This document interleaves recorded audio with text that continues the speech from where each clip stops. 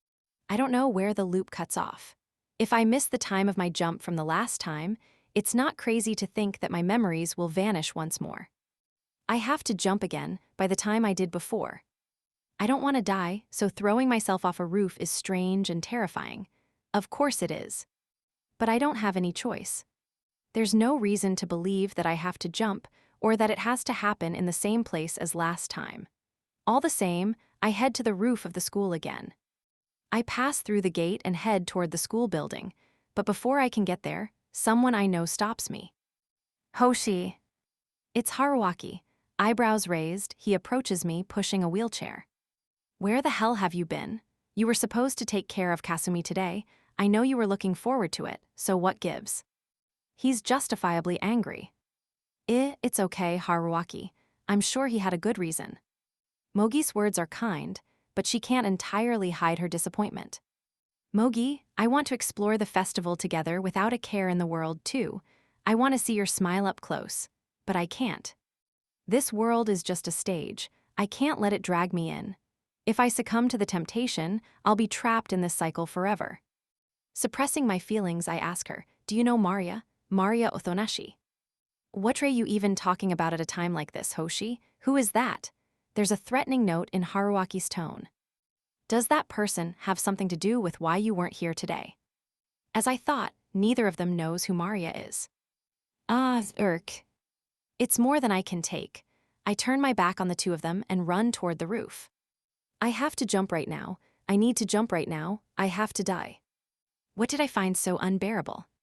The two of them didn't know Maria. I couldn't sense any trace of her presence from them, but that's fine. I expected as much. Then why am I so shocked? Why am I so upset? Why am I in so much pain? Why am I panicking? Why am I fleeing? Nothing felt off or wrong. They don't know Maria. That should feel strange to me, but it doesn't.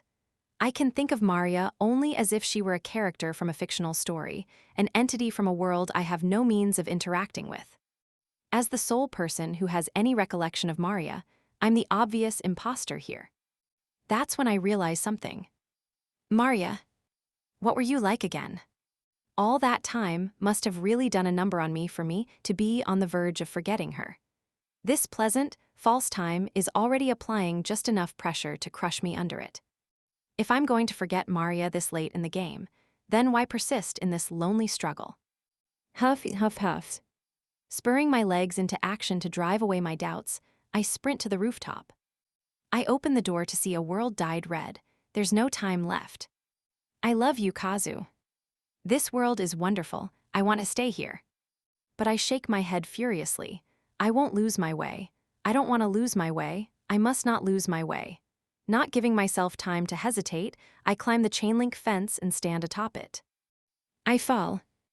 I flip upside down, and the contents of my head splatter. 13,190th time. Back in the classroom in the morning, I confirm I still have my memory and stand up. But a wave of dizziness immediately washes over me. My hands are trembling when I press them to my forehead. Jumping to my own death is inflicting some deep psychological wounds. How long can I keep doing this? I shake my head to get rid of the weakness. I can't think anymore. Show one opening in my heart, and this repeating world will instantly carry me away. Okay. Let's investigate the school from top to bottom this time. I'll walk around and thoroughly question everyone who ever interacted with Maria in any way. I'm sure I'll be in even more trouble for ignoring Mogi than I was last time, since I'm sticking around school. All the same, I will see it through. I will see it through. I can see the red sky as I rest against the door of the roof. Another day ends without a single lead. I broke Mogi's heart and interrogated my classmates until they snapped at me, and this is all I have to show for it.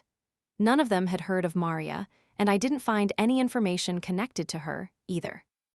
Haha. All I can do is force myself to laugh. I'm totally wiped out. Perhaps not getting any sleep in all these successive loops is having an effect, because my brain is exhausted and I can't walk straight. I want to take a break. I don't want to think about anything. I want to run. I want to run away. I want to go back to the day when I just had fun at the festival with Mogi. Once is enough. But I can't. If I taste that sweet world again, I'll lose the will to resist this repetition. So I have to jump again. Kill myself. I really am insane. What the hell kind of logic is this? Why do I have to keep hurting myself over and over again? Is what I'm trying to accomplish really worth it? I plunge from the rooftop without thinking any further. Splat, the contents of my head splatter again. Scent time. My memories stay with me, but I remain on the floor of the classroom, unable to get to my feet. Something is telling me I have to, but my mind and body won't connect. I want some hope, even if it's as tiny as a grain of sand, even the glimmer of a miniature light bulb. I want some forward progress, a single step. My body is heavy as lead as I force myself to my feet. This time yields no fruit either. I collapse onto my back on the rooftop. No one knows of Maria. There isn't a trace of her to be found here. I'm crying. I don't want to jump anymore. I don't want to have these painful thoughts anymore. I don't want to see Mogi so sad. I hate all of it. I can't give up though, so I jump. Splat. The contents of my head spill across the ground. Just kill me. ND time. But it continues. My memory continues. I brought this suffering on myself, but I'm suffering all the same, and I start screaming right there in the classroom. Everyone's staring, but I just can't take this anymore. Damn it, I spit like a curse, wiping away my tears after I've finished sobbing for a while. I won't give up. I will never, ever give up. Scent time. I gaze at the red sky from the roof. How many times have I repeated the same day? Probably still only around 10. I've already run out of things to do. There's nothing of Maria to be found anywhere. I am trapped within this repeating world, no way out. What exactly is it that I'm supposed to do?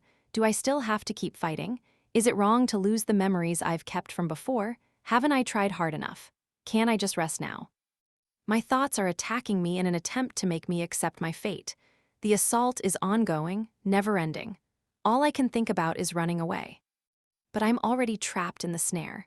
I don't know if what I'm doing means anything. I don't know if it's right. But I am still bound by my fixation on bringing Maria back into my normal life. I jump. The contents of my head splatter. Ahaha, I bet soon my head will be too empty to splatter, huh? TH time. I've made the leap over 250 times now, died over 250 times. When I look down from the roof, I can see the bonfire below. The Oklahoma mixer is so far away, I can't see the point. I stopped thinking quite a while ago. It was becoming a nuisance. It's rare to even have meaningful words pop into my head as they are now. But I jump from the roof.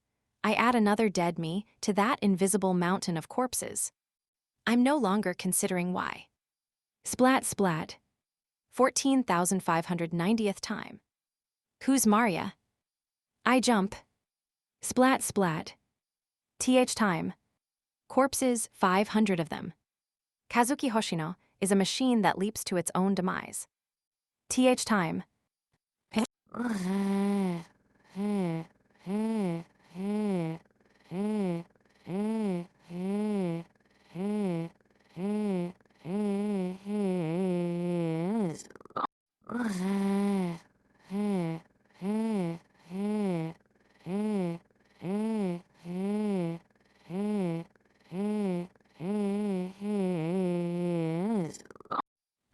RD time.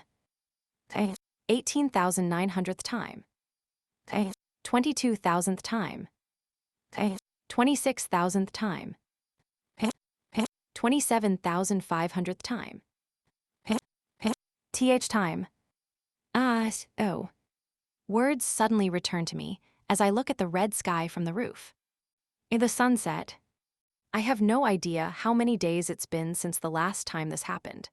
The setting sun and the act of jumping have become meaningless phenomena in my mindless haze. It's pretty. It's a miracle I can feel something so normal.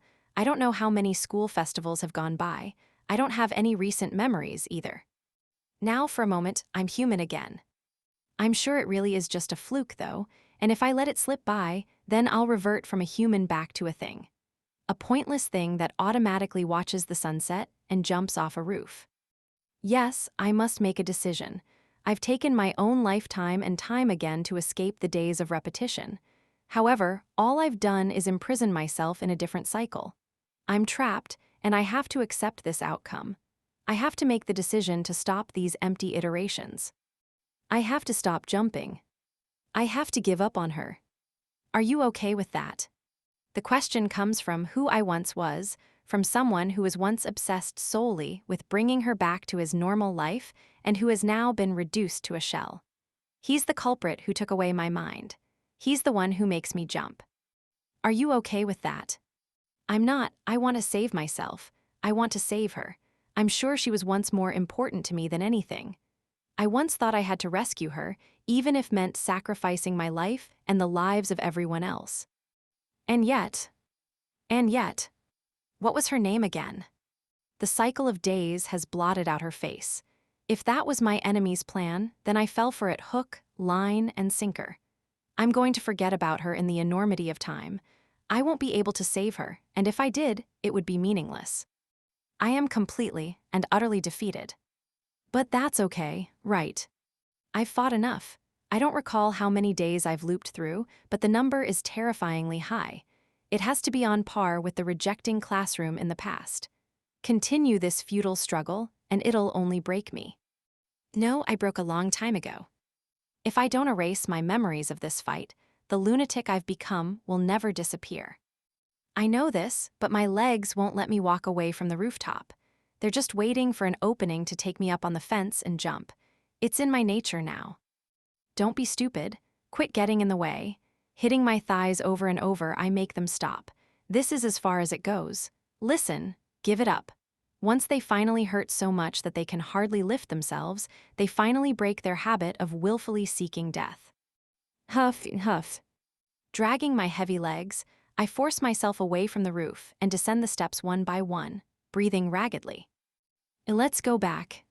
Think of something fun. Let's go back. Think of Mogi's face. Let's go back and have fun at the school festival. I head toward a world of happiness. I don't care that it's fake. I leave the entrance and make for the schoolyard. I can see the flames of the bonfire. I can hear turkey in the straw. Yeah, it's been so long since I've been back to the festival. If I really have returned, then I have to go to Mogi. I have to tell her what I could never bring myself to say before. That will be my farewell to the girl, whose name I can't remember. My legs grow lighter and lighter, as if my resolve dispelled the curse that turned them to lead. My heart that had frozen over in the void is warming up again, a little bit at a time.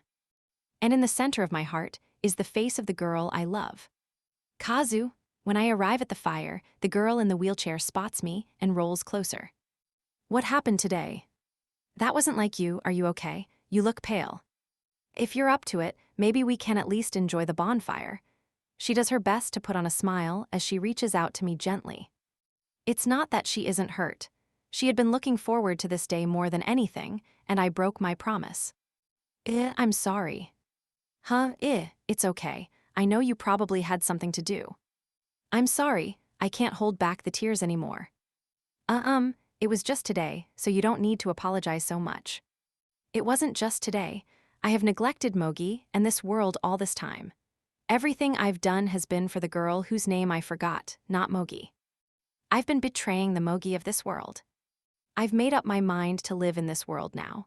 The events here aren't phenomena that vanish into nothingness, but a collection of precious moments.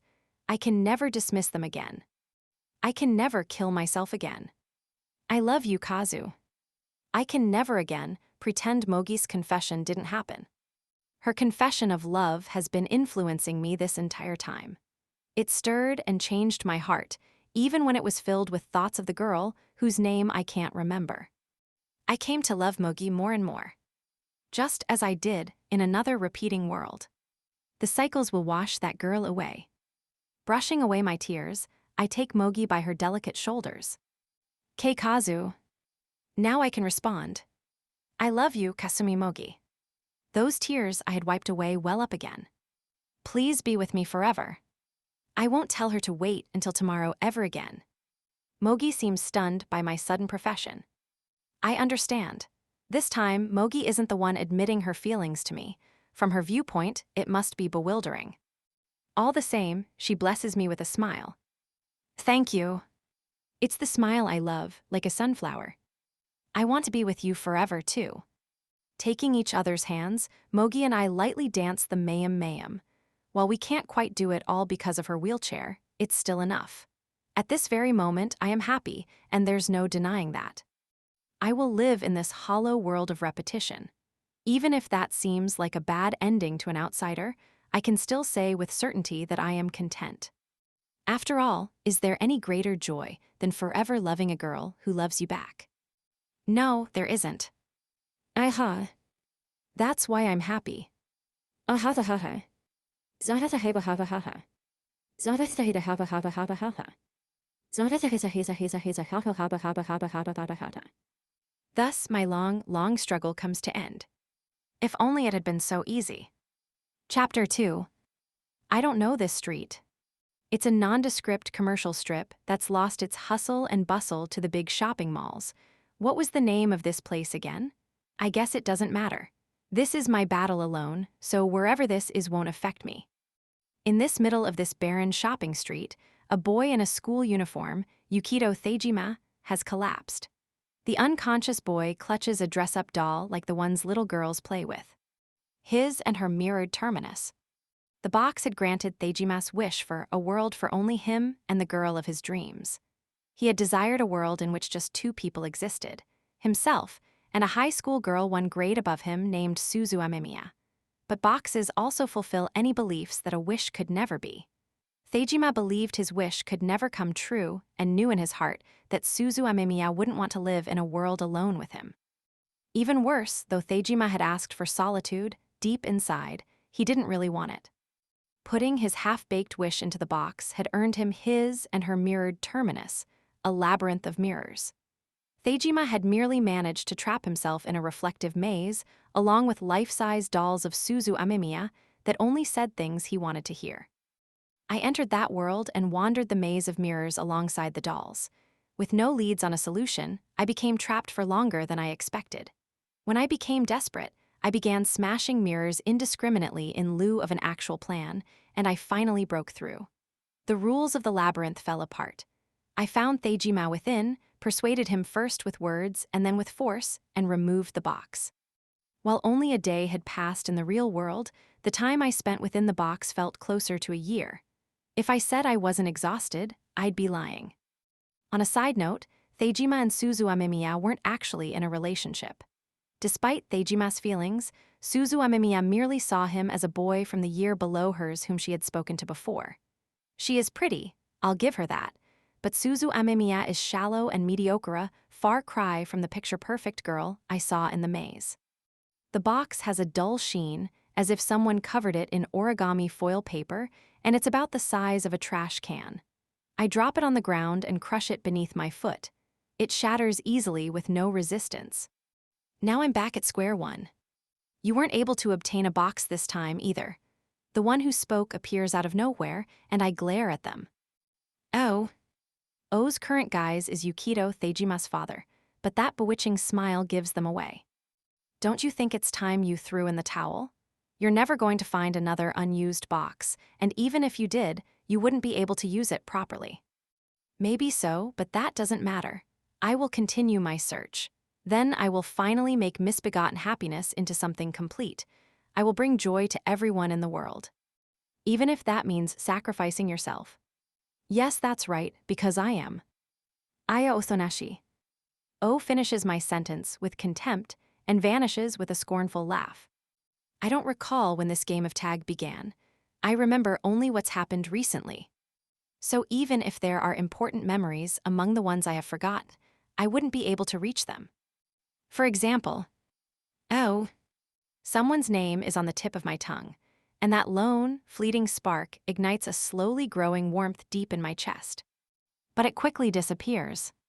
Yes, it doesn't matter to me anymore anyway. Even if I did become close to someone in the past, it doesn't matter that I can't remember. By now, they would have found someone else and forgotten all about me. I am alone. Ever since that day, I have always been alone. Still fatigued, I stumble into a room in a business hotel and collapse right onto the bed, but I can't sleep. My head hurts as if someone's pounding it with a hammer. I've taken a lot of damage in my long fight against the boxes, and even now it feels as if someone is trying to kick their way out of me. If I were to scream, the emptiness would come flying out of my throat like a monster coming to devour me. I'm at my limit. I have been for a while. Practically crawling, I take some scented oil from my bag and cover a tissue in it. It smells like peppermint. Oddly enough, this fragrance allows me to fall asleep. I guess my body remembers that it calms me, at the very least. My consciousness falls away, and I arrive in the past that I can recall only in dreams. My older sister, Aya Othonashi, was a prophet. She would know the culprit of whodunit dramas before 10 minutes had passed. She could guess what our housekeeper, Yashida, would be serving for dinner that day. She could tell who my classmates were going to go out with.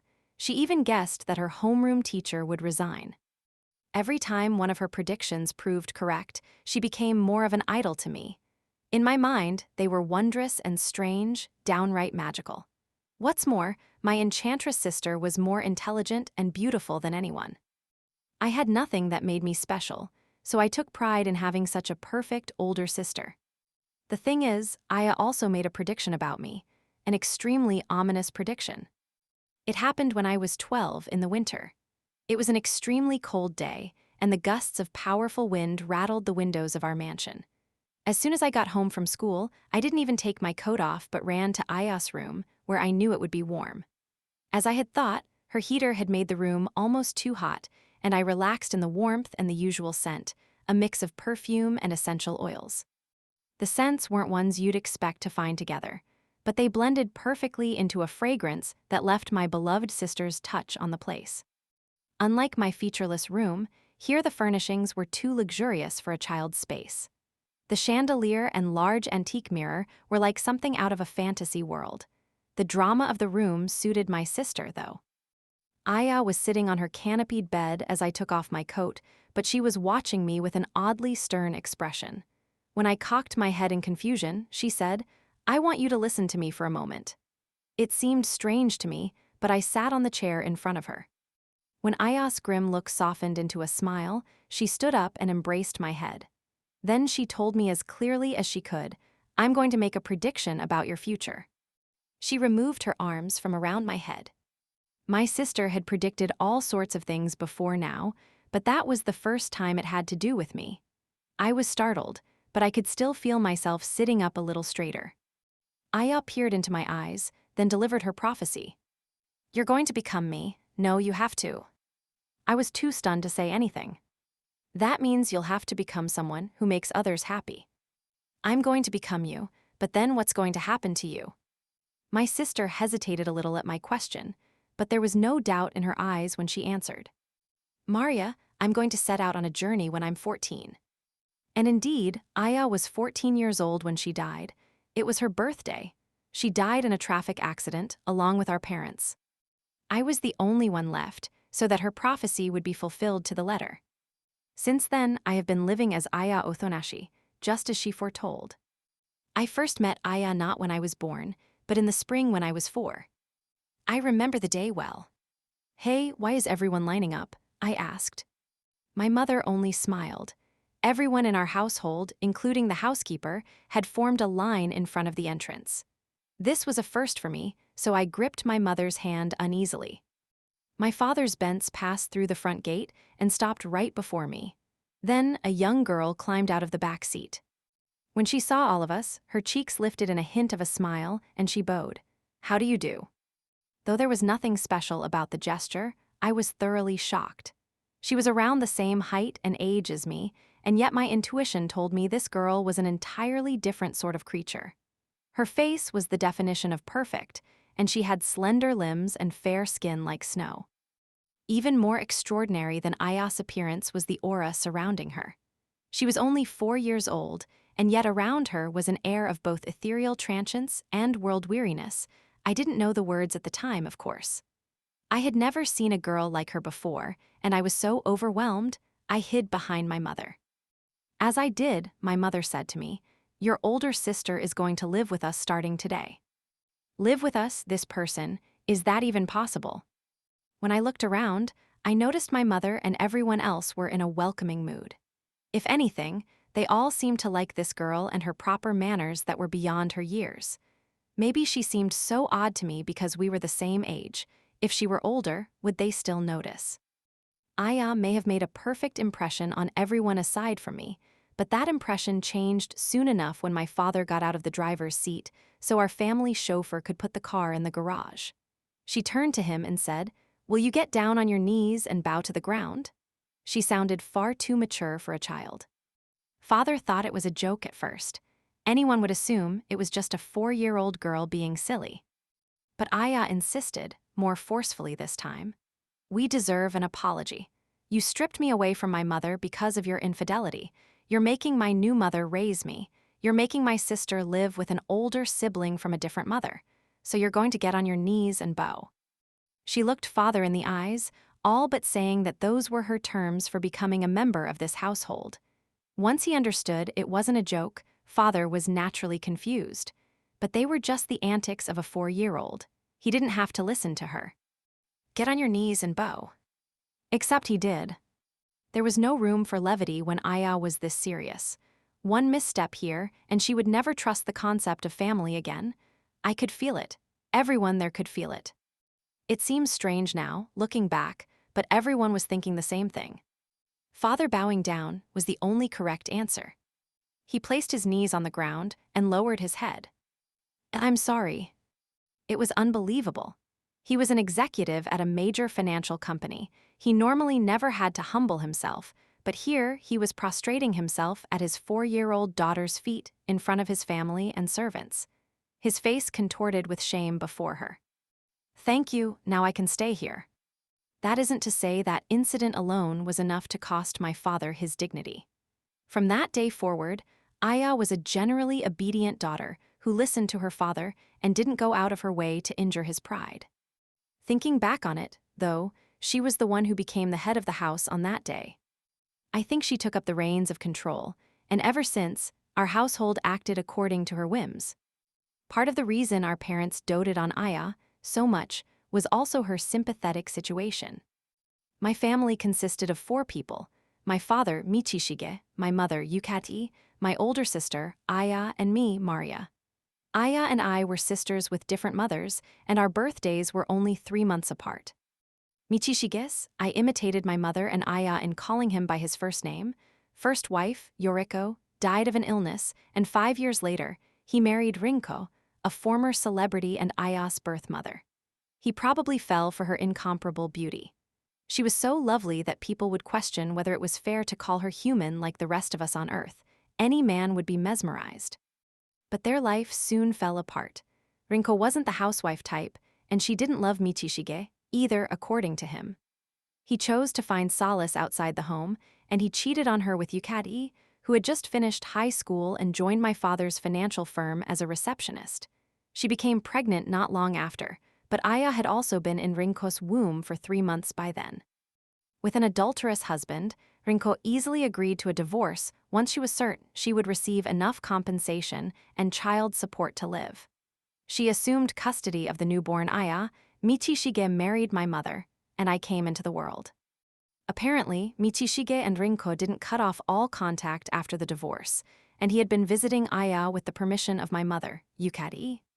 Then, when Aya was 4, Rinko demanded that Michishige take custody. He accepted immediately, probably because he had received word from other sources that Aya was being borderline neglected. Aya didn't speak of Rinko much. Still, she did once jokingly tell me she used to say she wished I'd never been born. I met Rinko only a handful of times, so I don't know if she actually meant it. But judging by her circumstances, Aya was what society would consider an unfortunate child. That's probably why my parents worked so hard to make sure she didn't feel that way. While they were fairly strict in disciplining her, she still had it much easier than I did. They gave Aya a gorgeous room, bought her favorite toys, and always let her pick first when we got cake. We were also sent to separate schools to avoid any unwanted rumors.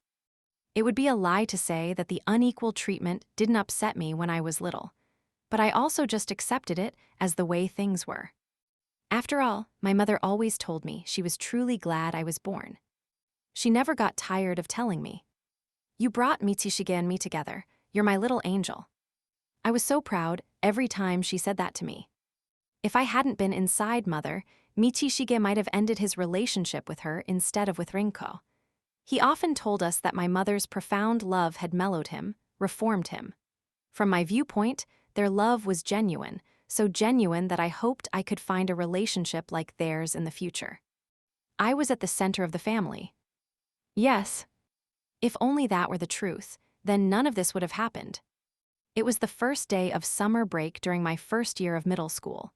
It was a hot day, the kind where you take a few steps down the hallway and you can already feel your underwear starting to stick to your skin. It was really gross, so I had decided to spend the middle of summer vacation under the air conditioner. I wouldn't go outside. I was freed from the school I despised, and not even my tutor or my piano teacher would be coming today. I wanted to enjoy this moment of happiness to the fullest, so I lay down on my bed and turned on my handheld game console. I was doing nothing today. That was why I didn't care when the doorbell rang. It wasn't for me anyway. I didn't exactly have any friends who would drop by out of the blue. But a knock still came on the door of my room. I could tell who it was by the sound. Aya. I got up from my bed. When I opened the door, it was exactly whom I expected, and she was wearing a well-made white dress. At 13, Aya was no longer called cute. She was beautiful. Even bewitching one look at her face would make people sigh. If you examined her closely, you could find the youth of her age in her features and her physique, but the transcendental aura around her prevented people from focusing on this. Was that doorbell for me? Was there a package or something? No, it was my guest. When I tilted my head at her response, Aya started stroking my long hair fondly. I had grown it out so that my hair could be like hers, at least. It made me happy to have her touch it. Anyway, I'm going to invite my guest into my room, and I want you to be there too. Huh, you want me to meet them?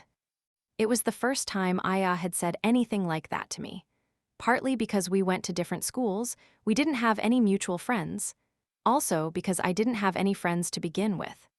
That's right, I need you to see what happens next. What do you mean?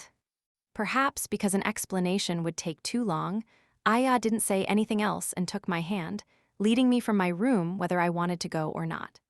I was used to my older sister's forceful ways, so I quickly gave in and let her do what she wanted. Oh yeah, I have one of those predictions you like so much, she said, turning around as we walked down the hallway. Someone will swallow Remone. I cocked my head again. I didn't have a clue what was up with her today. When I asked her what she meant, she smiled and said nothing. You are always leading me, Eek. Himi, what's wrong? I looked away and merely pointed. Aya grinned at the eight-legged creature. Come on, it's just a spider, she said, picking up the big guy in her bare hand as if it were nothing. She peered at it and watched it scuttle across her palm intently. I can't believe you're okay with that.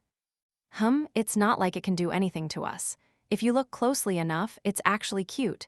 It's like it's trying to be endearing.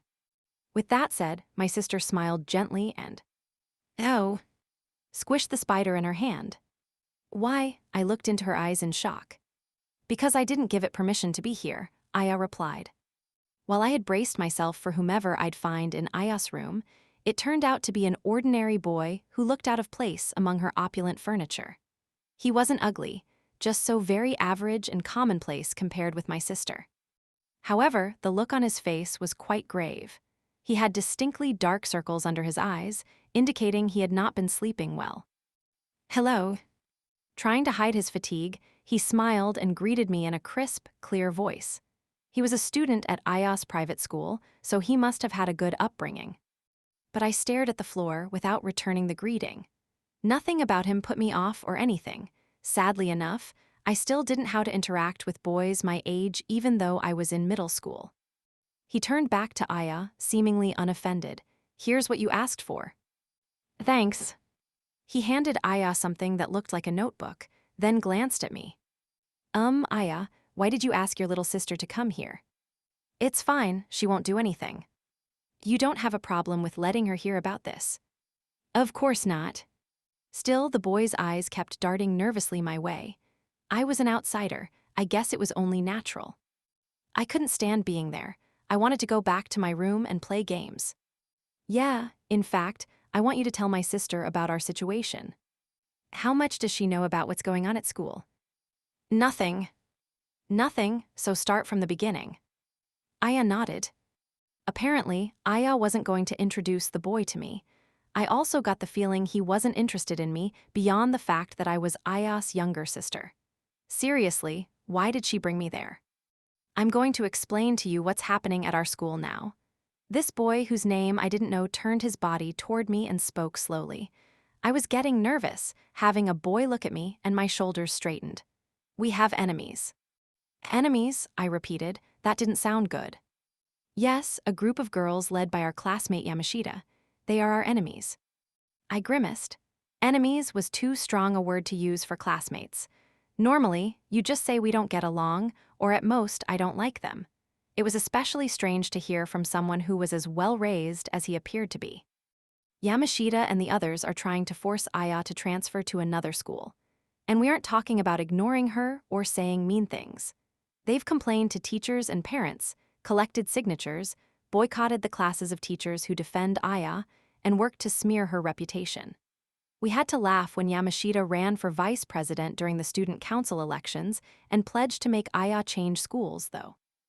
Anyway, what I want you to understand is that the bad blood between Aya and Yamashita and her crew isn't confined to just her class. It's school-wide.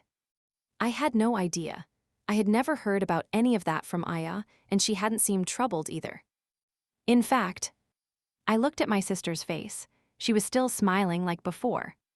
In fact, I had actually been thinking she was in an oddly good mood these days. According to the other side, there's something wrong with Year 1, Class 3, and it's because Aya is there. She's disturbed the order of things. Everything would be fixed if she would just leave. Aya shrugged. It's true, classes aren't normal with me there. That's always been the case. It did seem that way. Classes with my sister in them were never short of problems. There was one incident where someone became infatuated with Aya, started stalking her, and broke into our house with a knife. Her charms tended to lead people astray and cause trouble, and that was probably the most emblematic example. Being special means you have an influence on those around you. It's not like Aya has done anything wrong, though. They're the ones making things worse, but when something bad happens to them, they blame it all on her. It's all them. They're crazy. I was starting to get the picture. It was possible that at first, Yamashita and her friends had been experiencing the usual flare-ups of jealousy. I don't like how all the boys are so into her. I can't stand how the teachers favor her. Then, they probably banded together and let her know how they felt. Usually, when a group starts pressuring you, you eventually cave, and that's the end of that. But they were dealing with my sister, and Aya would never submit to anyone. What's more, there were a number of people willing to take her side, and as she gained more allies and enemies, the situation blew up. Even if she were to consider backing down, the issue was already bigger than her, so it wasn't that simple. When you have a circle of supporters around you, you can't just retract the gauntlet you've thrown. And so things got even more out of hand. Aya had never been without an abundance of both friends and foes. She stirred up trouble wherever she went. This time, though, she couldn't just relax and tell herself this was business as usual. The scale was too large. The entire school was involved in this, after all. It's evil to try to make Aya change schools. She hasn't done anything. Furthermore, the madness in his eyes was real. I'm going to beat the crap out of every single one of them. I'll kill him. Of course, a boy would come up with that. They said stuff like that all the time. But there was a different weight to his words. It wasn't just talk, there was a ferocity that suggested he might actually do it. I've told you I don't want any violence, right? But, Aya, the only way is to give it to them straight. Don't tell me you came here today to ask my permission to physically attack them. He lapsed into silence. If we resort to violence, we'll be the ones in the wrong, no matter how just our cause may be. That's simply how it is. We shouldn't do it. Damn, then what should we do? He lowered his gaze and clenched his fists. I want to kill them, kill them, kill them, kill them, kill them. I was frightened. This boy sincerely believed the people opposed to Aya should die. This was probably the right way to describe his resolve. Murderous. Oh. I tried imagining it, a classroom full of murderous hatred. One cupful of this emotion would be enough to make you sick. It would be impossible to live out each day with that in the air. A normal life would stand no chance against that raging, blazing sword of emotion. In which case it was hopeless. A violent tragedy was going to take place, and soon, despite Aya's efforts to prevent it. My body trembled. Why did my sister want to show me this? As their meeting continued, the boys' aberrant behavior just became more and more apparent, so can you imagine how much I wanted to run from there?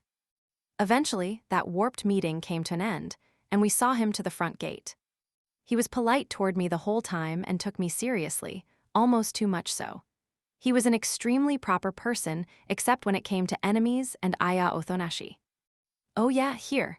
As he was about to leave, Aya handed him a paper bag. What's this? Oh, just things to help you rest, since you said you haven't been able to sleep. Some scents I recommend and other stuff. Find what works best for you. I included a note on how to use it all. Thank you so much. I was startled. Her gift had affected him so deeply that he was openly weeping. His feelings toward my sister just weren't normal. It wasn't love or affection.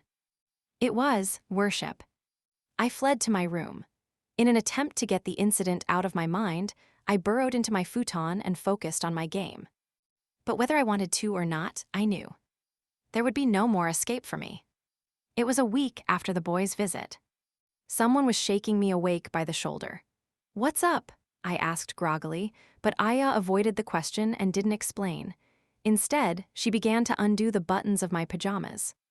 After I had finished changing clothes, she led me outside the house. Aya stopped a taxi, we got in, and she gave the driver an address about 1 station away. What are we going to do there? She didn't answer.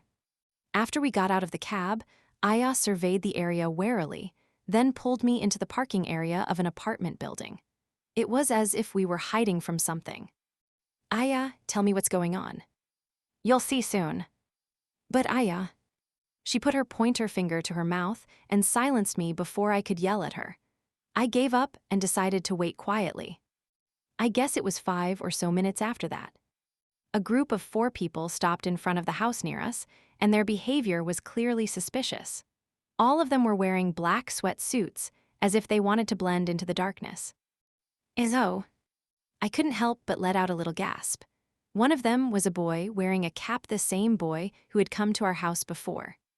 And seeing him, I got a bad feeling about what was going to happen next. Let's do it. Yeah. 2 of the group kept watch while the boy in the cap and the last member moved in front of the house. They were carrying plastic containers filled with liquid, and they started splashing the walls. A distinct, oily smell greeted my nose. Was that kerosene? It can't be. As soon as I realized, I leaned forward and peered at the nameplate on the house they were dousing in liquid. YMSHITA. IMMGH, she covered my mouth. Why, these people are going to commit arson. They're going to burn a house down, in the middle of the night.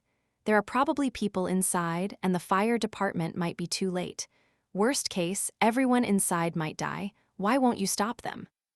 As I wondered to myself, their work continued. The 2 in charge of the kerosene nodded at each other and pulled out newspapers. They scattered the paper along the walls and soaked those, too. They lit their lighters. If that fire touched the newspapers, it was all over. MMMGH. What is she thinking? I wondered, but I couldn't just stand quietly by. I pushed her hand off my mouth and yelled, "Do what we want." But it was too late. By the time I shouted, the newspaper had already caught fire and the blaze was spreading. The kerosene-soaked wooden home was instantly enveloped in flames. All of them had heard my voice and turned in my direction. Though they seemed unsure what to do now that there were witnesses, the 2 who had been on watch ran as if they'd been planning to do that the entire time. The one next to the boy in the cap seemed confused, but then he took off at full speed, too. The only one left was the hat boy. He stared at me, wide-eyed. He recognized me as Aya's sister. Why is Aya's little sister?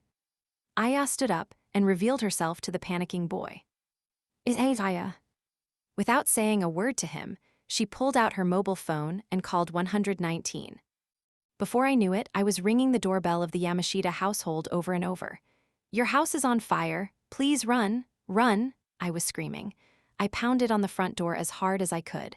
That still didn't get a response, so I started ringing the bell again. Finally, I reached someone who I guess was Yamashita's mother and urged them to escape. "Run, please run." After her call was finished, Aya approached the boy with the cap. "Hey, Aya, you need to hurry and get away from here, too. If you stay, they might think you helped." She let out a sigh as she watched the roaring blaze. "I'm not worried about that. My sister will vouch for me. More importantly, didn't I tell you not to do anything violent? But if we didn't then?" His face was much more haggard than when I saw him a week ago. He was the picture of a boy on the brink. "So you did it on my behalf. I can't turn a blind eye to something like this. I'll take the responsibility for explaining it." "That's not your responsibility at all. We did this on our own. You didn't have anything to do with it." "Unfortunately, no one is going to believe that. Haven't you figured it out? You've already caused me plenty of trouble. There's no taking it back." His eyes went wide with shock. I caused you trouble, but..." His voice trembled, as if he had committed the most unforgivable crime of all. "NNH." He broke down sobbing. His wailing grew louder and louder. Stunned, I just watched. What is going on here, I thought. It creeped me out. Something was very wrong, uncomfortable, like watching someone perform when they haven't rehearsed nearly enough. I had known it all along. Even though Aya could have put a stop to his crime whenever she wanted, she intentionally hadn't. If I hadn't yelled, she might have waited for the house to burn longer. Meaning Aya had waited for him to make this mistake. What was the point? I looked at my sister. And I gasped. She was smiling. Sure, that much would have been okay. The biggest problem, was how I felt about her inappropriate expression. It was mesmerizing. My footing became unsteady. This firelit scene was all wrong, obviously. It was out of tune, completely out of tune with what should be. And Aya was the one making it that way. That incident ended the hostilities in the classroom.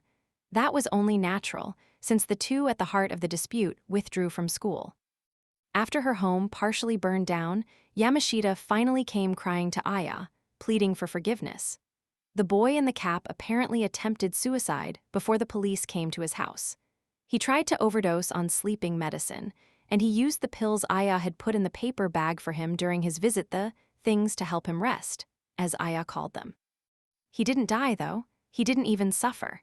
He was taken away by the police as the principal offender in the arson, bewildered as to why he was still alive. But it was no surprise that he didn't die after swallowing everything in the bottle. After all, the contents weren't sleeping pills, but ramune candies like the ones they sell in convenience stores for 70 yen. The thing is, until Aya told him otherwise, he believed without a doubt that the bottle contained sleeping pills because she had written that it did when she gave it to him. That was enough for him. He never questioned it. She tricked him, and yet he came up with the convenient excuse that it was all a plan to prevent him from taking his life. He was actually grateful to Aya, the one who had pushed him into committing arson. Oh, that reminds me, Aya's prediction. Someone will swallow Ramune. My sister was right once again. In my dream, the spider created its threads and built a web. The powerful adhesive of the threads never let go of anything they caught, and the spider leisurely preyed upon the meal in its web. Its fangs had a special property, a narcotic poison that left the one being devoured hallucinating in a state of ecstasy until the very end. Oh, looking closer, the one being eaten was a person. Was it the boy in the cap, Yamashita? No, it wasn't. The one being eaten was me. Full of rapturous joy, I was disappearing into the spider's stomach. As it ate my fingers, ate my legs, ate half of my head, and ate away at my insides, all I could feel was utter pleasure. Huff. I woke up. My dreams had been like that ever since the arson. I was having nightmares every night. I have to ask her. Why had Aya shown me that? What was the point? There would be no escape from my nightmares until I found out. I knew this somehow. But I couldn't work up the courage. NNGH. I cradled my head. It throbbed with pain. Maybe I hadn't been sleeping enough. When I covered my eyes with my hands, I saw Aya's face on the inside of my eyelids. That face, her smile, that was more irresistible than anything. I didn't understand what lay behind it, but I did know one thing. If I were to ask, our relationship as close sisters would be over. It was a sultry night. Sweat beaded on my skin as soon as I left my air-conditioned room. The drastic change in temperature momentarily threw my senses for a loop, making me dizzy and out of breath. Still, I had made up my mind to ask. I summoned my courage and knocked on the door to Aya's room. It was the first time I had ever knocked so somberly. My heart used to leap with excitement when I knocked on her door. I'd always loved my sister. There was no response. I entered the room anyway. My nose was immediately filled with the scent of several perfumes and aromatic oils. That fragrance never failed to set me at ease. I turned to the bed. Aya was lying with her back to me in the darkness. "Aya," I called, and she rolled over to look at me. Her eyes, clear like gems, gazed at me intently. It made me feel as if she could see everything inside me. "Come here," Aya invited me under the blankets. Before, I would have jumped right over to my beloved sister, but I didn't move. "Maria, what's the matter?" she asked. I clenched my fists. "Well, what were you trying to do?" "Huh? Why did I make you watch something so awful? Is that your question?" I nodded. "Maria, I say this to you practically every day. I've been working toward a singular purpose from the moment I came here. And my sister has a favorite phrase. She's been saying it since she was 4. Her impossibly idealistic, empty dream. I want to make everyone in the world happy." Every single word from her mouth was what I had expected. I shook my head. "I don't get it at all. What you did was the exact opposite of making people happy, right? It might seem that way on the surface, but Maria, you don't know what happened to my class afterward, do you?" "Hi." The normal routine of my class had been disrupted. There was a conflict with me at the center, and everyone was upset in some way. I'm sure all my classmates were miserable. Those negative feelings swallowed up the entire school. The problem was no longer something they could leave for someone else to deal with. They couldn't ignore it anymore. They had to keep thinking about that question: why did the school end up this way? I knew the answer that came next. Because I made it that way. Yes, exactly. The problem had gotten as big as it had because my sister had intentionally fanned the flames. But that huge problem was solved in a single stroke by this latest incident. The students can finally breathe again now that they're free of this massive headache. Aya smiled gently. Everyone matured a great deal in facing the issue. I doubt they'll be making the same mistakes again. This mess around me brought them happiness and will help them find more in the days to come. I imagined a classroom with the students and even the teacher standing around Aya, smiling unconvincingly. I didn't know if I would call that happiness. Either way, there was still the problem before that. "But you made that boy in the hat unhappy by doing this, didn't you? And not just him, probably lots of other people too." "I helped many more people than I hurt, but you do make a valid point. Given that my goal is to bring joy to everyone in the world, I would prefer to not make victims of anyone. But I'm too inept to do it any other way." "Are you saying that burning homes down and making people commit crimes are acceptable sacrifices?" "Sacrifices are never acceptable, but if they will bring happiness to many people, then that's what I will choose." That's crazy. A normal person wouldn't be able to make that choice. My sister lacked empathy. She was completely wrong. "What's crazy about it? Try to explain. If I can make 100 people happy by sacrificing 10, then I will, even if I don't like it. That's all I'm saying, see." But it's not right. It was undoubtedly wrong, I was positive, and yet I wasn't able to put a good counterargument into words. All I could do was shake my head and say, that's crazy, like a child throwing a tantrum. "Well, I mean, come on, there have to be other ways. Like, I can't come up with them now, but as smart as you are, I'm sure you can find something better. Like, can't you find a way to make people happy with good feelings, like the trust and goodwill people have toward you?" "I already did that in elementary school." "Hi." As a result, I understood that simply giving people what they want just makes them happy for a little while, and it affects only a few people. I have a hard time imagining that. I'm sure you do if I merely describe it. There's no other way. Open the drawer of my desk, the very top one. I was too terrified to move, though. After all, I knew that whatever was in there would destroy my sense of values. Seeing me standing frozen, Aya stood up. She turned on the lights of the chandelier, then opened the top drawer of the desk. She took what appeared to be a notebook from it and handed it to me. It was the one the boy in the cap had given her when he came to the house. I had him do a bit of breaking and entering. She laughed wryly. That wasn't enough to surprise me anymore. The notebook had diary written on it. Go on, read it. I knew nothing good was coming, but I obeyed and began to read. Society would never let me be with the girl I love. The diary began with that sentence. While the name of the person the author was in love with was never written, I could tell it was Aya. And the diary was almost completely filled with things about my sister. How he was in love from the moment he saw her. How he decided he couldn't tell her. How he was unable to repress his feelings when Aya came to him and gave him hope. You've always got your eye on me.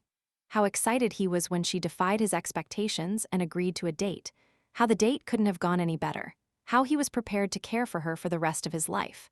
How he confessed his feelings to her and they officially started going out. His observations on love. Embarrassingly bad poems. After reading all of that, I was thoroughly appalled.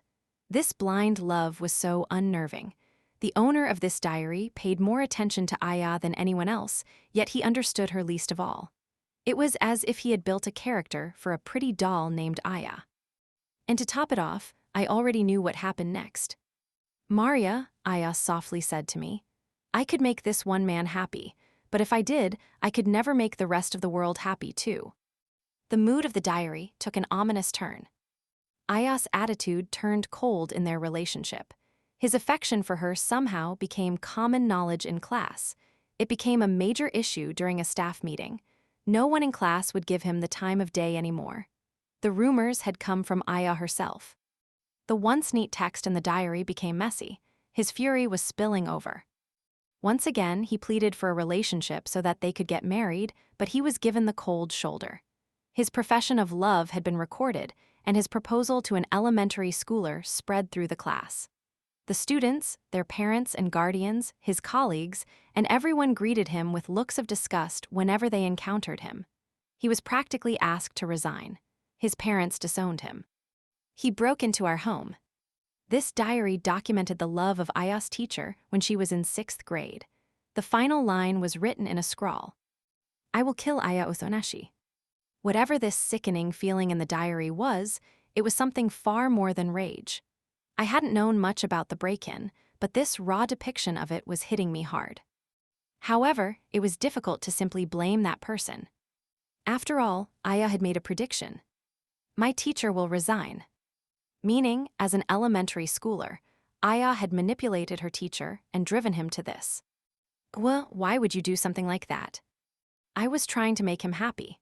If you actually look at the diary, you can see that he seems pleased enough in the beginning, right? But he wanted to keep me all to himself. He didn't like that I was working to make others happy. I wouldn't have been able to bring happiness to others if things had gone the way he wanted. That was out of the question. It went against my mission. He was deluded. He believed that no one would ever love me but him. Severing ties with him was difficult. I had to reject him forcefully. There was no other way. Aya shook her head slightly. And as you can see, it clearly failed, but it also gave me a sense of the similarities between love and hate. I learned that if I could take advantage of them, I could manipulate others more effectively. So this time, I took the roundabout method, using hatred in lieu of dealing directly with a single person. The outcome was the best so far. That said, it was still far from perfect. It's nowhere close to what I want to achieve. Nevertheless, I won't stop walking this path. She pressed her lips together in determination. I'll keep thinking of ways to make everyone in the world happy. And with that, she smiled. Yeah, I understood. Why would I think then, as I do now, that her smile was more beautiful, more bewitching than anything? The answer was that Aya was nothing short of a saint. Some might ask in what way. She had sacrificed people and didn't even always get the results she wanted. and she wasn't exactly humane. And yet, she wasn't in it for herself, not at all. Aya had cast aside her own interests in the pursuit of bringing joy to people across the planet. That stance was genuinely beautiful. Oh, what was wrong with me? Why did I feel that way? I understand now what you're thinking, maybe, but you still haven't answered my question. Yeah, that's true. I haven't explained the demonstration. But didn't I make that prediction earlier? That prediction. You're going to become, you have to. I trembled as I considered what it meant. Aya gently pressed her fingertip to my lips. You will live for the happiness of people around the world, just like I do. So I wanted to teach you my way of doing things. Me, I do what my sister did. Set aside my own desires, my feelings, and live to bring joy to the people of the world. I could never do that. I wasn't superhuman like Aya. I was just a weak child. I had so much trouble adjusting to elementary and middle school that I'd barely squeaked by. It's not a question of possibility. You can't fight your destiny. Well, why? You should be more than enough by yourself, right? Don't drag me into this too. Aya let out a sigh at my fierce resistance. I was unsure whether to bring it up, but it looks like I can't avoid the topic. Well, what? I'm truly glad you were born, Aya said. You brought Michishige and me together. You are my little angel. My mother had said that to me over and over. Those words had sustained me all my life. Well, what does that have to do with anything? Why are you saying that now? They sound like an expression of love, the exact opposite of my mother's wish that I'd never been born. Are they really completely contradictory, though? I mean, it's so easy to interpret it from another angle. You had already served your purpose by the time you were born. My mother's motto was my foundation, the foundation of all that I was. A few words shouldn't have been able to shatter it. Oh, but they did. I couldn't keep it together. A single sentence eradicated the premise that had kept me going. It crumbled inside me all too easily, like a bunch of building blocks. The pieces thudded to the ground, never to be whole again. Yes, I'm sure I had some sense in my daily life of how hollow it all was.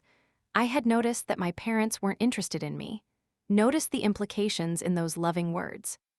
I hadn't been abused or confined. I couldn't come up with any real complaints when it came to my parents. And yet, all the same, Aya and I were a pair of unnecessary objects in between Michishige and my mother. If I had picked up on anything, it was that. Right. We weren't needed. As I wept, Aya wrapped her arms around my head, as if she were taking pity on me. You are special. Her embrace was as gentle as ever. An innocent box without anything in it, an embodiment of potential. If there was a God capable of making the world's wishes come true, it would appear before you, not me. You have an extremely rare purity. But there was still more. However, that also means you are empty. Well, what should I do? You and I are both hollow, and that's why we have been searching for meaning ever since we were born. It fills the void within us. Let's give our births meaning, the greatest meaning we can find. Let's bring happiness to everyone in the world. Then everyone will need us, she whispered softly, temptingly into my ear. We will have value being here. Still, we may find another purpose. I still couldn't muster the resolve to abandon myself. Aya's way of life wouldn't work for me. Look, Maria, I can make anyone do what I want to a certain extent, even people I've just met. Right. Yeah, but how many years has it been since we met, Maria? How many years have we spent under the same roof? Are you trying to say you're immune? That's right, Maria. I'm already manipulating you. I'm going to make you seek happiness. A part of you may reject it, but you will make the decision in the end. Aya declared. Maria Othoneshi will become Aya Othoneshi. The instant she said that to me, I could see the transparent threads of the spider. The spider web I had seen over and over in my nightmares that wouldn't let me free. I was entangled in those threads, and there was no escape. I was going to be devoured just like the others. The teacher in that diary, the boy in the cap, and everyone else who had ever been involved with my sister. Aya smiled. So let's get started. We don't hate anyone, but there is an indescribable urge driving us forward. We have an enemy, you might call it emptiness. Well, let's show them. It was bewitching. More than anything, her smile as she spoke was bewitching. Let's show them the nature of our revenge. The funeral of my 3 family members took place in the rain. I stood in my school uniform, cradling a portrait of my sister, not speaking to anyone. When I looked at myself in the mirror, I saw the cast-off shell of a cicada. If someone applied just a little pressure, I would break with a crisp, satisfying snap. Maria, I'm going to set out on a journey when I'm 14. Why had Aya chosen joint suicide? If she died, then she wouldn't be able to make everyone in the world happy. This result was one of her predictions, though, so I was sure she had planned it far in advance. In other words, my sister had intended to place her trust in me from the very beginning. She had always wanted me to take up her mission of bringing joy to the people of the world. That was why she had me witness the arson and read the diary. Then she had decided I was ready. On her 14th birthday, Aya manipulated the enmity of her former teacher, driving him to cause an accident and kill her. Revenge, she'd said. Aya had said she would have her revenge. I'm sure she hated our family, hated the family that had made her empty, and she had hidden from me an earnest wish for vengeance, true vengeance. She had polished and polished this plan for murder. I'm certain I was among the targets of her revenge. She wouldn't kill me, but my heart would be imprisoned. The proof was that I no longer had anywhere to go. This cursed girl is the daughter of an affair. Who's going to take custody? Certainly not us, my relatives complained. Give us the money, give us the house, give us the land. I wasn't part of the battle, but when the dust settled, my family's entire fortune, including the house and land, was taken away without anyone taking charge of me. All I was given was my parents' insurance money, which was enough to support me until adulthood as long as I lived modestly. My relatives apparently decided that was enough responsibility for them. Why would anyone think there was a place for me among people like that? I would rather waste away stuck in an abandoned cobweb. Suddenly, everything in front of me had gone blank. It didn't feel as if I were trapped inside a cramped room so much as thrown into an infinite void without walls.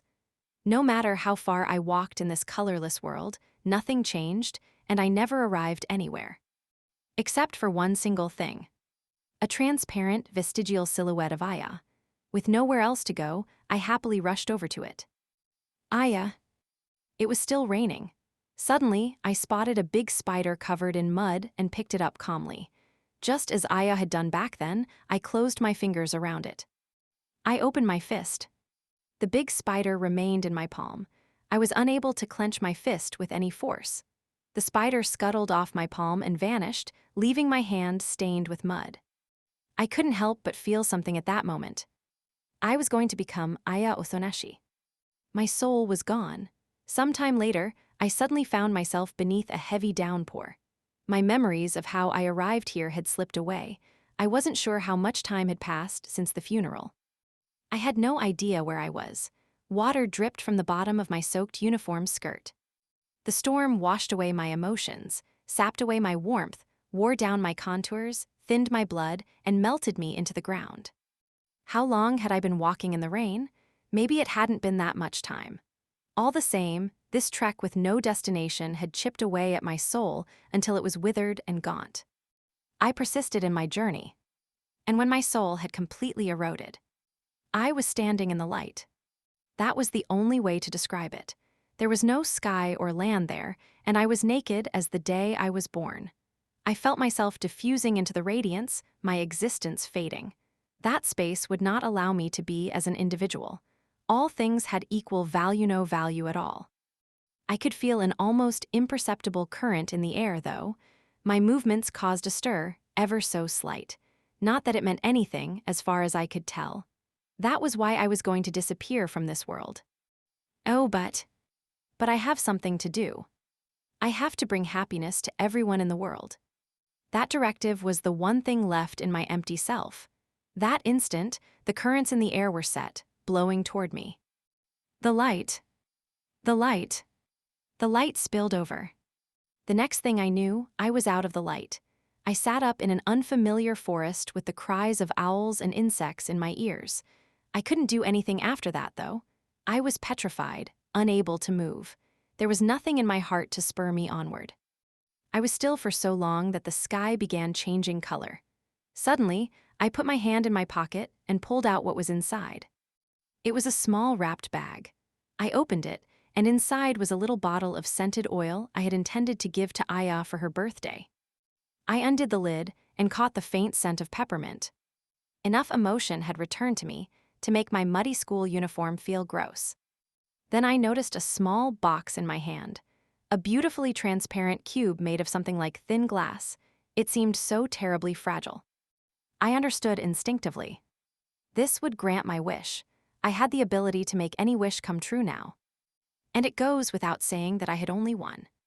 I named that box Happiness, but it was flawed misbegotten. Bangs bang. I awakened to the sound of someone banging on a wall.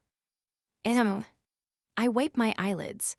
I suspect my dream was one I know well, but I've already forgotten it. The scent of peppermint lingers in the room. I am exhausted in body and mind, but that scent allows me to get up. Okay, let's get moving. I will stand and begin my search for a box again. I don't know if I will even get a hold of one. Even if I'm forgetting the past, I have to bring joy to everyone in the world. That is why I exist. My legs tremble after I've stood and walked only a little ways. I have been walking for so long, it's too much for such thin legs. I've also spent the equivalent of a lifetime in pointless repetition. But I can't stop. There is no need to stop. I live only for the sake of others. I won't let anyone dissuade me from my purpose. Bangs bang. And that pounding on the wall is so annoying. Chapter 3. After the last time I saw Thaya Oamine at school, I received an email from his address. Just one. There wasn't a single word about him written in it, let alone a greeting. All it contained was a home address in a distant prefecture that I had no connection to whatsoever. Though I didn't know his true intentions, I could tell it meant something important. I jumped aboard a bullet train without waiting for the next vacation to roll around. The address is in an upscale residential neighborhood, and the house in question has a large square footage for the area. But for whatever reason, the beautiful residence doesn't quite seem to fit in the neighborhood. Its spacious garden isn't maintained with much care, and there is a general aura of melancholy to the place. And everything changes the instant I see the nameplate. It says Othonashi. This is the house where Maria grew up. I know it. I hurriedly ring the doorbell. As soon as a weary-sounding middle-aged woman answers the door, I ask her about Maria without even saying hello. Her attitude changes drastically upon hearing the name Maria, and she ends the conversation right there. No doubt about it. This woman knows the Maria I don't, the one who has never encountered a box. In that case, I can't let up. I'm capable of sacrificing friends for Maria's sake. There's no reason to let this stop me. I ring the doorbell over and over. Once I figure out they have no intention of responding, I climb over the gate and kill what I assume is a purebred dog they keep on the grounds of the manor. By the time the woman hears its final yelps and rushes out of the house, it's already dead. I show her its innards as a warning. Now that she knows firsthand what a crazy bastard I am, the woman finally answers my questions out of sheer terror. She tells me about Maria and Aya Othonashi. The lady turns out to be Maria's aunt. I learn the story of the tragic accident that befell the Othonashi family and how Maria was left all alone in the world. None of her relatives, including her aunt, know what Maria is doing now or even where she is. Yeah, I knew it. That's how it is. Maria has only me. That's why I will find her and save her. But that vow is a memory from the distant past. It has nothing to do with the boy holding hands with Mogi now, in this endlessly fake world. I know none of it is real, but I simply live in this happy world. Yeah. If only that were true, then I could have been saved. 30,333rd time. I love you, Kazu. I love you too, Mogi. Let's stay together forever. We will. 32,875th time. I love you, Kazu. I love you too, Mogi. Let's stay together forever. We will. 35,890th time. I love you, Kazu. I love you too, Mogi. Let's stay together forever. We will. TH time. I love you, Kazu. I love you too, Mogi. Let's stay together forever. We will. What gives?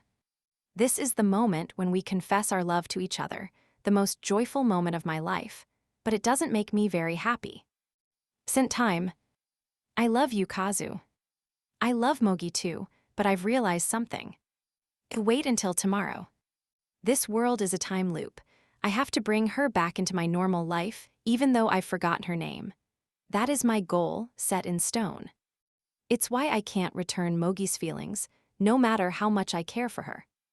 I run from the schoolyard and make my way to the roof. If I jump from there, I can keep my memories in place. It's probably a miracle that I noticed this world is just the same day on a loop. If so, then I can't let this opportunity go to waste. It's possible I've gone through this day tens of thousands of times already without realizing it. It's not that jumping to my own death doesn't frighten me. It's insane, but fear is not enough to break my resolve. I jump beneath a sky dyed red by the sunset. Splat! As I hear the sound of my own skull and its contents scattering across the ground, my consciousness. ND time. Stays. I throw up all over the classroom floor, overwhelmed by the shock of the fall just a moment ago. With a backward glance at my confused classmates, I dash out of the room. I have to find a lead about the other girl. I've forgotten her name, but for some reason, I still remember where we went together. I run around, searching for traces of her, but I find nothing. Even if it was fruitless this time around, I must not lose these memories. If I ever stop questioning this world, I may end up repeating the same day tens of thousands of times tens of billions. I jump again under the red sky, my head splatters. 40,303rd time. I've gone all over the school, but I don't find anything that helps. I jump and my head splatters. TH time. 49,178th time. My emotions return for the first time in quite a while, and I remember how to speak. I start sobbing. I can't do this anymore. I can't keep killing myself over and over. Let's go back and have fun at the school festival. I leave the rooftop and head for the bonfire in the schoolyard. Mogi starts talking to me. I can never again ignore Mogi's confession. I love you, Kasumi Mogi. Thus, my long struggle comes to an end. 55,555th time. I love you, Kazu. I love you too, Mogi. Let's stay together forever. We will. 59,876th time. Wait until tomorrow. This world is a time loop, I've realized. I have to bring her back into my normal life, even though I've forgotten her name. That is my goal, set in stone. To hold on to my memories, I jump beneath a sky dyed red by the sunset. ND time. I'll go back into that fun school festival. I can never again ignore Mogi's confession. I love you, Kasumi Mogi. Thus, my long struggle comes to an end. TH time. I love you, Kazu. I love you too, Mogi. Let's stay together forever. We will. 70,512th time. Wait until tomorrow. To hold on to my memories, I jump beneath a sky dyed red by the sunset. TH time. I love you, Kasumi Mogi. Thus, my long struggle comes to an end. 88,888th time. I love you, Kazu. I love you too, Mogi. Let's stay together forever. We will. 102,538th time. I love you, Kazu. I love you too, Mogi. Let's stay together forever. We will. I love her, and she loves me back. Is there anything in the world more wonderful than that? I'm the happiest man on the planet. I want to stay this happy forever. So what gives? Something feels incredibly wrong. Hey, was this world always this colorless? Was it always this cramped and oppressive? I'm so happy, and yet I'm struggling to breathe as if I'm at the bottom of the sea. 124,390th time. Let's say, just hypothetically, that this world is continually repeating the day of the school festival, and no one is aware of the repetition, like in the rejecting classroom. Maybe I, at least, am able to notice the loops. If so, then you'd expect me to try to get out of this place. I'd try to escape for the sake of the girl whose name I can't remember. I'd consider any means, even suicide. But let's say that I don't have any clues, that this world doesn't have a single lead. I doubt I would give up that easily, but eventually, I'd have to because there simply isn't anything to go on. When I'm exhausted, when I've lost my reason and my humanity, I will relinquish my memories and try to find meaning in this looping world in order to keep my mind intact. And I will choose to live with Mogi. But that won't make it end. After all, if this world keeps on repeating and repeating, I'll eventually realize it's repeating again. I will struggle to find a way out, fail, and give up again. I will choose Mogi again to end my suffering, failing to recall what I've done before. That will repeat over and over again. It would be a hell of uninterrupted torment. Countless times, I would jump into the lake of blood and suffering in the belief that some non-existent hope was to be found at the bottom, and then I would forget again. Then I would foolishly dive again in search of hope. There is no escaping it. No conclusion. No happy ending, of course, but not a bad ending either. Let's say this is where I am. I love you, Kazu, Mogi says, illuminated by the flames of the bonfire. I love Mogi, too, and yet the words that should bring me joy don't affect me at all. Kazu. I run off with my head down as Mogi cries for me to stop.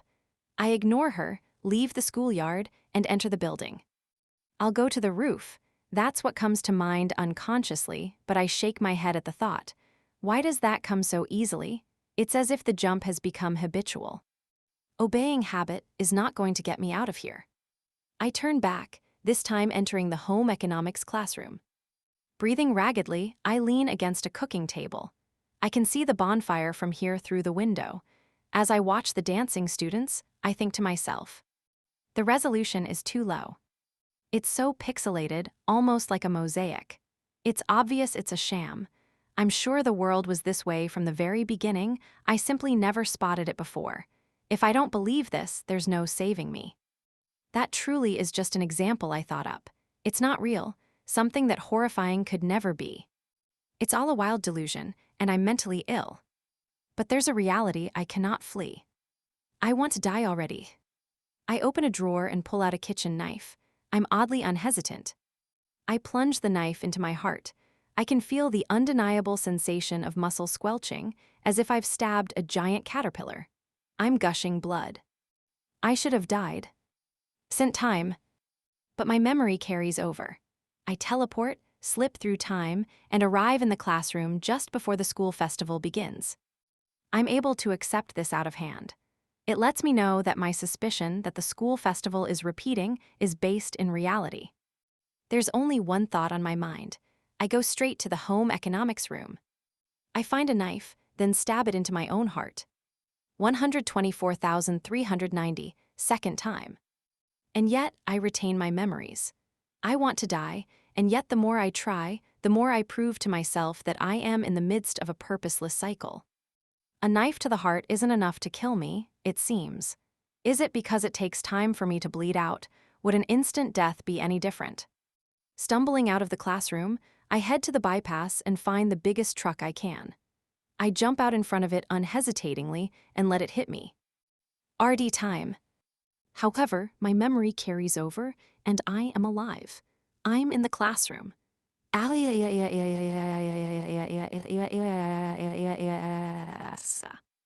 I'm shrieking involuntarily, and my classmates stare at me in bewilderment. I don't care. I go to the train station and head to the very end of the platform. I jump in front of the train as it barrels toward us. My body flies apart. TH time. And yet my memory carries over and I return to the classroom. I'm fine, even though that was as close to an instant death as possible. I'm still alive. There is no means of escaping this looping world. I start wailing. I lie on my back and thrash my arms and legs like some child throwing a fit because his parents won't buy him a toy. My classmates give me strange looks, but I don't care. They're going to forget about it anyway, right? Just because I make myself feel a bit better with a good cry doesn't mean I'm ready to give up on dying. I get up and run into the bathroom. I sit on the toilet and look up ways to die on my cell phone. I'll try all of the causes of death written here. There may be one that is the right answer. My heart rate finally returns to normal with this thought. I find peace only when I'm thinking about death. I'll start things this time with electrocution. I climb a utility pole and grab the 3 power lines with wet hands. Time. I don't die, but I'm not surprised. Not dying doesn't make me pessimistic. I'll try hanging myself this time. 124,390, 6th time. This time I'll drown in the ocean. RD time. Death by train, death by impact, death by electrocution, death by hanging, death by falling, death by crushing, drowning, bleeding out, suffocation, freezing, burning, bombing. I experienced pretty much every death out there, and I still didn't die. I finally give up on dying. Give up, hey, I guess I'm giving up again. A dry laugh escapes my lips. I give up. How many times does this make it? How many tens of thousands of times? How many times have I lived and relived this, chasing a dream that will never come true? Suddenly angry, I scratch furiously at my head until it bleeds. Not that that solves anything, of course. My back is completely against a wall. There's nothing I can do. If I stop taking my life and lose my memories of the repetitions, I'll simply try to find traces of the girl whose name I have forgotten again. Then I'll throw in the towel when I can't find any leads and choose to live here with Mogi. I'll quickly forget my long struggle, only to fall to despair and start killing myself repeatedly when I suddenly realize I'm living the same day over and over yet again. Give me a break. What sort of hell is this? If there's a crueler form of torment out there, I'd love to know what it is.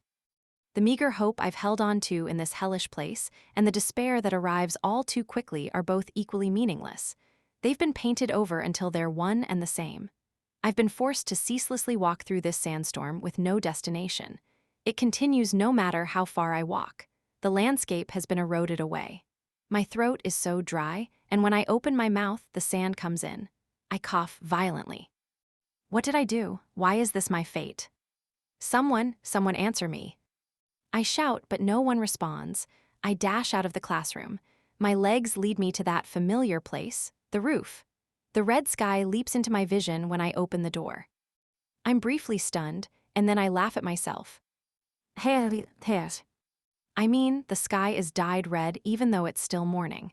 It isn't the color of twilight either. This sinister red is the rich hue of blood. Looks as if I lost my mind quite some time ago, and that's why my perception of the world is skewed. I look at the blue sky and see a red one. I can't stop laughing as I approach the chain-link fence. I don't care what happens anymore. So what if I die? Looking down at the ground, I see a whole pile of dead bodies. I don't understand. It's absurd. It must be a hallucination. Red-black blood is pooled beneath the corpses. While there are a variety of expressions on the bodies, the majority of their faces are contorted with pain. And all of them belong to me. Hey, these are all the lives I've spit out. All the lives I've ended here for no reason. I had been laughing, but now I have to cry. I suppose it's only natural. This sight is a visual assault. It's as if someone is stabbing my eyeballs with a knife. I have to face reality. This is the fate that's befallen me here. I've died so many times, and yet I'm still not free. It's earned me nothing. There's nowhere to run.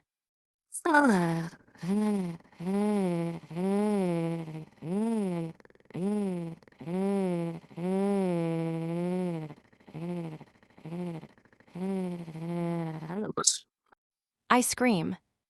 I scream even though my voice will never reach anywhere. It's nothing to get so twisted up about. You should be proud.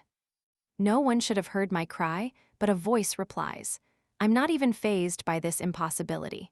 Having auditory hallucinations after visual ones isn't enough to shock me. It's proof of how you've resisted this world. The one who spoke is sitting irreverently atop the piled corpses, legs crossed. I open my eyes to look at them and see a sympathetic smile. The person's face belongs to me, Kazuki Hoshino. I don't care that the hallucination resembles me. What matters more is its infuriatingly tranquil demeanor. It's just so similar to my enemies. That's why I shout back, full of emotion, so what if I've resisted? All this dying and holding on to my memory doesn't mean anything. It never will. It isn't without meaning. The thing with my face responds. What? Pay attention, and you will know it isn't meaningless. Pay attention to what? The changes you have made. Changes, the only change is that I've lost my mind. And maybe I've fallen in love with Mogi. That's it. What does any of that matter? It doesn't make anything different. You're wrong, I say. Why, look how red the sky is. It definitely is red. What about it, though? I look at me again, trying to determine his true intent. He is the only thing in full color, sitting on top of the monochrome sketch of a haphazard mound of corpses. He's smiling creepily. There is a scar on his right hand. A scar? What did that mean again? What was the vow it represented? Do you know why your fight in this world has been such a hard one? It's because you feel the pull of this place where everyone can live in bliss. You are unable to completely cast aside a world where you and Kasumi Mogi are in love. Without those feelings, there would have been no need for this many bodies. No need. You're saying all these bodies have a point. Yes, after all, such things aren't necessary in a truly happy world, right? It only gets in the way, doesn't it? On this stage, there is nothing but joy except for this enormous pile. Did you really think it wouldn't have at least some sort of effect? It's meaningless. It's just meaningless, and I can prove it. I can't even remember her. Do not act as if you have forgotten. My gentle voice suddenly becomes stern. Do not act as if you have forgotten her name. My glare is cold. Don't run away. Don't take refuge in false happiness. Look everything square in the face. Look at this world for what it is. You lack resolve. You lack the determination to abandon it all and serve only her. You unconsciously realized what sort of outcome putting that into action would invite. You could not do it because you knew that an even greater despair was waiting for you after you did. Well, what you? You know full well, you say you would do anything for her, yet you were unable to cross that final line. You couldn't cast aside your humanity. You lost the wound on your right hand, and you used that as an excuse to put off making that ultimate decision. I gaze intently at me. Can you not save her without relying on the empty box? Are you that weak? I gulp and shake my head vigorously. It's just, I don't know what to do. Call out her name. You will know for yourself once you do. But I forgot her name. I don't even remember what she was like. You could never forget. There is no way you of all people could forget her. After all, you are her savior. My expression softens. Now finish this world off. With that, I vanish. The pile of corpses also disappears. I have been conversing with a visual and auditory hallucination, a delusion. But everything in this world is a delusion, with no reality to oppose it. Nothing is certain. There is no deeper structure, no core. It's an unreliable world, thin like the paper of a shoji screen. You could punch a hole in it with a little kick. Even a delusion could slowly take over this place. As my other self said, I look at my present situation head-on. Oh, I see. I thought the red sky was my senses playing tricks on me. That's wrong. When I really think back on it, I realize I was wrong. The sky has always been red for the entire day here. That's a proven fact. My attack on this world has landed. I've killed myself over and over to retain my memory. This place is meant to loop happily, and that was my act of rebellion. Much like scraping away at the wall of a prison cell with a spoon, I've been damaging this world bit by bit. There were times when the siren call of its normal life of lies tempted me, but even when my heart was briefly swayed, I never stopped resisting this world. I never truly lost my way. Exulting in the red sky, I spread my hands and turn around in place. Yes, this blood-stained sky is my handiwork. That's right, I'll do what my other self said to do. I'll finish off this world.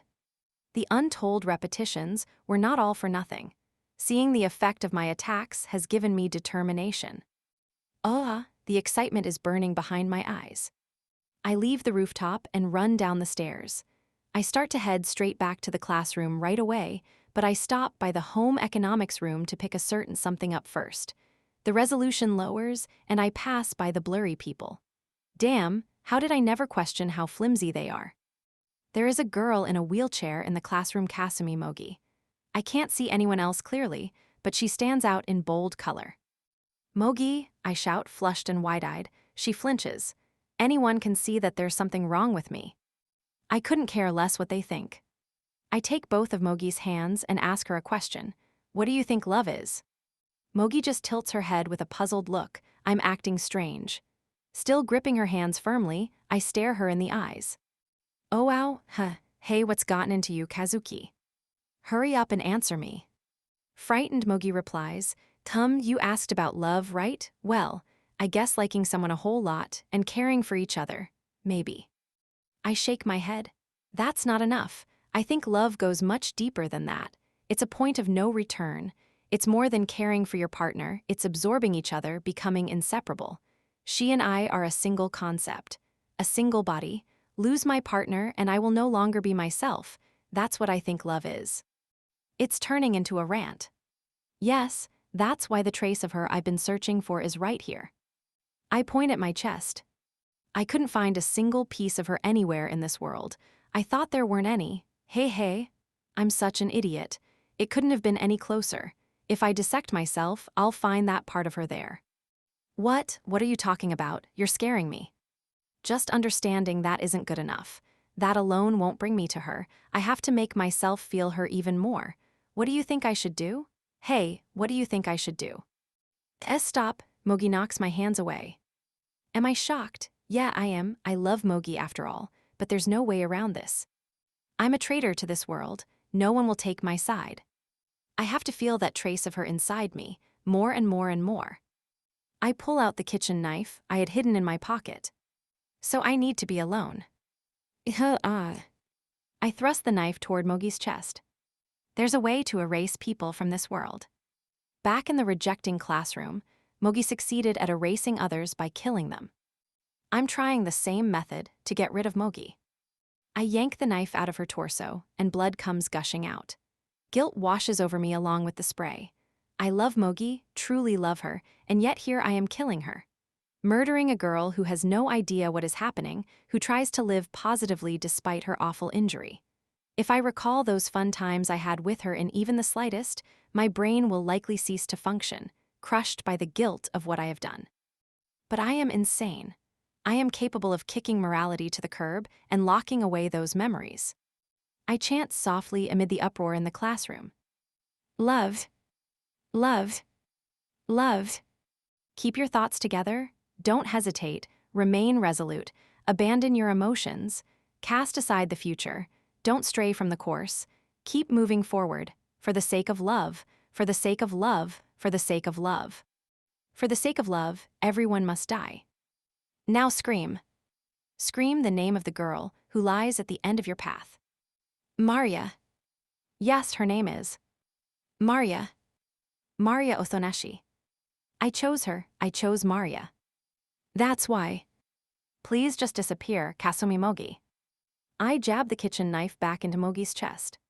Hey, now that I think about it, Mogi once tried to kill me with a home economics knife back in the rejecting classroom. She couldn't bring herself to stab me in the end, though. She was unable to cross that final line and kill someone she loved. She kept her humanity intact. I have stepped over that line.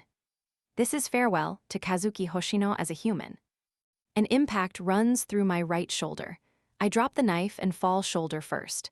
Upon looking up to see what happened, I find Haruaki standing there, his eyes wide. It seems he slammed into me and knocked me over. What are you doing, Hoshi? Haruaki attempts to tend to Mogi, but it's no use. As the one who stabbed her, I know. I killed Kasumi Mogi for certain. That alone won't end this, however. Mogi is the most powerful person binding me to this world, but there are others with more than enough strength to keep me here. Haruaki is particularly dangerous.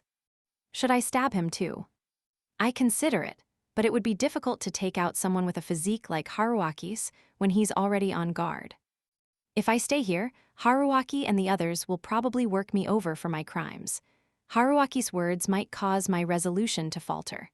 I can't rule out the possibility that some twist of fate might prevent a massacre. I have to get out of here, and fast.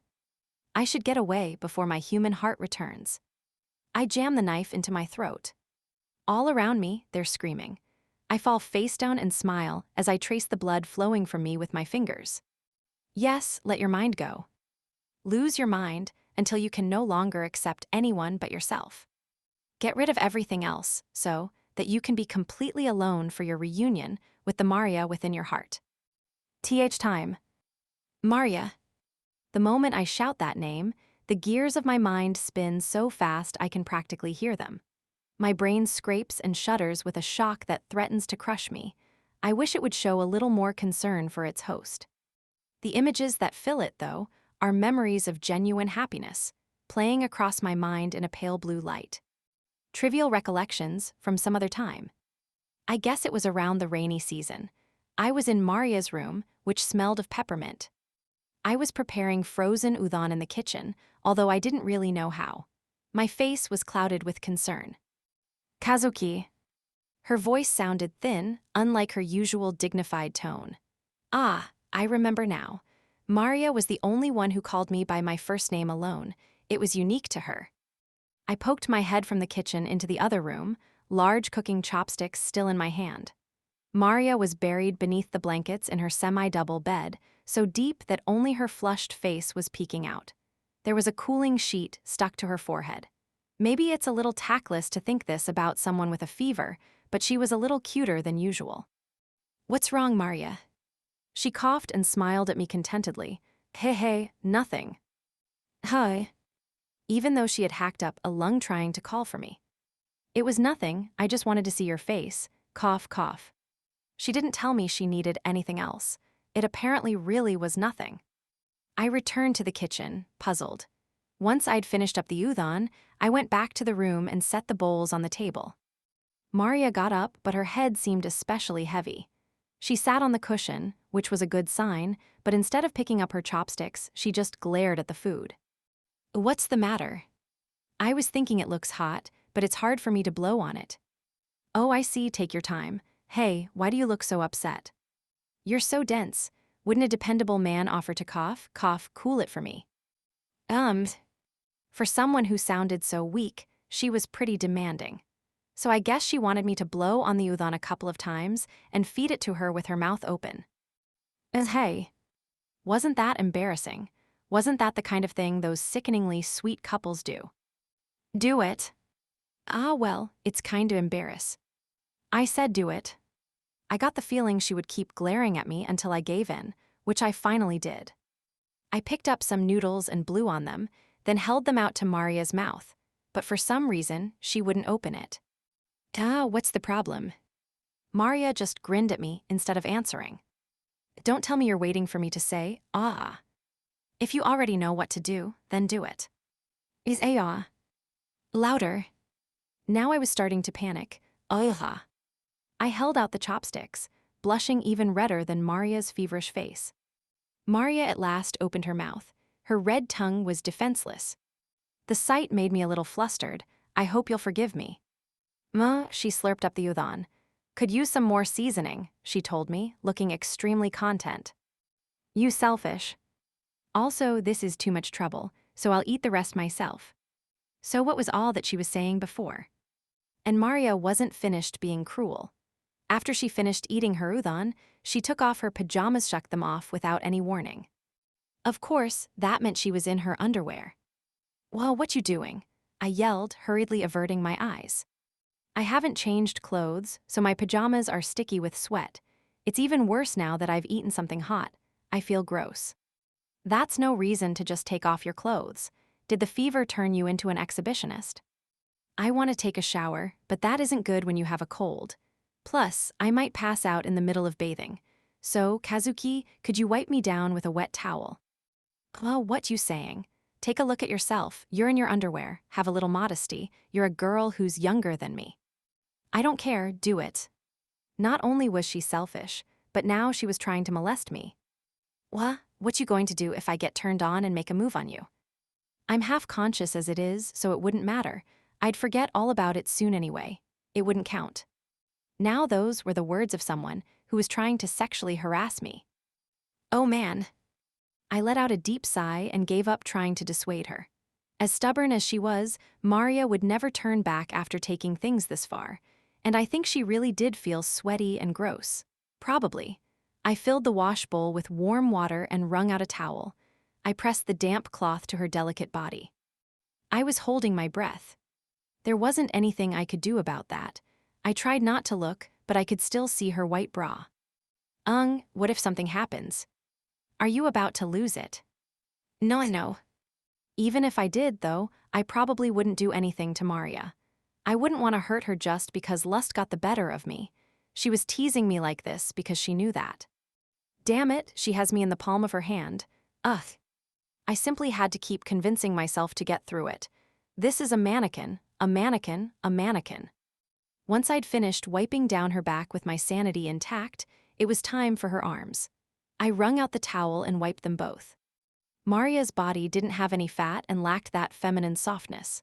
Her ribs were very prominent, and it was plain to see she was still growing. And once I noticed, I could no longer convince myself she was a mannequin. My hand froze. What's wrong? Get on with it. The corners of Maria's mouth perked upward. She was definitely enjoying this. To be clear, I do want to touch her. I want to touch her more. I'm loving this too, so no one's winning here. Before I could break, I tried to trick myself into thinking this so I could finish wiping her down.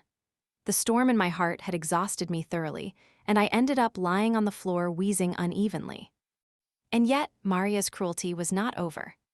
I'm cold, Kazuki, I'm cold. Hi. She was shivering theatrically, and then she said something even more terrifying. Share your warmth with me. That's how I ended up sleeping under the blankets with Maria in her t-shirt and underwear. Her long hair was pressed against my nose, and I could feel her back and legs against me. This is okay, right? I can go for it now, right? If she were a regular girl, I would actually take this as a sign. Okay, fine, I get it. I'm not the type of guy to make a move anyway. I couldn't see with her back to me, but I could imagine Puppet Master Maria's smug expression right then. For whatever reason, though, she didn't say anything to get under my skin. Maria was silent, merely catching her breath. She didn't do anything aside from quietly squeeze my hand. Maybe she's asleep, I thought, and that was when she finally said something in a small voice. This takes me back. Her head moved slightly. Lying next to you like this reminds me of the smell of disinfectant in the school infirmary. I used to get sick easily, and it was hard for me to adjust to being around the people at school, so I spent a lot of time with the nurses. That was when my older sister, Maria, stopped. Is Maria? She never talked about the past. As far as I knew, she had lost pretty much all her memories due to the misbegotten happiness. I must be about to pass out. I'm making up stories about my past. Forget what I said. I didn't pursue the issue any further. I was sure that if I did, she would never tell me the rest. Kazuki, I'm sorry, she said, still turned away. I might have gotten you sick too, sorry. So she finally says it now? No, she probably was worried about it the entire time, but she just couldn't bring herself to say it. That's how she is. It's fine, I don't care if I do get sick. You've got a fever, I could tell you needed help. If anyone is going to nurse you back to health, it might as well be me. You really mean that, and that's the problem, Maria said. You're too kind, it really is a problem. I'm sure it doesn't bother you. It does, it bothers me too. Depend on someone this much, I have to be on my own, but with you, I always. She trailed off. Maria. I heard her snoring softly. I thought maybe she was pretending since things had gotten awkward, but it seemed that this time she had truly drifted off. Normally, she would never have displayed such genuine weakness. Maybe the fever really had made her woozy. I'll stay with you forever, even if you try to tell me it's a problem. I'll always be with you, even if I catch your colds or worse. I would do anything to be with you. I would give anything and everything. I embraced her fragile body and said, let's stay together, always and forever. It wasn't a vow, exactly. It was nothing that dramatic, I was just saying what was on my mind. I wasn't misunderstanding or exaggerating my own importance. We were already tied to each other on a fundamental level, drawing upon the same nourishment to live. I truly believed that. It was only Maria who was under the impression that there was still time. Even if you were to disappear into a world beyond my reach. I stroked her hair. I know I would find you. That was really only one page from our normal day-to-day. There was nothing special about it. But my resolve was there even in the insignificant moments, all throughout our daily life together. The resolve that would eventually create that mountain of corpses. I've been saying it all along. I am Maria's knight. I've said all along that I will destroy and slay all obstacles that keep me from her. I will climb the mound of rubble and remains it creates to reach her. All I have to do is see it through. I return from my reminiscence to this charade, this prison of a world. I'm standing in a hallway. Let's stay together always and forever, I say to myself, lowering my gaze. Haruaki's dead body is there. The fact hits me like an invisible bat to the head. My hand holding the knife is unpleasantly wet. Blood drips from between my fingers. Each drop is louder than it should be, as if someone has added an echo effect. Oh, that's right, I had fled from reality. I was thinking back on my time with Maria because I couldn't accept that I had murdered Haruaki. I should make use of my memories with Maria from here on out, too. I will use them to bind my mind in place. If I don't, I will never be able to endure what I'm going to do. I will accept this fight. I will stain the decorations of this fun school festival with blood and gore. I will spread murder and violence among the smiles and turn them all to despair. I will ruin it all. What are you doing, Kazu? Thaya comes running up. What is this? What have you done to Haru? He is scowling, his fists clenched. The situation is plain as day, but I can tell Thaya doesn't exist. Thaya. Back in the real world, I would never see Thaya again. He had committed a grievous error that could never be undone. In here, though, this Thaya has never even heard of a box, and we get along well. He has been able to resume his romantic relationship with Kokone. Here in this wonderful world, we could be friends forever. Meaning, I'm going to kill you too. Thaya is a barrier trying to keep me in this realm. What the hell are you? I'm going to ask you something, Thaya. And I do. Do you know a Kasumi Mogi? What the hell does that mean? Who the hell is Kasumi Mogi? Yep, Mogi is gone from this world. She doesn't exist in anyone's memories, either. Murdering her last time successfully erased her from this place. I'm sure Haruaki won't be in the next world either. If everyone important to me vanishes, then I'll lose all reason to cling to this world. I'm going to kill Thaya with a kitchen knife. I have a chance now while he's confused. And if I fail, I can kill myself and try again in the next loop. But, there's a clang as the knife falls. My hand slipped open. I can't stop the flood of tears welling up. I'm sobbing profusely. Oh, that's right. This is painful. It hurts too much. I may have taken my own life with no remorse here in this world, but taking the lives of others is a whole new dimension of torture. I've forgotten all about what the real world was like, so for me, this is murder, pure and simple. I can't fool myself into thinking I don't care just because this world repeats itself. The people I kill actually disappear. I can't take back their deaths. I hate it. It hurts. I don't want to do it. It feels as if I'm killing myself the long way around. My heart is fading. My heart will be lost. My self is disappearing. GH. But that's okay. In fact, that makes it okay. After all, if I fade, the Maria inside of me will become visible. I may no longer be me by the time that happens, but I will be able to meet her. I'll most likely be broken, or am I already broken? Is it too late no matter what I do? Whatever. I'll chant a spell and force myself to act. Love, love, love, love, love. The commotion has grown even larger as I stand there in a stupor with Thaya. The terrified students are still keeping their distance from me, but I'm sure they'll try to restrain me soon enough. Now that I've just barely come back to my senses, I push my way through the crowd and head for the stairs. The students are still hesitant, so they don't come after me right away. I dash up to the roof with the sound of footsteps behind me. I guess they've decided not to let me go. I quickly dive from the rooftop to my death. 124,425th time. I ask Kokone to come to the roof, and then I kill her and run from the school before the uproar starts. I start thinking to myself, I can get only so far killing people one at a time with a knife. I need tools that can take people out more efficiently. If I got a machine gun and did what they do in America, that would be effective. Or, since I'm not worried about dying myself, how about turning myself into a bomb like a terrorist? Nah, that's not realistic. It won't be that easy to get a hold of machine guns or dynamite. I couldn't care less about the law now, or about taking lives to get them, but it's still too difficult. Maybe I could find a way if I had more than a day to work with, but getting those things just isn't feasible in a world that resets after one day.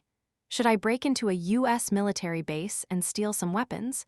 That isn't a possibility even though I don't have to get out alive. In that case, what about poisoning? I could track down some aconite and extract the toxins, get a hold of a bit of cyanide. Could that work? It doesn't sound too far-fetched. Oh man, mass murder is tougher than I thought. For starters, I get some gasoline from a filling station, then take it back to school and splash it around. A teacher notices me sooner than I expected, probably because of the smell, so when I set the building on fire with a lighter, it's not as effective. Even though I was right in front of the explosion, I was unharmed, so I end my life with a knife in my neck instead. 124,426 time. Apparently, not a single person died in the gasoline-fueled blaze. The school festival looks the same as ever. I make every effort to try the poison strategy, but I can't get my hands on any substances in time. So I decide to hold off on poison for the present. Instead, I bash in the skull of the driver of a large truck parked in the lot of a convenience store and steal his rig. The plan was to plow into the school and run over some students, but I don't have a license, so I screw up and get into an accident at an intersection before I can even get there. I don't die in the accident, but my right arm is absolutely pulverized. Can't kill anyone like this, so I kill myself with a stab to the throat again. 124,427th time. I managed to get my hands on some poison and put it in the plastic bottles of oolong tea during the after-party following the bonfire. After watching my classmates collapse with cries of agony, I go to the rooftop and jump. 124,428th time. I'm surprised to find that most of my classmates are alive despite the extremely fatal dose of poison I administered. Only 3 of them are gone. Spending the entire day finding poison is a waste of effort. I'll give it another go this time, and if it doesn't work well, I should probably switch to another method. Time. A sudden fit of reason hits, my psyche collapses, and I destroy myself. 124,435th time. After a string of suicides, my mind finally recovers enough to kill people again. I won't be using poison anymore. It's more efficient to do things the hard way by summoning people one by one and killing them with sharp objects. Time. I finish off all my classmates, but the world doesn't end. My classroom just becomes an unused room, and the festival goes on. This world is different from the rejecting classroom, which involved only a single class. It's not going to be undone simply because I got rid of my classmates. What can I do to put a stop to it, then? Kill off the entire human race, after I had this much trouble with just the people in my class. Filled with despair at the thought of this impossible task, I lose my mind again and put myself out of my misery. 124,445th time. I'm back on my feet after one self-destruct. Well, my mind is definitely a mess, but at least I can think. What keeps me going is that the cracks in the red sky are visibly spreading, ever so slightly. My actions are undeniably undoing this happy world. The next milestone is to eliminate every person in the school. I decide to try stealing a truck again. This time, I don't botch the driving and successfully ram the truck into the students enjoying the bonfire. I die when I plow into the school at 60 miles per hour. Time. However, even that gets me only 3 casualties. It never occurred to me that killing people efficiently would be so difficult.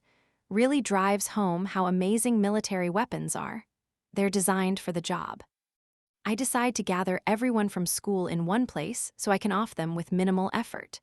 They follow along when I kill one and take another hostage as an example, then order everyone to tie themselves up with rope.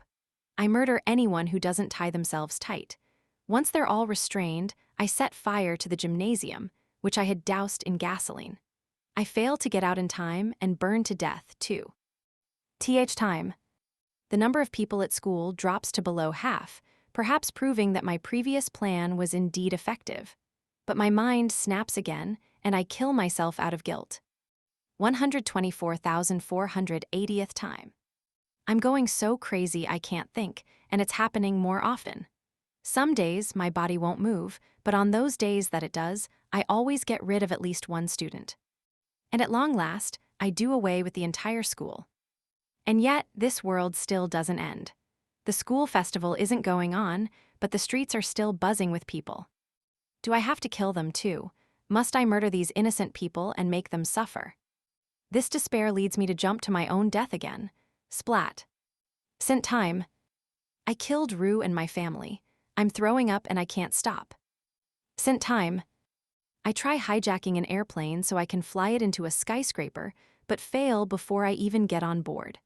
I bite off my tongue and kill myself. 124,500, second time. This time, I hijack a packed train and run it off the rails. This proves more fruitful than anything so far. I'll try it again. TH time. I lie on my back on the rooftop. I'm not committing any massacres this time. There aren't any fewer people. I've slaughtered so many, and yet they're still out there in throngs. It doesn't feel as if I'm even making a dent.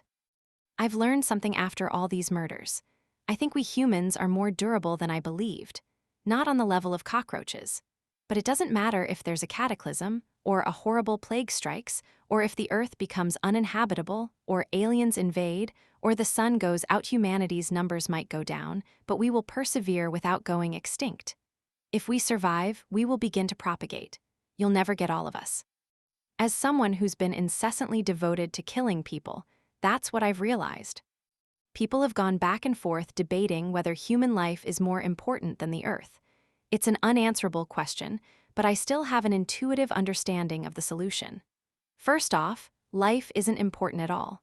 It's a formless concept that exists only in the eye of an observer. This is not an idea born from a desire to justify my own actions. Life is founded on a large, spongy lump of a concept that isn't divided into individuals, and the discrete units of flesh from that mass are what we call life. The source of life is simply found within each of us. It can't be created or stolen away. As long as the source of life exists, life will not decline or disappear. I'm not asking anyone to understand me. I'm not even looking at the human species as one I belong to anymore. I'm no longer human. Hope was lost to me long ago, but now that I'm aware of how inhuman and rotten I've become, I'm darker, more twisted, hollower, and lower. If I tip into despair at all, I will instantly break down and kill myself over and over. I can't stop moving, though. My actions will lead me to the truth. The red sky is now visibly full of fissures. I can practically hear it splitting. I know I'm destroying this world. But I'm also seeing hallucinations, so I can't tell whether those cracks in the red sky are real. Piled into a mountain in the schoolyard are the corpses of the people I've slain, including the ones I love. I can't remember their names anymore, though. I've lost the ability to see people as people. They're all just meat. I am shit. A shitty pile of shit. Splat. Huh, when did I jump? This habit is getting to be a real pain in the ass. I don't die right away, however. I crawl around on the ground with my brains exposed to the air. It'd be great if my dreams and hopes fell out, but I never had any to begin with. Even if I did, I couldn't pick them up. Blood pours out of me and then, yes, I'm dead again. TH time. I finish eating some tsukemen noodles in Ikebukuro, then pull a chainsaw out of a Boston bag and start cutting up the people in the shop. Once I've finished them off, I go into the street and walk around killing pedestrians. The pandemonium feels distant. The chainsaw breaks when I cut a maid in half where she was attracting customers. The crowd that had been running about trying to escape realizes that the chainsaw has gone silent. The emboldened mob will probably catch me and lynch me. I'll kill myself before that. Unfortunately, I have trouble getting out the knife I use for offing myself. My entire body is drenched in blood, and I can't see anything.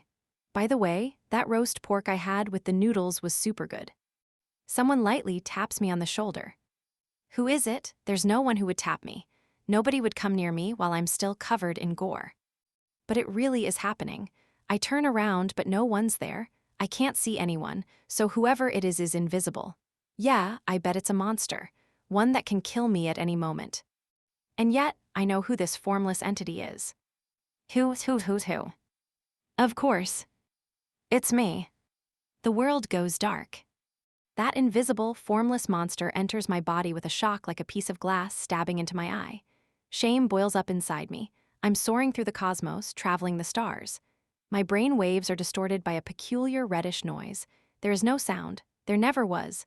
A sea of venomous insects, poison coursing through my body. Numbed, I am suddenly surrounded by seamless walls of TV monitors. This maze displays the murders I've committed. Stop it. Don't show me my sins. Don't make me look at this objectively. I cry out, but the monitors don't go away. They display my many, seemingly infinite transgressions. The weight of my guilt crushes me. My innards pop out of me and break. My body scatters, like caramel popcorn. Abruptly, I understand. This is the end. This is the end of me. So will I meet her? Will I meet Maria? I open the curtains of this darkened world, and open them, and open them. Each time, the gloom over this cheaply built room actually gets darker somehow, and I am driven to desperation and take my own life repeatedly. I am killed by a delusion I cannot identify as a delusion. And yet the stars surround me. The earth spins in reverse. Where is this? Now I'm falling. The pit is bottomless. Falling and falling. How far does this hole go? Who dug it? This pit is so deep it could hold all the corpses I've made. I'll never reach the bottom. Never, never. At least not before an eternity passes. My body was only accelerating during the long descent, and I slam into the ground and splatter again. Splat. I become chunks of meat. Or so I think, but then my body is restored and I repeat my fall. After an infinite amount of time, I reach the bottom, and my body splatters into so much flesh and gore. Over and over, forever and ever. Splat, splat. Splat, splat, splat, splat, splat.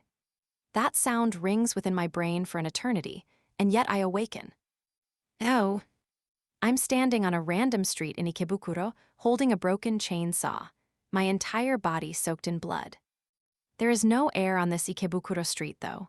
No, wait, I am able to breathe. It's definitely lacking something, though. Something vital is missing. Oh, I see. There aren't any people. Deafening silence, a ruin that isn't a ruin, a city that doesn't have what it should. There's an impulse in my chest threatening to burn me hollow, and I cry out in pain. What I've done can never be undone. What I've done can never be undone. The taste of despair is on my tongue like green sputum. Unable to bear it, I run around the silent streets. There is no one on the once crowded main thoroughfare. The city has been abandoned, left to its own devices. This is crazy. I would find it easier to understand if the cityscape had just vanished into a pitch-black void.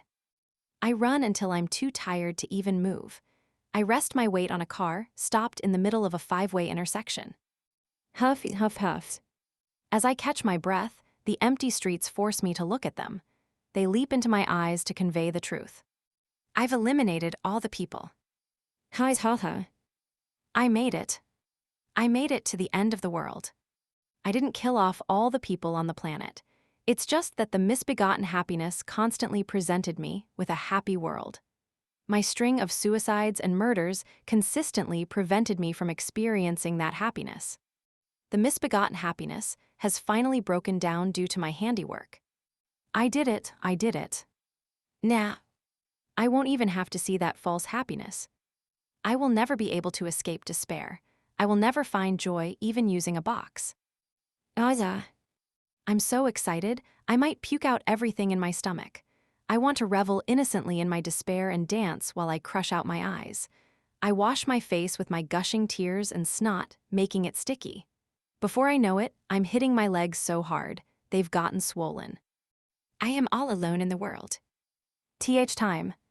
My mission should be complete, but I have yet to meet Maria, and I wake up, as always, in the classroom before the school festival starts. There is, of course, no one in it. Ever since Kokone vanished, there hasn't been a recorder in my hand. I walk the school building. The school feels unnatural with its preparations for a festival that has no participants. It's as if I've wandered into a diorama. There is no sound aside from my footsteps. I don't see any signs of life. Not even a ghost could slip in here. I walk around the school as carefully as someone reading a novel one letter at a time. There aren't any people. No matter how much I now wish that there were, there are no people. This repeating world was full of similar experiences. Time accelerated and became less and less dense, with a single day passing like the 3-minute wait for a cup of instant noodles. Now that there's no one here, though, time has transformed into something monstrous. It slowed enormously. Without my sense of time, each minute feels like an hour. The swollen time constricts my chest, almost suffocating me. And that isn't all. The once formless concept now has an edge that slices me up like a kame-tachi whirlwind. Or so it seems, until the next moment is heavy enough to crush me. It pulls at my body and stretches it like a rubber doll. I shudder. When will my limbs be cut away, my organs smashed, my head torn off? And what's most frightening of all is that these are all sensory illusions. I can describe them with a single word. Loneliness. I exit the school. The trains aren't running. There are empty train carriages at the station. I get on one of the bicycles left nearby and head home. There's no one there. Of course there isn't. I killed Rue and the rest to remove them from this world long ago. It makes sense, but I can't accept it. All of a sudden, I can't let this be. I want to see faces. I want to see someone. On a bicycle, I head to places where there might be people. A commercial strip. No one. An amusement park.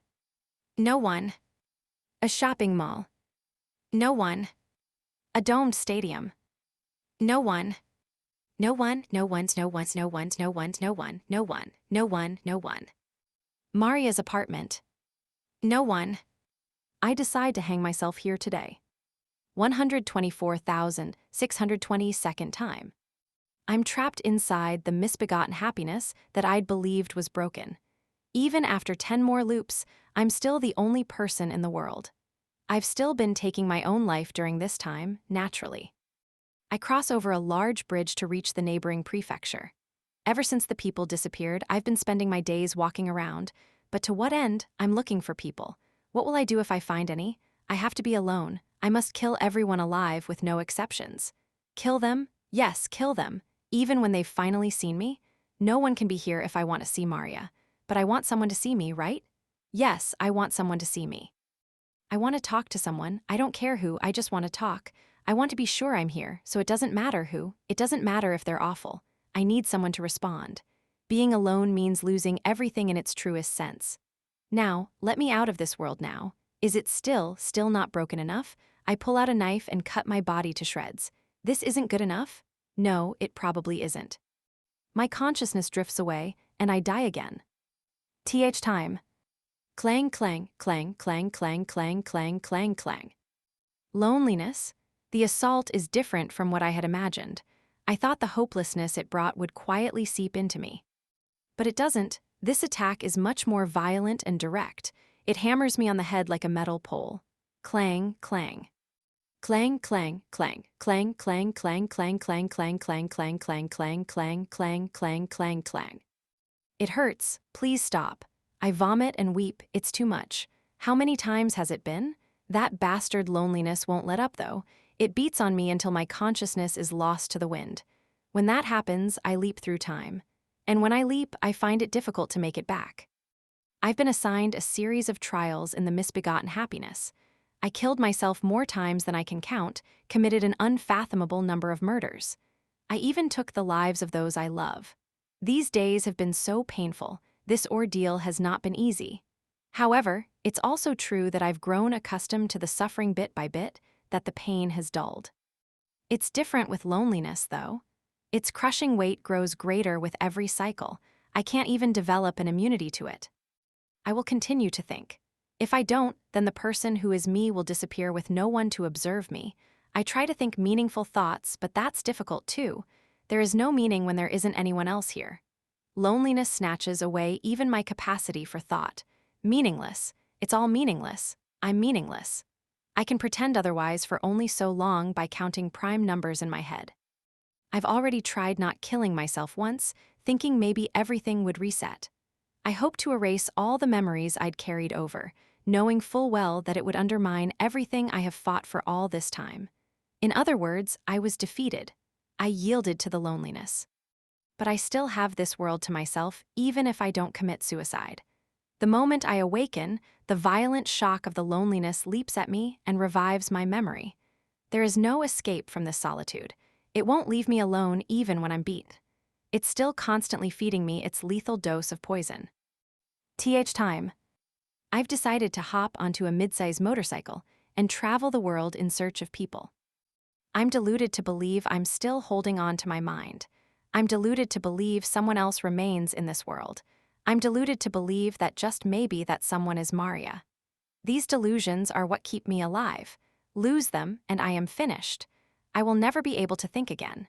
If I don't keep embracing these delusions, I will become living stone. And there is no coming back from that death. I accelerate the bike. Though I know there's no point in speeding up, the looming loneliness pushes roughly at my back, driving me faster and faster. Unable to make a turn, I crash into a guardrail. I am thrown off the bike and break my left leg, which now bends forward. Terrifyingly enough, however, I don't feel any pain. There is no point to perceiving pain in a world with no people, so my brain has taken the initiative to shut down that function. I try to shriek in fear, but no sound comes out because I've forgotten how to scream. 124,750th time. I can no longer ride a motorcycle. My mind isn't capable of operating advanced instruments. My brain shouldn't be able to physically waste away, since this world preserves my body as it was, and yet my intelligence is clearly deteriorating.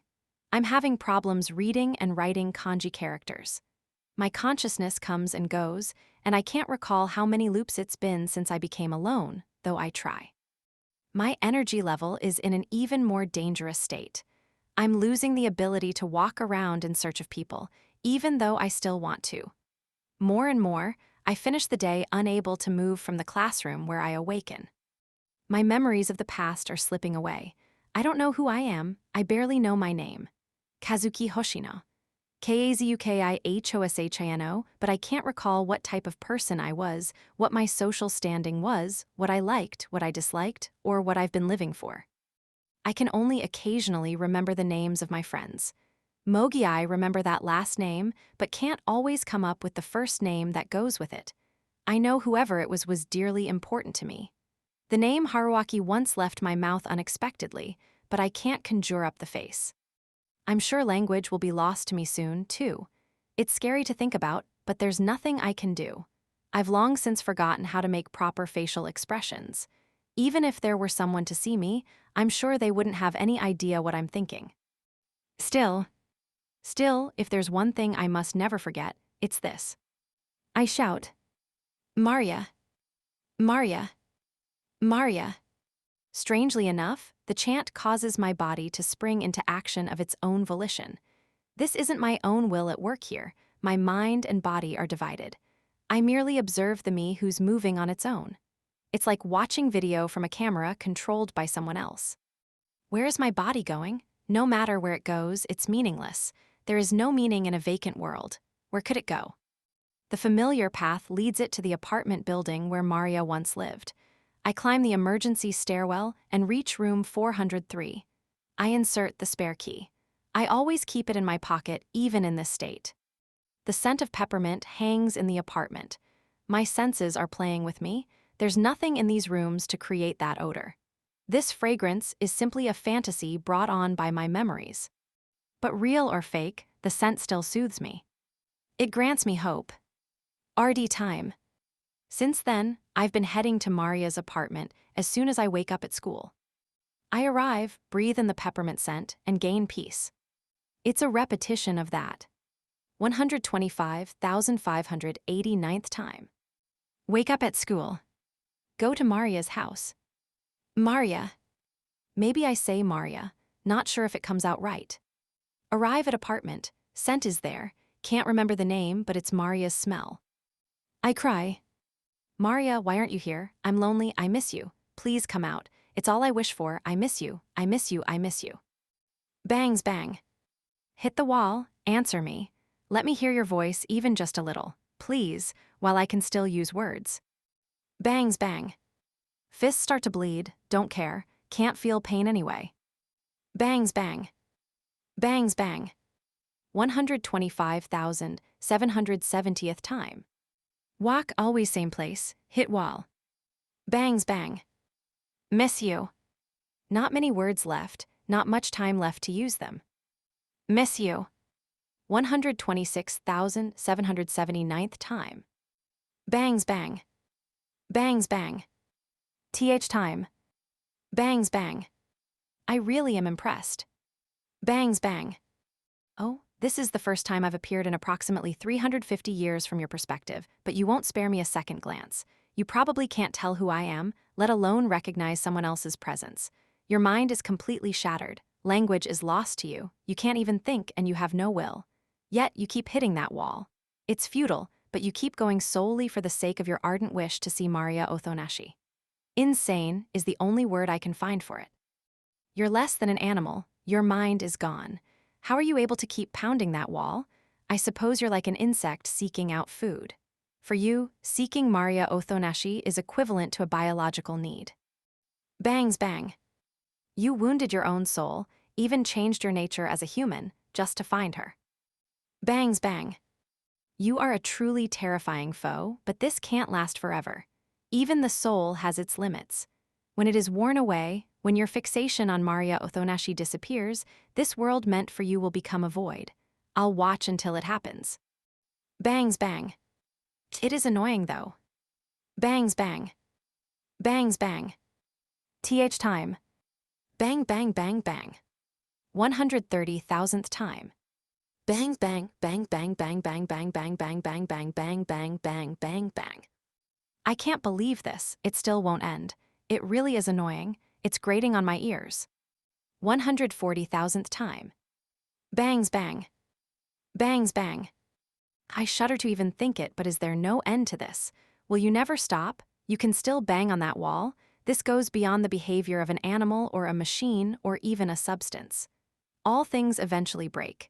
It's not even that of a god. Deities transform over time. And yet you're still here hitting the wall. Bangs bang. What are you? Bangs bang. Who are you? 150,000th time. Bangs bang. I am the embodiment of this box. There is no escape, nor can I escape from your banging on the wall. Bangs bang. I am not human, and yet might I be worn down first. Will I, power personified and gifted with an intellect, lose a battle of endurance? 200,000th time. Bangs bang. Bangs bang. Just stop already. Bangs bang. Bangs bang. I said stop. Bang bang bang bang. Are you really trying to make a hole in the wall? That's impossible. It's like trying to split the earth in two with a shovel. If you managed to break through by hitting this wall, there would be only one word for that. Bang bang bang bang. Bang bang bang bang. A miracle. TH time. Bangs bang. Well, I never would have anticipated this turn of events. I can no longer maintain my form. I don't know if this will make you happy, but when it comes to this contest between us. Bangs bang. You win. Bangs bang. Will. Bangs bang. Not. Maria. Forget. Maria. I reach out. I would probably find peace if I let you go. I might lose you, but I could probably live. No matter which path I choose, though, all my actions are for your sake. In the end, I will still search for you. I don't care that I'll lose everything for you, that the people of the world hate me, that I'll receive nothing for my efforts and you'll never be mine. All I want is to keep walking straight ahead. That's all I can do. This may seem like an abnormal fixation to someone else. It may even seem supernatural. To me, though, it's a very mundane, obvious thing. It's also not special to anyone aside from me. Some people notice, some people don't, and I'm just one of the former. I'm one of the ones who learned that wishes can come true even without boxes. The ones who know the significance of a wish coming true. That's the only difference. Pursuing you with all my heart is painful. There's never a day that I find it easy. I rage, lament, and rejoice for you. I break my heart, my body, and the world because of you. But those moments when my fingers brush against a fragment of you are the only moments I can say I'm alive. Even if you will not be mine in the end, that will not change. Even though I know the horrible outcome, that will not change. I will seek out the Maria within me. I will disappear. Maybe this is an end I brought on myself by holding on to such an unexpected wish. To be honest, I feel it would have been better if I'd never met you. But if I could choose between a life where I met you and a life where I didn't, I would choose the one that brought us together. I would choose it over and over again. I would choose it wholeheartedly. Even though it's led to nothing but worry and confusion, nothing but regret and questions of how it came to this. I'm sure that when I vanish, I will meet my end unfulfilled. But I'm not enough of a philosopher to say I'm fine with that. I still dream, even now. I dream that I might receive some small reward, that I might get a happy ending. Chapter 4. Bangs bang. I think I might have gone crazy. Ever since I woke up in the hotel after I destroyed his and her mirrored terminus, I've been hearing this sound like banging on a wall. This hallucination has gone on for a week. If I keep ignoring it, I get the feeling I will reach the point of no return. I'm hesitant, but in the end, I decide to go toward it. It may be strange to play along with a hallucination, but I don't think it's something I can ignore. It sounds as if it's coming from right next to my ears, but I can never seem to reach the source. I follow it through 2 prefectures. After several train transfers, I arrive in a fairly nondescript suburb. The station plaza is starting to look a little rundown. It's a commonplace view, and yet it feels horribly familiar to me. Maybe I used to live here once. Of course, that means nothing to me, since I've lost my memory or it shouldn't. Bangs bang. That noise is gradually getting louder. I'm definitely getting nearer to its point of origin. I walk through streets I know yet can't remember. My feet stop in front of a relatively new apartment building made of brick. No doubt about it. The sound is coming from one of these rooms. I follow the noise up the emergency stairs. Yes, I'll see them soon. See who? The sound is coming from room 403. I put my hand on the doorknob and find that it's unlocked. Bracing myself, I open the door. And I immediately see someone. Oh, I shout. That alien being slowly turns toward me and smiles, suggesting they knew I would come here. What are you up to? O has taken the form of a woman with long black hair. She looks close to the same age as me, but it's hard for me to think so when she has such incomparable beauty to go with her bewitching aura. She almost looks a little like me. Bangs bang. Incredibly enough, I can hear the knocking coming from within O. Is this sound some trick of yours? What are you after? Did you want to bring me here? This is an awfully roundabout method. I notice something. O's form is growing faint, if only ever so slightly. Darkness has started creeping up her feet, and her expression is just a bit irritated. O approaches me as I struggle to figure out what's going on. Maria. I frown. O has never called me by my name, as if we're friends. And yet, this all seems terribly familiar. An unidentifiable emotion catches me off guard. O gently cups my cheeks in her hands. I always wanted to be with you. I always wanted to be with you, Maria. What are you saying? But it would appear that's not possible anymore. You have to accept it. It's time. Tell me what you mean, I shout back. O isn't making any sense. O gazes at me with utter tenderness. It's time to give up. And what? It's time to renounce the wish. I'm even more bewildered now. What you?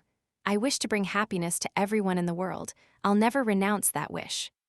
This is just another verbal attack. Still, I don't brush O's hands from my cheeks.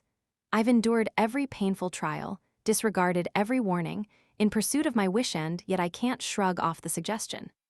Bang, bang, bang, bang. The pounding on the wall within O is growing even louder. We have been defeated. Defeated? Who have we lost to? O doesn't answer, only smiles, as if I already know the answer and there's no need to tell me. Maria, you can't avert your eyes from the past anymore.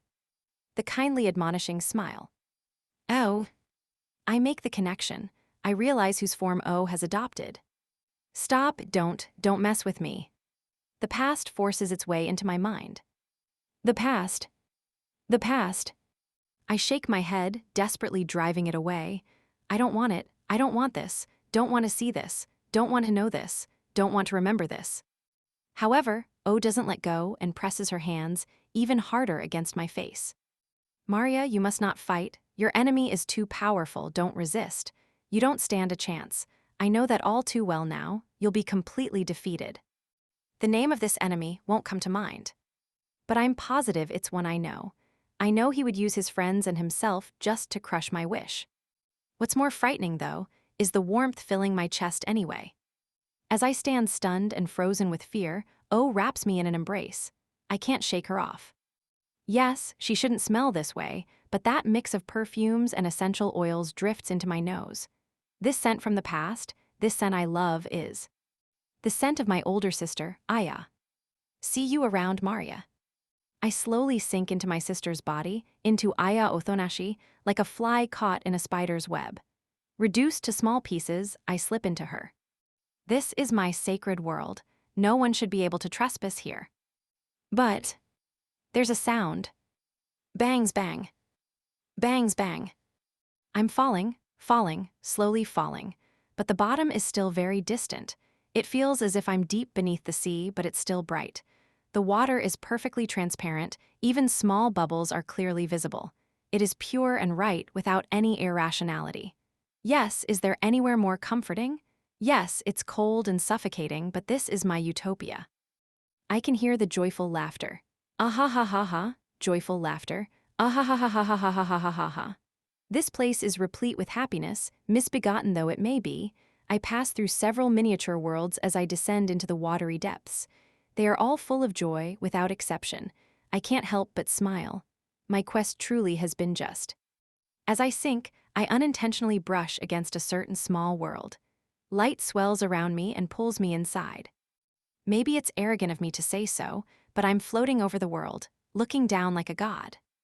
Within it is a happy couple. This is a tiny realm meant for only the two of them.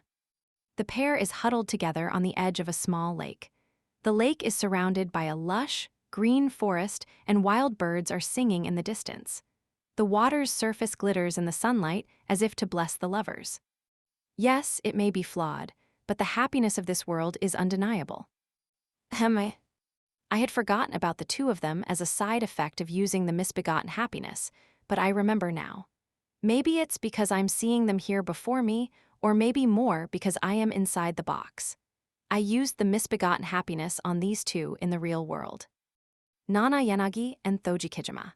They had been in a relationship, but by the time I encountered them, it was falling apart. There were too many problems between them. The idea of a breakup had hurt them immensely, especially Nana Yanagi. She had even considered just killing Thoji Kijima if their relationship was going to end. Even if I had prevented her from committing a brutal crime, Nana Yanagi's underlying issues would have remained unresolved. Thinking there would be no release from this pain for the two of them, I used the misbegotten happiness. I saved them and let them live in this perfect world. This is it. This is the peace I wanted to give them. Nothing bad will happen here. There's nothing here that isn't beautiful. The love in their hearts for each other will remain pure and undistorted. My box is flawed, which is why it can create only these small, enclosed realms. But if I can perfect it, then my wish will become reality. I won't let you. Hi. That voice sounded as if it was coming from right inside my head. Splorch. A grotesque, foreign substance drops into this world of beautiful things. What is that? Nana Yanagi inclines her head quizzically at the anomaly. It's a dark red lump of flesh that resembles an organ. It pulsates unnervingly, much like a heart. Badum, badum, badum. Whoa, freaky, what is it? But she doesn't have much time to wonder. With incredible speed, the throbbing dark red mass grows big enough to fill the tiny lake. Ew, yuck, this is so gross. The mass rots the vegetation of the forest, pollutes the water into mud, and lunges for the couple. Screaming, the two of them are engulfed. In the span of a single moment, this world of beautiful things becomes a single gruesome mass. And what the hell is this? It all comes to an end while I'm trapped in disbelief. The dream I envisioned is ruined. This world of lost happiness shatters, and I am cast out into the bright ocean depths. What happened? What's going on? Bangs bang. It's that noise again. I turn around and see a shadow in the shape of a person on the bottom. It's faint, with a wavering, indistinct form that would probably scatter with a touch. The That voice sounds like the one in my head from just a second ago. Was it you? Were you the one who destroyed that world? No more. What? No more. I listen closely for a moment, but the shadow doesn't say anything else. I try reaching for it. It disperses easily and vanishes. And what is it? I know this isn't something I created. It's weak, but I'm fairly certain it's the source of the glob that destroyed that happy world. I survey my surroundings. I hadn't noticed earlier because I was focused on that beautiful realm, but there are human-shaped shadows all around me. When I strain my ears, I can hear voices. Help me, I'm lonely. I don't want to be by myself, I hate being alone. Anyone, please, just kill me. Stop, stop, stop, stop, stop. Seriously, what is this? There is nothing but pain in the voices of the many silhouettes. I'm trying to figure out what they are when a bright flash fills my vision, pulling me into another miniature world. Once again, I'm watching it from above. This one is a quiet, spacious park. There's a wheat field nearby glittering like gold. In the center of the park, a mixed group of 3 about middle school age are playing catch. The only one who isn't very good at it is the girl in glasses with black hair. The 2 boys are gently tossing the ball to her in an easy arc, but she still can't seem to catch anything. Still, the trio keeps laughing. Apparently, this is fun for them.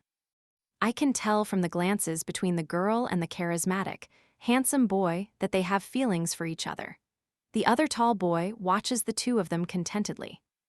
Ah, I see, this is Daya Oamina's happy place. Oamine became an owner in an attempt to transform the world by forcing the ignorant masses to confront their guilt, but he failed. He committed several crimes along the way and eventually drove himself to the brink. While he was trying to find a way to atone, Oomine was stabbed by a girl who had become a fanatical believer because of his box. I used the misbegotten happiness on him when he was on the verge of death. The other 2 playing this game of catch are Kokone Kirino and Haruaki Usui as they were in middle school. I understand that now. Oomine and I collaborated for the sake of our wishes, but changing the world wasn't his true desire. He wanted something simple, for Kokone Kirino to be able to smile as she was here at this moment. That wish is continually being granted here. In the real world, this would no longer be possible. Oomine is probably beyond help, and given how wounded Kirino's heart is already, she would probably never recover if she learned how he died. If Usui ever saw what happened to the 2 he cares so much about, he would suffer for a long time, too. Reality is too merciless, too cruel. This sweet, eternal dream brings unfathomable bliss. Yes, but still.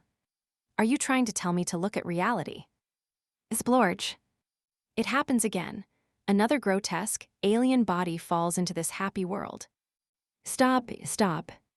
A box is the only way to realize this happiness. Stop destroying it. Oomine is your friend, right? You know that this Oomine needs this box even if it isn't perfect. You know that, don't you? So please stop, I'm begging you. I shout. Kazuki. I shout his name. Oh. Yes, I remember. This is my enemy. What's that? By the time the middle school, Oomine, with unpierced ears, notices the object. The blob of flesh is already swelling up.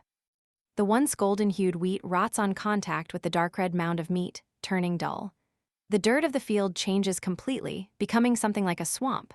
The sky darkens to purple. The fleshy glob catches the trio and traps them. They scream, but the dark red substance continues to expand. Finally, it swallows them up, filling the world with its freakish mess. This world is done for too. Daya Oamina's happy place is gone. I am cast out onto the seabed again. Why, Kazuki? There's another wavering, indistinct silhouette before me. This isn't the real Kazuki, but I now know it has some relation to him. Stop playing around. What are you? What will ruining the happiness of others accomplish? I confront it with rage, but the shadowy figure says only one thing. It hurts, it hurts, it hurts. Once more, the form disperses easily under my touch. My words probably aren't reaching Kazuki in this state. Kazuki, what have you done within this box? What are you doing now? I look around me. The creepy shadows are converging upon me like carp swarming around food. But this multitude is only meaninglessly repeating the same phrases. No, no, help me, kill me. I'm lonely. I'm sorry, I'm sorry, I'm sorry. Someone look at me. NNNNNNNNNGH. I want to see you. Maria. Maria. Maria. Gritting my teeth, I shake them off. That is enough to scatter the shadows. I keep sinking through the deep sea. It goes on forever. Just how long have I been drifting through this ocean? So much time has passed already. I have been drawn into tiny worlds filled with joy many times. Each one of them is a soothing place with unending laughter. But every one of them, without exception, has been annihilated by a disgusting blob of dark red flesh. At first, watching it filled me with anger. Why is Kazuki doing such a thing? Does he really want to stand in my way so badly? But that emotion gradually changed to fear. When I started considering how he was doing it at all, I realized that an incredible madness lay behind his method.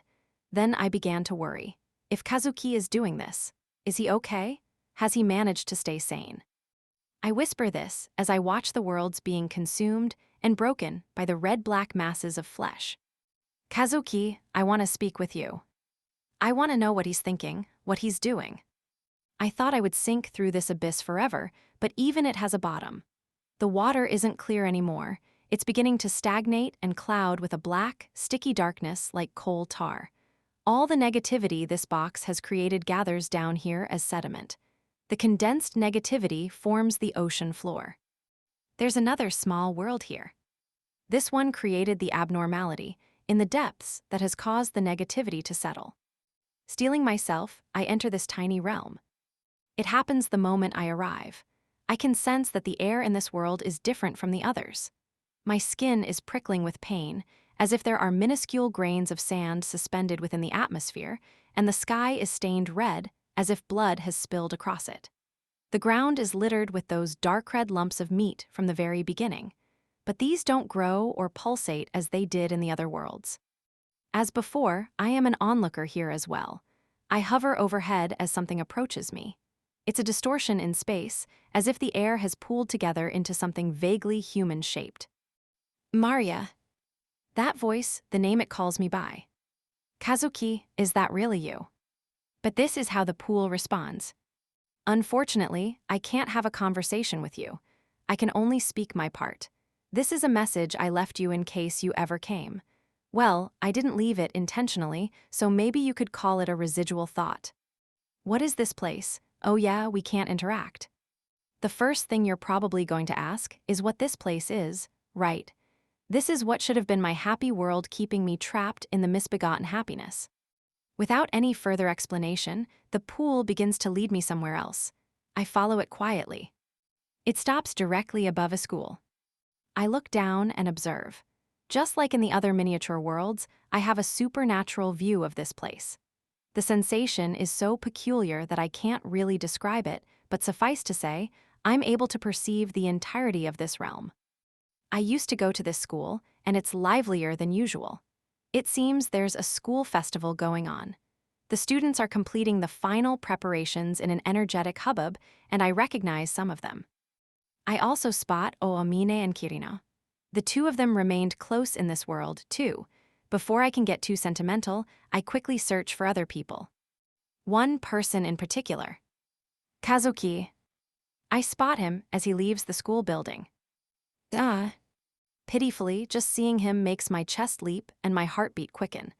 I can't do away with my desire for contact with him, no matter how he treats me. I want him to notice me and turn my way. Then I realize something. Kazuki is pushing a wheelchair. The girl sitting in it is Kasumi Mogi. The two of them are happily exploring the school festival like a new couple. Complicated feelings swirl within me. When I really think about it, I can see why Mogi should be the one beside him. She had always intended to admit her feelings to Kazuki.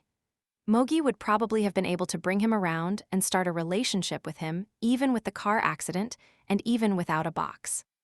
That's right. I'm not what Kazuki needs. I'm not what anyone needs. A world without me is one where Kazuki can be happy. No. In fact, I'm in his way.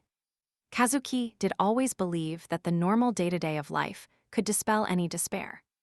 What destroyed his way of thinking What drove him to madness was the foreign body worming its way into his life, the presence that brought boxes near him. In short, my presence made Kazuki miserable. That's why I've never deserved to be with him. But even though I understand this, neither the pool nor this world releases me. Somberly, I watch Kazuki and Mogi go through the school festival. The festival ends, and then a bonfire starts. The students begin to dance when Turkey in the Straw plays. Kazuki and Mogi gaze gently at the flickering flames. Then Mogi slowly takes Kazuki's hand, as softly as if she were trying to catch a bubble, and looks him in the eye. "I love you, Kazu." Kazuki peers intently into her eyes and eventually answers with a smile. "I love you too, Mogi." She gives him the greatest smile in the world. "Let's stay together forever." "We will. There's nothing left for me to see here. Kazuki's happiness lies here, so it would be best if I left without saying anything." I look at the pool that's still nearby. "That's enough, put me back in the abyss." The pool doesn't respond, though. "Relax, I'll stay away from you.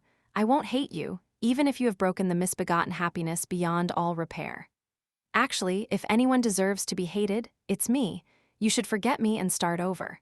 I won't change, though. Even if the misbegotten happiness is destroyed, I'll keep looking for a way to make the people of the world happy." I don't expect a response, but the pool speaks up anyway. "Maria, I bet you've got some naive idea in your head. You probably believe I'm happy spending my life with Mogi, so you should step aside. Well, you're wrong." "What?" "Don't underestimate my insanity." The world is suddenly bleached white, blinding me with its brightness. And what happened? The scenery returns to normal. The sky is still red, and the dark crimson lumps of flesh are in the same spots on the ground. Something feels off, though. The fire burning in the schoolyard has vanished, and the students are back to their preparations for the school festival. Before too long, I finally comprehend the situation. Did time rewind? Are we repeating the day of the festival? Kazuki, pushing a wheelchair, appears in my line of sight again. Does it not simply end with him finding happiness? As an observer, my perception of time in this world is different from Kazuki's as he experiences it. If I had to put it in words, it's like watching a computer game where even watching the passage of considerable amounts of time is not tiring. I end up witnessing Kazuki's intimate moment with Mogi a multitude of times. I listen to her confession and his acceptance of it repeatedly. I know how I feel about Kazuki. He is dear to me, and I want to embrace him and make him mine. Every time I see Mogi and Kazuki expressing their feelings, my chest feels as if it's being torn apart. What is this? Some sort of punishment? Are you getting revenge by showing me a happiness I will never have? I ask the pool, but as before, it conveniently doesn't reply. No, it's wrong of me to call it punishment. If Kazuki is happy, then I should be happy too.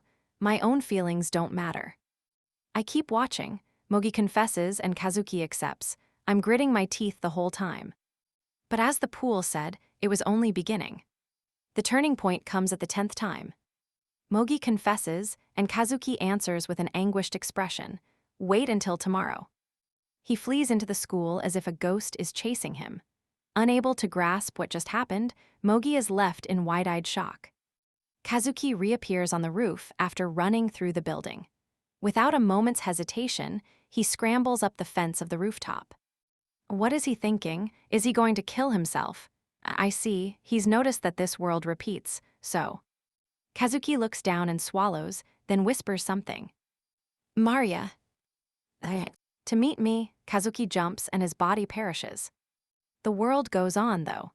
Kazuki seems to have kept his memories of the previous time, and he rushes out of the school without even speaking to Mogi and searches for me.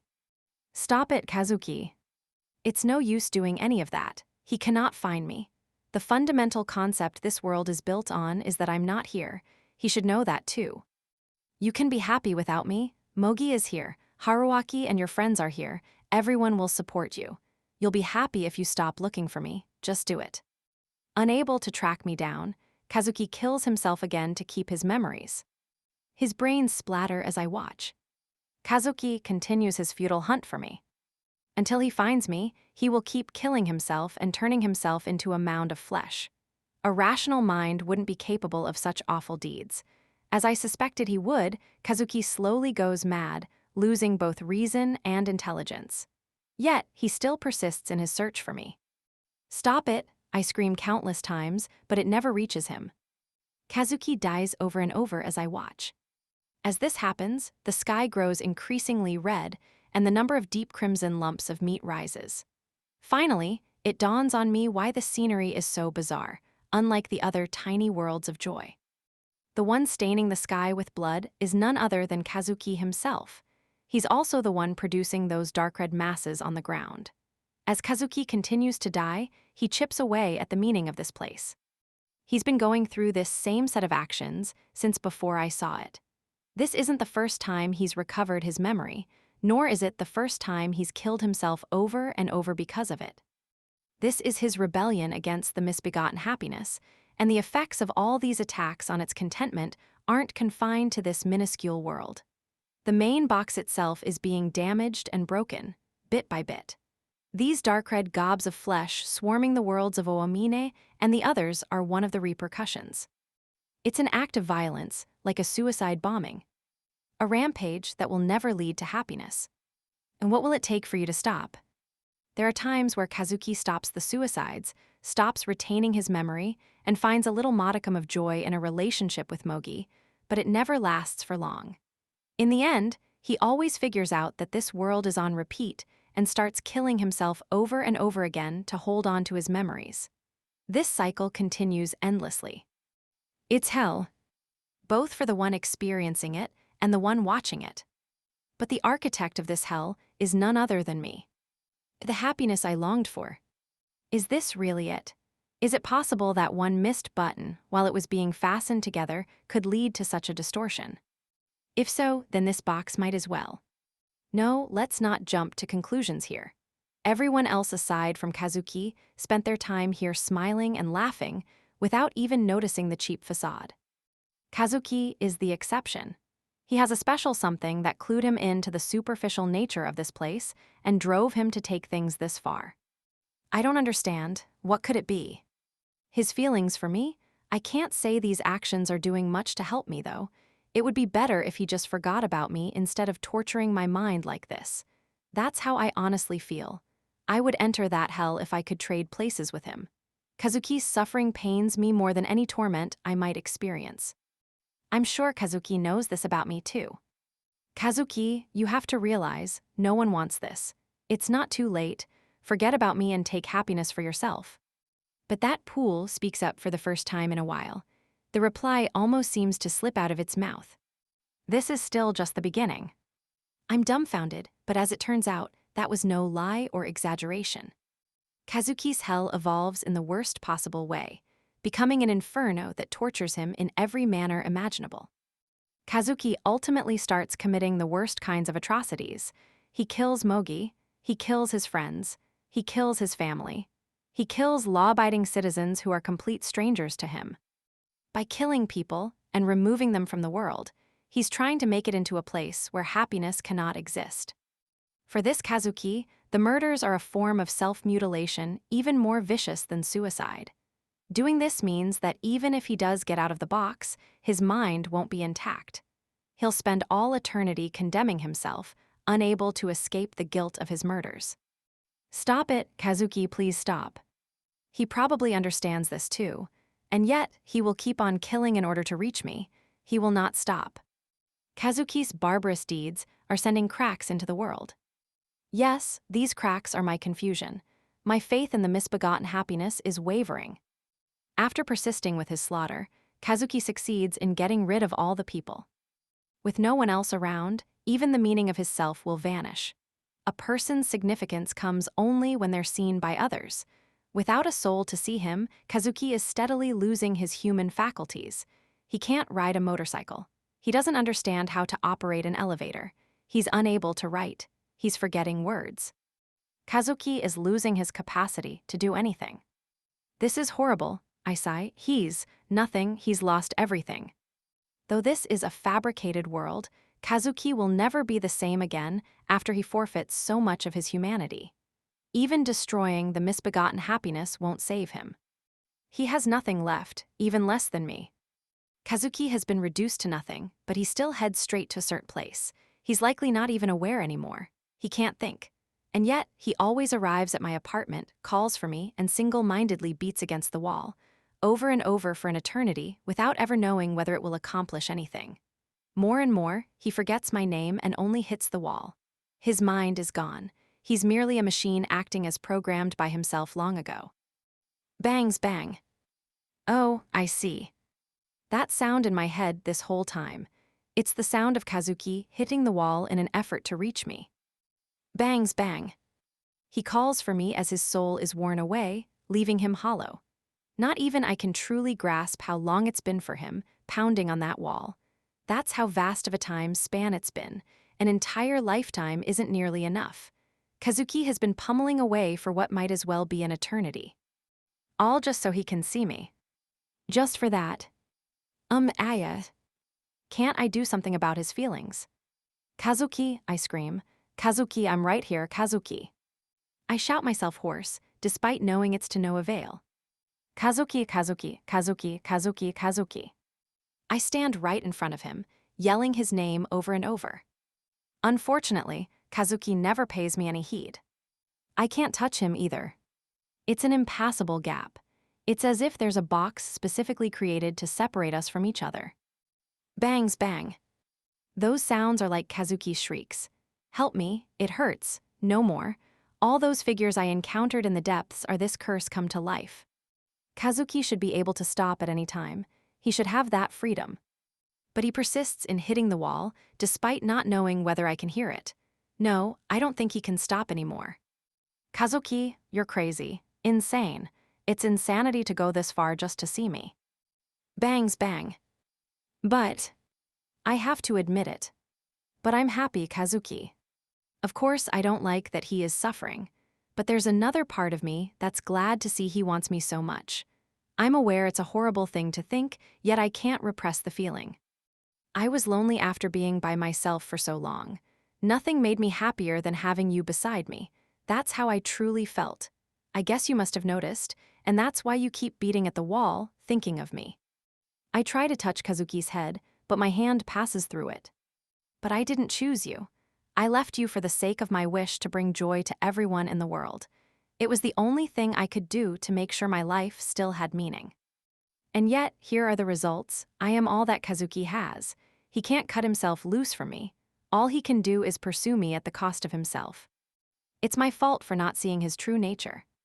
It's fine, meaning in life doesn't matter anymore. I don't care if I become something empty and meaningless. I can't watch you lose yourself. I want to help you. After all, Kazuki, you. I brush my cheek at a sudden, strange sensation. It's wet. These are tears. This can't be happening. I can't believe I still have the capacity to shed tears. I can't believe I still have such frailty in me. But now that I know I do, the game is up. Aga. Teardrops spill out one after the other. Kazuki. He has brought back the weakness I once discarded. Kazuki has succeeded in transforming me. Which means that I am not a box anymore.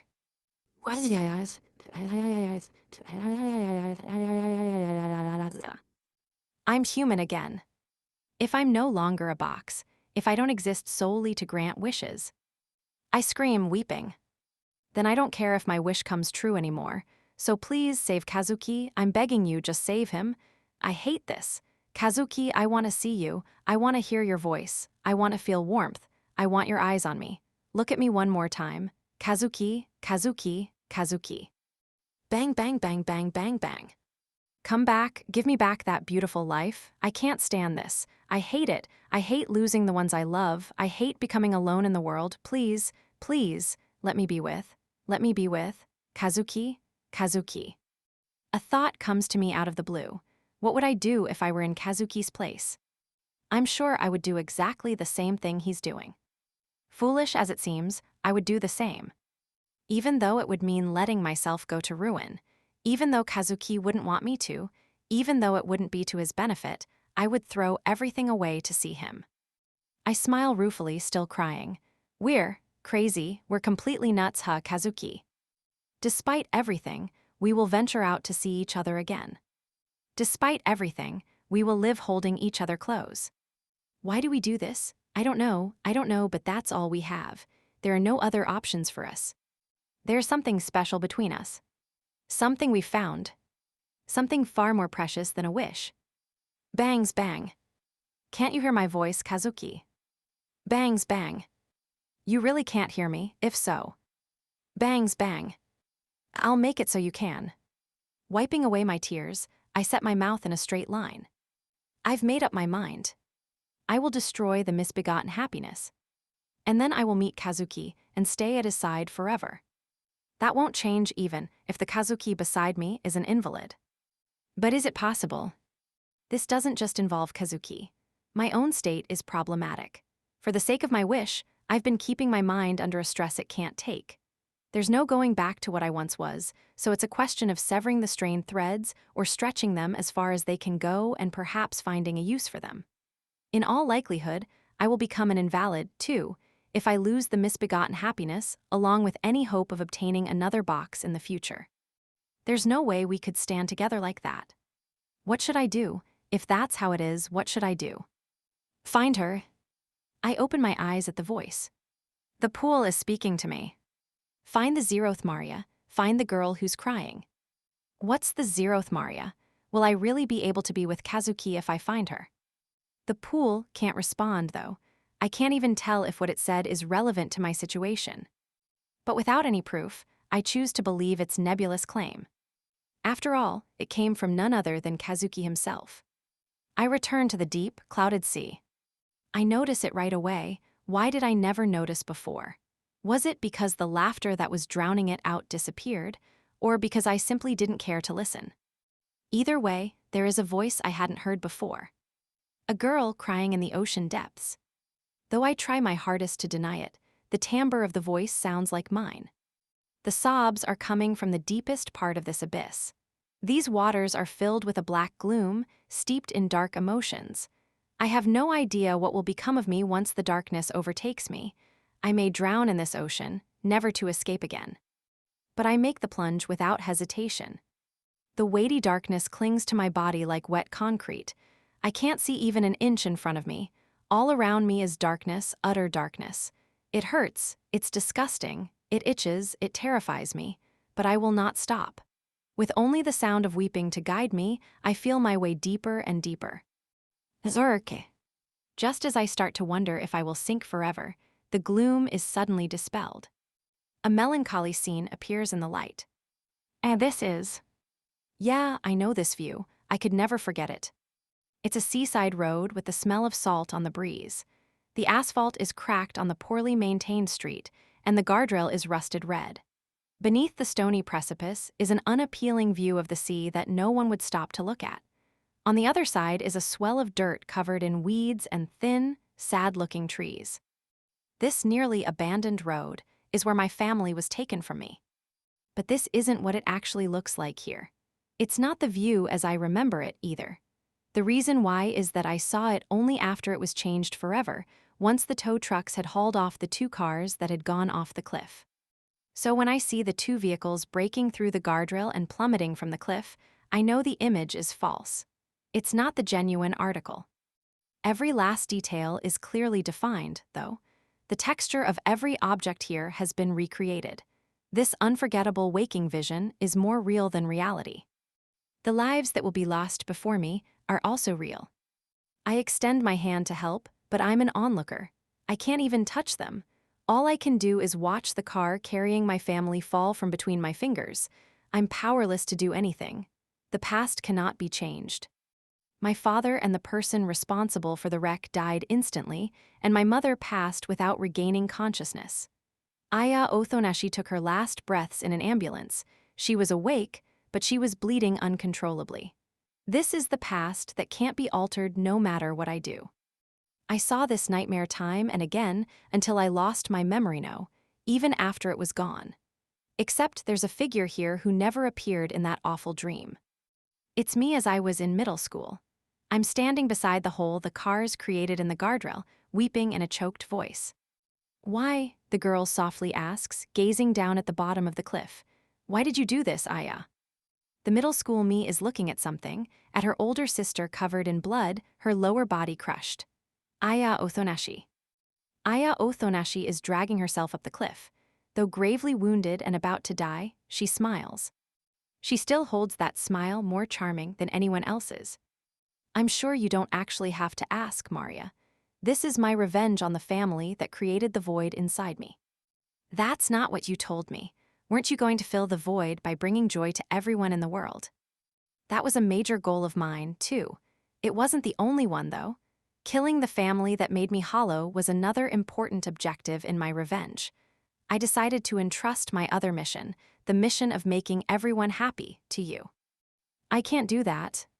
You can. I say this because, from the moment I die, you are no longer Maria Othonashi. She smiles. You are Aya Othonashi. Yes, my sister did predict it. I'm going to make a prediction about your future. You're going to become, you have to. That means you'll have to become someone who makes others happy. I'm going to set out on a journey when I'm 14. Maria Othonashi will become Aya Othonashi. Everything turned out as Aya Othonashi intended. We were all dancing in the palm of her hand.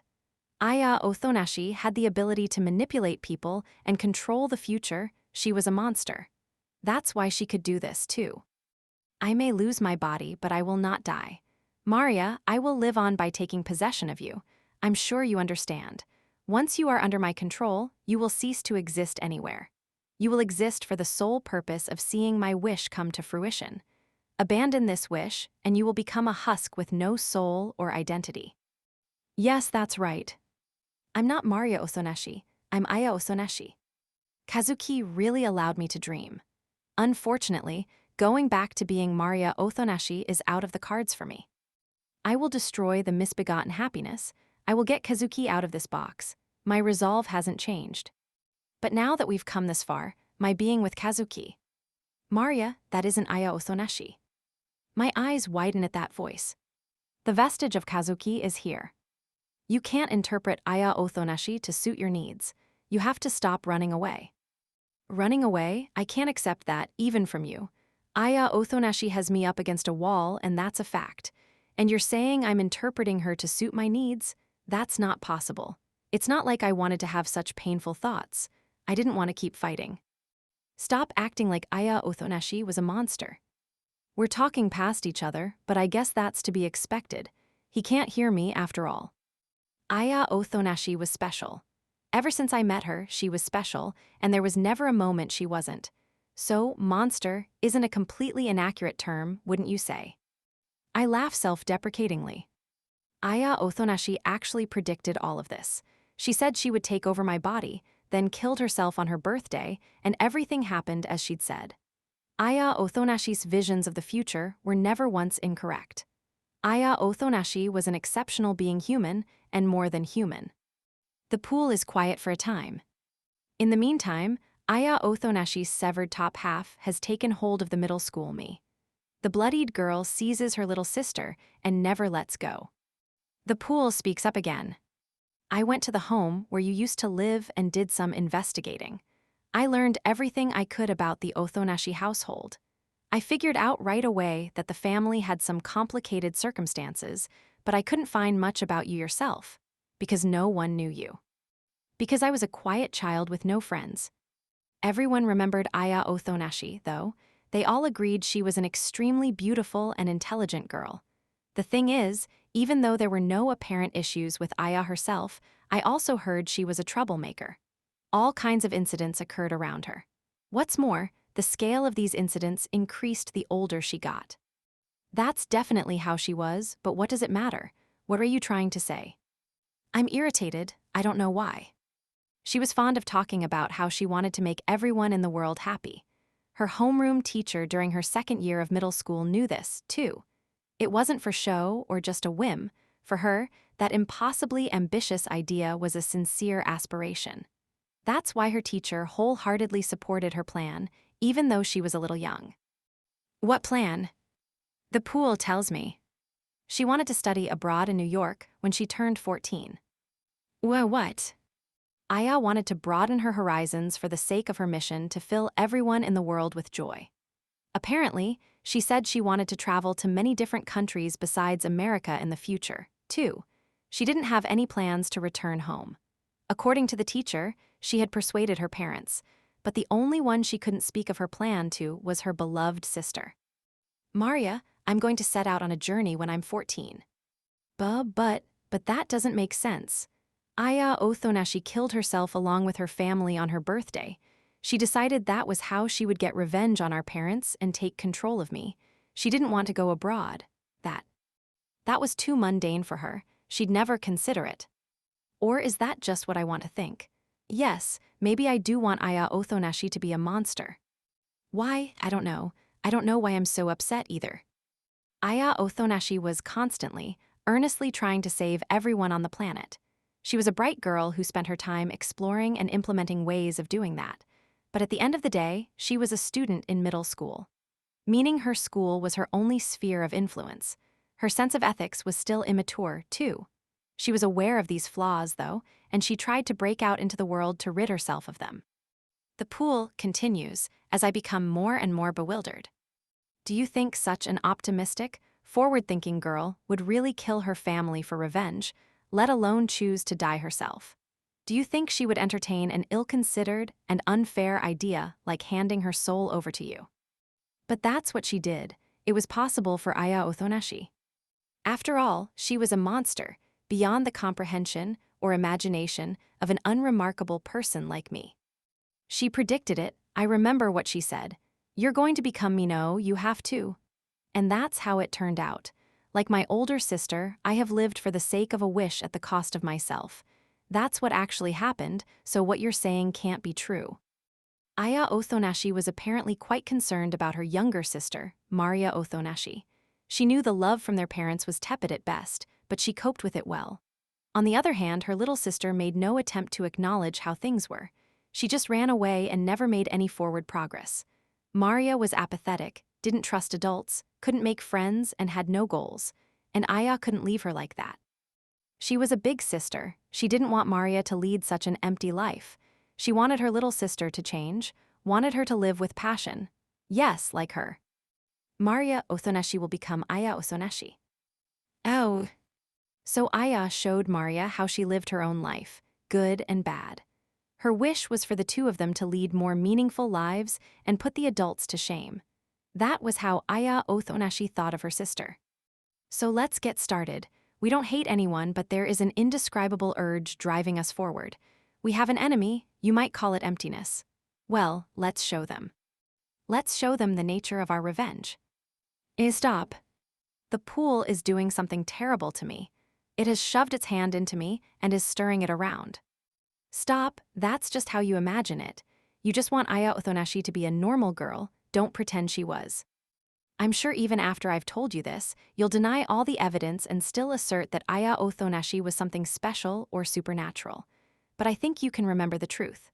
The simple, human Aya Othonashi, the one who was nothing like a monster, should be there in your memories. After all, no matter how grown-up she seemed, she was simply a middle school student.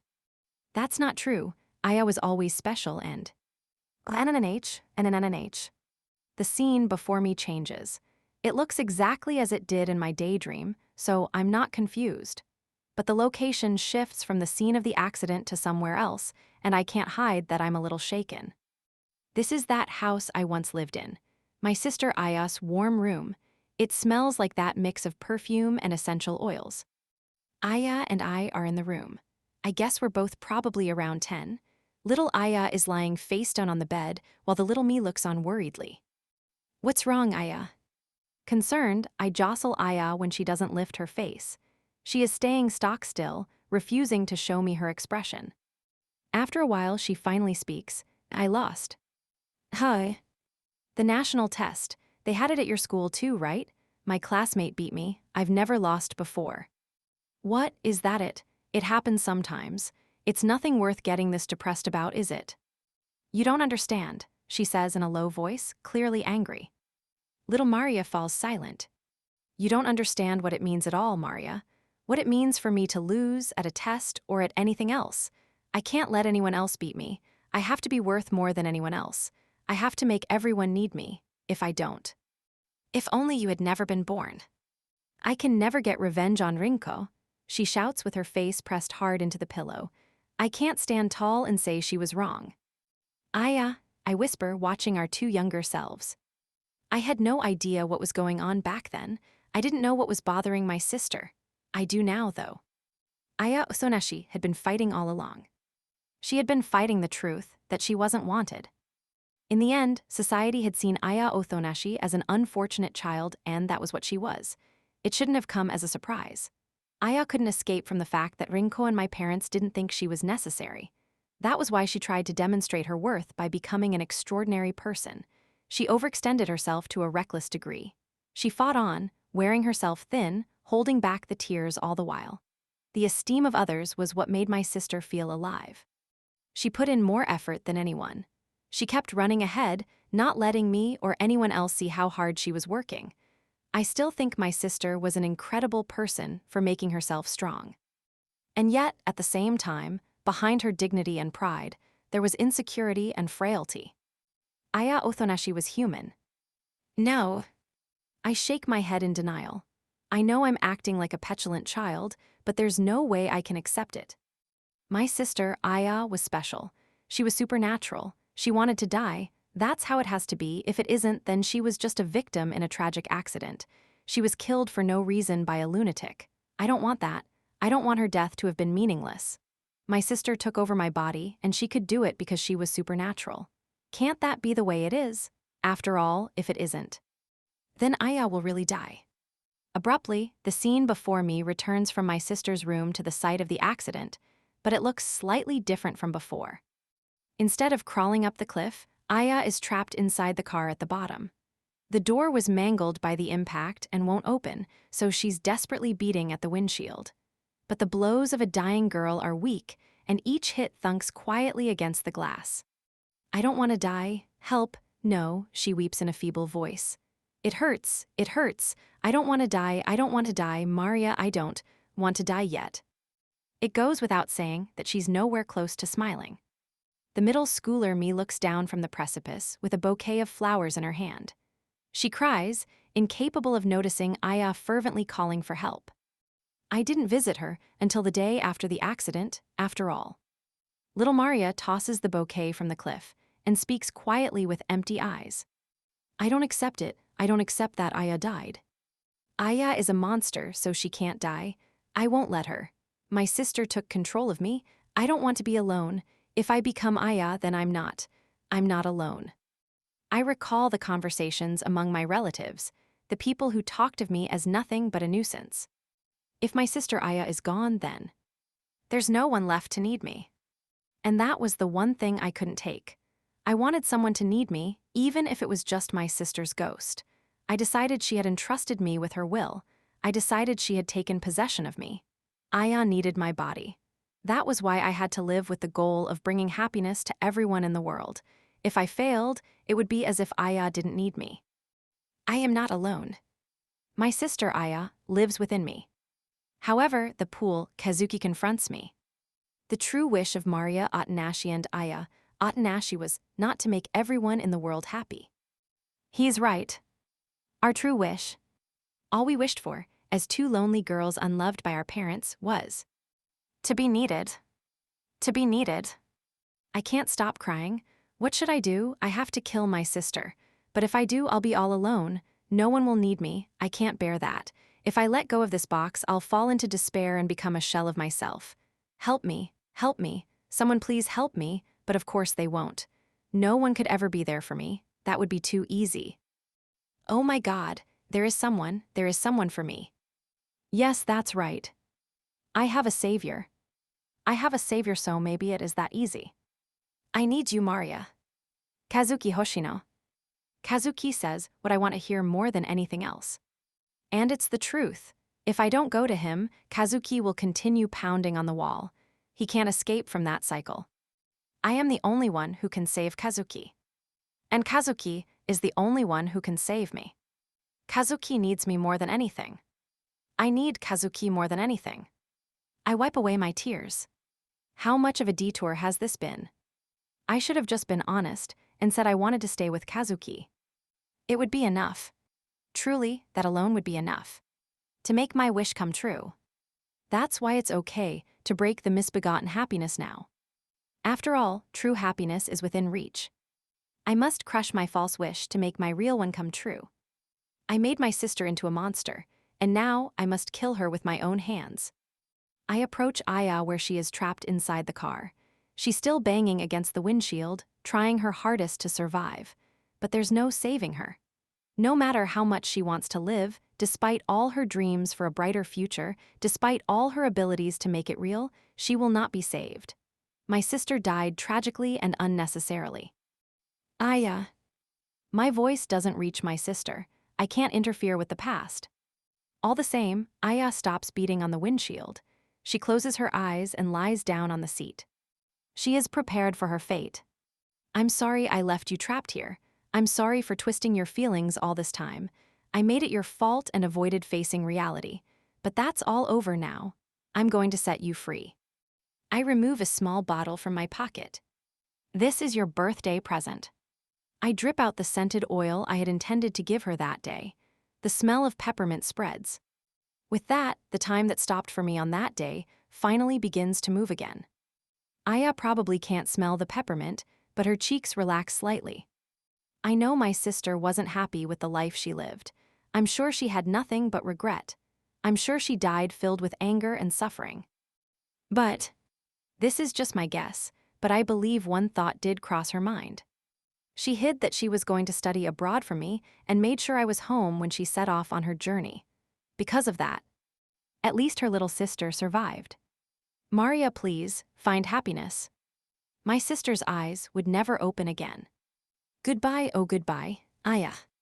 The O I've been chasing all this time quietly melts away into the air. The monster within me is gone.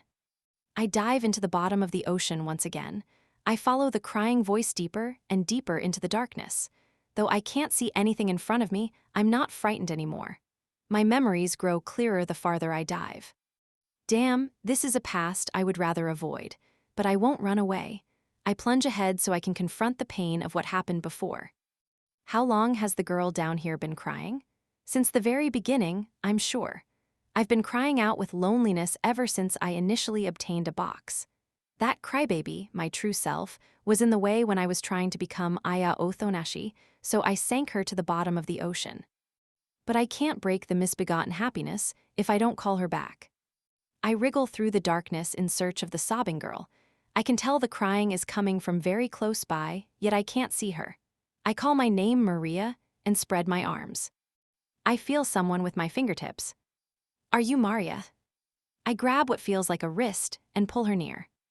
The darkness immediately rolls away from around us as if we had entered a bubble of light. The weeping girl looks like I did back in middle school. Are you the Zeroth Maria? This is the past self I once abandoned, the one who cries out of loneliness, the one who is weak and unreliable, the one who believes no one loves her. Can you see me now? Her words catch me off guard. But I understand, I've been blind to her this entire time. Yeah, I can see you. Are you going to stay with me? I'll always be with you. I take the Zeroth Maria's hand. I won't run from you anymore. I won't flee from the past. I gaze deep into her eyes and smile gently. So come back. The Zeroth Maria seems hesitant. It's understandable, since I'm the one who mistreated her. I want you to promise me something. I'm listening. Cry when you're sad, be joyful when you're happy, be angry when you're upset, laugh when you're having fun. And when you're in trouble, don't wear yourself down, reach out for help, take care of yourself before others. Don't hate anyone, live with pride in yourself. I had never been able to do a single one of those things. Oddly enough, though, I'm confident I can honor them all with the next promise. If I love someone, I should see it through. Yeah, don't worry, I'll honor them. Really? I nod. I don't have a single doubt that I can keep my word. Then I'll come back. The Zeroth Maria stops crying. She smiles and then she slips into me. Ah. Even now that I know the whole truth, it doesn't feel good. It's as if my blood is flowing in reverse. I'm not strong anymore. I can't even pretend to be. My fragile self has returned within me, the girl with nothing to make her special. The entirety of the past enters me. Reality washes over me, along with its grief. I've finally stopped running from it, but I hate the world. There's no kindness in a world that's so persistently made me suffer time and time again. It's harsh, thankless, mean, capricious, irrational, and frightening.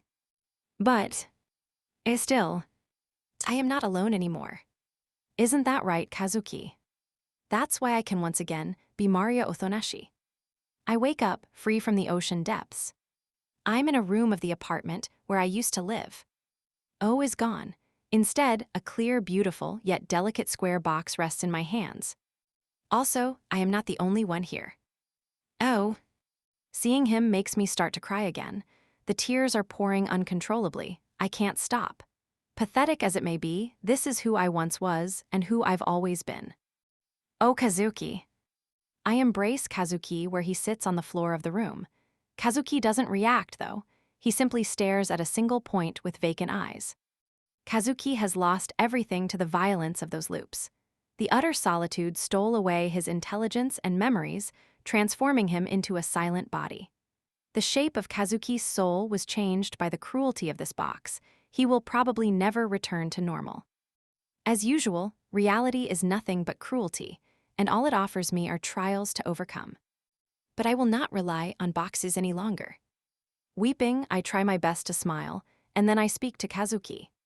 Hey, do you remember what we said before? When I lost hope in the rejecting classroom, you got down on one knee and said, "Your escort has arrived, Princess Maria," and offered me your hand. You told me you had betrayed everything, made enemies of everyone to come rescue me. Your actions have been consistent ever since that moment. You have always brought me salvation. I thought I had become strong, but really I was imprisoned at the bottom of the sea. And you dove down into the depths to save me. You did exactly what you said you would. You found me there even when it meant betraying and making enemies of everyone. You didn't care that it would hurt you so much and leave you like this. I set the transparent box on the floor and squeeze Kazuki's hand gently. His fingers move slightly, but it's probably just a reflexive reaction to being grabbed. I want you to forgive me. There's only one thing I can do for you when you've done so much for me. I touch Kazuki's chest. I will stay by your side for life. Kazuki doesn't react. I won't give up. I'll wait however long it takes for you to come back. It'll be so much easier than when you were waiting for me, right? No, I guess not. It's not a question of waiting or not. It's our fate to be inseparable. I will always be with you. It's the only thing I can do. I smile at him. That is our normal life that no one can ever destroy. But my tears fall into the palm of Kazuki's hand. He won't even look at me. He really is merely staring into space. That should solve everything, right? You're the one who said there's no despair that can't be undone by just living our day-to-day lives. Isn't that right? No matter how hard I try to hold it back, my voice is trembling. I have faith in what you said. I have faith in the one who defeated Aya Ozonashi. Kazuki will come back. But I also honestly feel that losing hope isn't out of the question for me. Do you know who I am? Do you understand what I'm saying? Can you see me? Can you tell I'm touching you? Do you remember who you are? He doesn't respond to anything. It's definitely starting to look bleak, but I still smile. I will find hope. It's okay. If you've forgotten, then I'll keep calling your name. I'll keep saying your name, just like how you called mine until you found me. I say it. Kazuki. I say it tearfully. Kazuki. I say it with love. Kazuki. I say it with cheer. Kazuki. Kazuki. Kazuki. Over and over, I say Kazuki's name. Before I know it, the sun has set. Kazuki didn't spend the whole time sitting. He stood up and walked around some, and he even touched my face and body. He didn't say anything, though, and I don't see anything resembling thought. Strangely enough, however, he never hit the wall. Kazuki. I must have said that name thousands of times today, but that never bothered me in the slightest. Saying Kazuki's name makes me happy. Kazuki crouches down abruptly, as if he's just noticed the transparent box. He picks it up and seems to be gazing at it. He's completely still. Kazuki, what's wrong? Kazuki squeezes the misbegotten happiness in his scarred right hand. It still has the power of the empty box to destroy boxes. That's why the clear and fragile box shatters easily. The misbegot happiness is utterly annihilated. With that, Kazuki finally loses the power of the empty box. It's all over. Boxes will probably never play a part in our world again. Kazuki stayed true to himself until the end and eradicated his enemy. Kazuki is victorious over the boxes. He turns his gaze toward me. There is no light in his eyes. He doesn't see me. He still has no will. I'm sure he doesn't know who he is. Still, he doesn't look away from me. Why is that? I know what Kazuki is going to say. I know he is about to perform a miracle. Maria. That familiar name probably just forced its way out of his mouth. That has to be it. I can't get my hopes up. I can't let myself rejoice too much. I tell myself this in my mind, but it's no use. I am so overjoyed that I start sobbing again. I can't help it though, can I? After all, I'm not the strong Aya Othonashi anymore, I'm just a crybaby. I am Maria Othonashi. Epilogue. Do you have a wish? Kasumi Mogi 19, April 10. My first love probably ended when she appeared. I'm determined not to give up, but... fine, I get it. There's something unshakable between her and Hoshino that I could never build between us. I know it's love. I can tell that much. It's a bright and sunny day, and the pink cherry blossoms are out and proud in full bloom. I'm practicing my draws again today at the archery range in the Rehabilitation Center's large recreation facility. My arms have gained a lot of muscle since the accident, but I'm still not strong enough and have trouble merely drawing back the bow. Just shooting the arrow is all I can manage. Aiming is a whole other problem. Unsurprisingly, it misses the target. I let out a small sigh. I've always been a poor athlete, but I honestly don't think I have much of a knack for archery. Appearing in the Paralympics is probably out of the cards for me, too. But if I say that to my physical therapist, Ryoko, I'm sure she'll get upset. I'm sick of hearing stories about how gold medal winner Takanashi was much worse than me at first, or how Goto the wheelchair tennis winner recovered from an attempted suicide. Put your whole heart into it, Ryoko says. Nothing is impossible in the face of a true dream. Don't give up, heat up. Seriously, she is too intense and strict. I wish she would cut me a little slack since I can't walk. I don't ever really get any special treatment in this huge hospital, but that makes sense. This place is full of wheelchair-using patients just like me. In fact, sometimes Ryoko seems less sympathetic toward me and genuinely jealous of my youth. She's kinda weird, in my opinion. Kasumi. I lift my head as someone calls my name. Ishizaki has noticed me and is waving his hand happily from the tennis court. I grimace slightly and return the wave. I've been trying to keep myself from getting that look on my face, but it never goes well. I mean, what's the best way to respond to someone who told me they have feelings for me? I draw the bow again, wanting to clear away all those complicated thoughts. I used to think there wouldn't be many guys who would be willing to accept me as I am. Anyone would probably feel that way in my shoes. And yet, at least around here, I'm, well, popular, although it feels strange to say it myself. I can understand why people with disabilities like mine would chat me up, but even abled people have tried flirting with me too. I get hit on much more often than I did when I was a student. At first, I kept wondering why someone would go for a girl with so many issues, at least physically, but lately, I think I'm starting to understand a bit. A lot of people out there like the feeling of supporting someone. Marrying me and providing for me would at least create meaning and satisfaction in life. They come after me because they can be assured of that. And maybe I could find some happiness in that fairy tale life with someone caring for me and tending to my every need. But I guess I'm still not sure how I should react to the affection of people like that. Don't they just like me as someone disabled and not for who I am? Aren't they simply putting me up on a pedestal and acting as if my disability gives me a special kind of beauty that abled people don't have? Aren't they merely looking to be with a partner who is weak and has no choice but to follow their lead? Maybe those thoughts make me a bad person. I don't know. Still, I can't help but think, at least Hoshino treated me the same before and after I became a paraplegic. This time, the arrow doesn't even come close to hitting the target. There was a major incident between us, something way more massive than my accident. The thing is, I'm not even sure exactly what happened.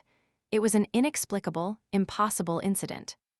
I remember bits and pieces. I once caused trouble for Hoshino in some other world, and he definitively rejected me. Then there was the mess with Miyazaki. And the mysterious death of that first-year student Koudai Kamiuchi. The scare with the dog people that Omine apparently started. And Hoshino losing his mind. The key part is missing, though. These incidents seem as if they should be connected, but they don't link up. It's as though my memories of them have been cut apart into separate films, or as if some god made sure to hide everything important. Something else feels off, too, with Nana Yanagi and Thoji Kijima. They were old friends of Hoshino's whom I got to know in high school. There shouldn't be anything especially unusual about this, but they fit in so naturally that it actually feels extremely wrong. I recall how I befriended them. I remember Nana kept making eyes at Hoshino, even though she had a boyfriend, and it drove me up the wall. But some part of these memories doesn't seem real, or maybe it seems out of place. As if someone just slapped the memories in to make things seem plausible. I think I've forgotten something important, something vital. I may not know what it is, but one thing is certain. I wanted to go back to school, but Hoshino was not there. My doctors had always recommended that I go to a big rehabilitation center with proper facilities. My desire to return to school with Hoshino was the reason why I held out against the idea for so long and stayed at my initial hospital.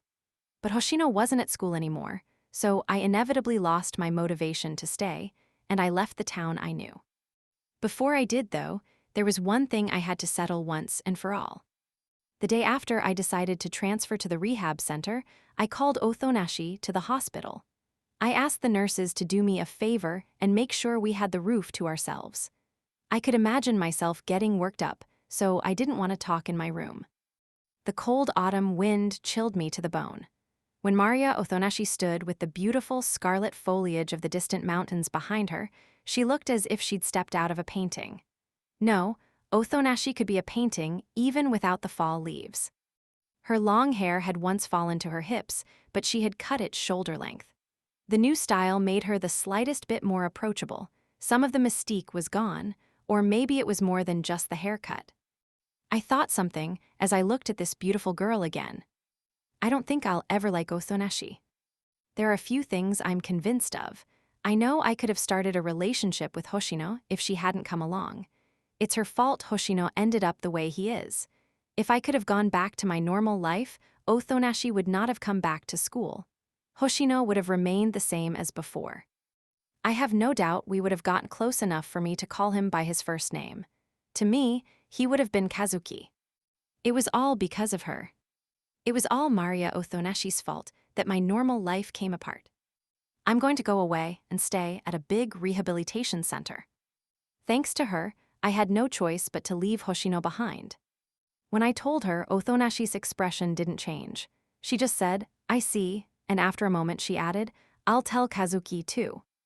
My emotions surged when she said his name. Do you have any idea how I feel about having to tell you this at all? Do you know how much determination it took? I wanted to throw the regret, the rage, and all the other negative emotions within me in her face. I wanted to curse at her, and I'd never cursed before. I wanted to make her pay for breaking Hoshino and everyone else. I wanted to make her apologize, and I wanted to slap her as hard as I could. I clenched my fists to hold in my anger. Those fists were very, very tight. Then I told her what I had decided to say. "Please take care of Hoshino." I bit my lip and bowed deeply. I hated it. I hated it so much. But even though I despised my rival, this was how I had decided to deal with her. I want to support Hoshino. I want to stay by his side and care for him, but I understand. I still need the help of many others to finally get back to normal. I can't do anything on my own. As helpless as I am, I would only be a burden. I couldn't lift my head. I was frustrated and sad and refusing to admit the truth. I was crying. Even after the accident, I was confident I could get Hoshino to notice me. Yeah, that was a lie. I knew there was no way I could work my way between them. I wouldn't have had a chance even if I were abled. Othonashi knew it too, but she just listened to my blustering. I love Hoshino. I don't even care that he can't speak. I might love him forever. Right. I'll never love anyone like this again. It's something that's important to me. Is yeah. Hoshino would care for me too. That's right, I haven't lost to you. I haven't not at all. I bit my lip again. But, when it comes to what Hoshino needs, I'm not the one. It's her, it's not Kasumi Mogi. It's Maria Othonashi.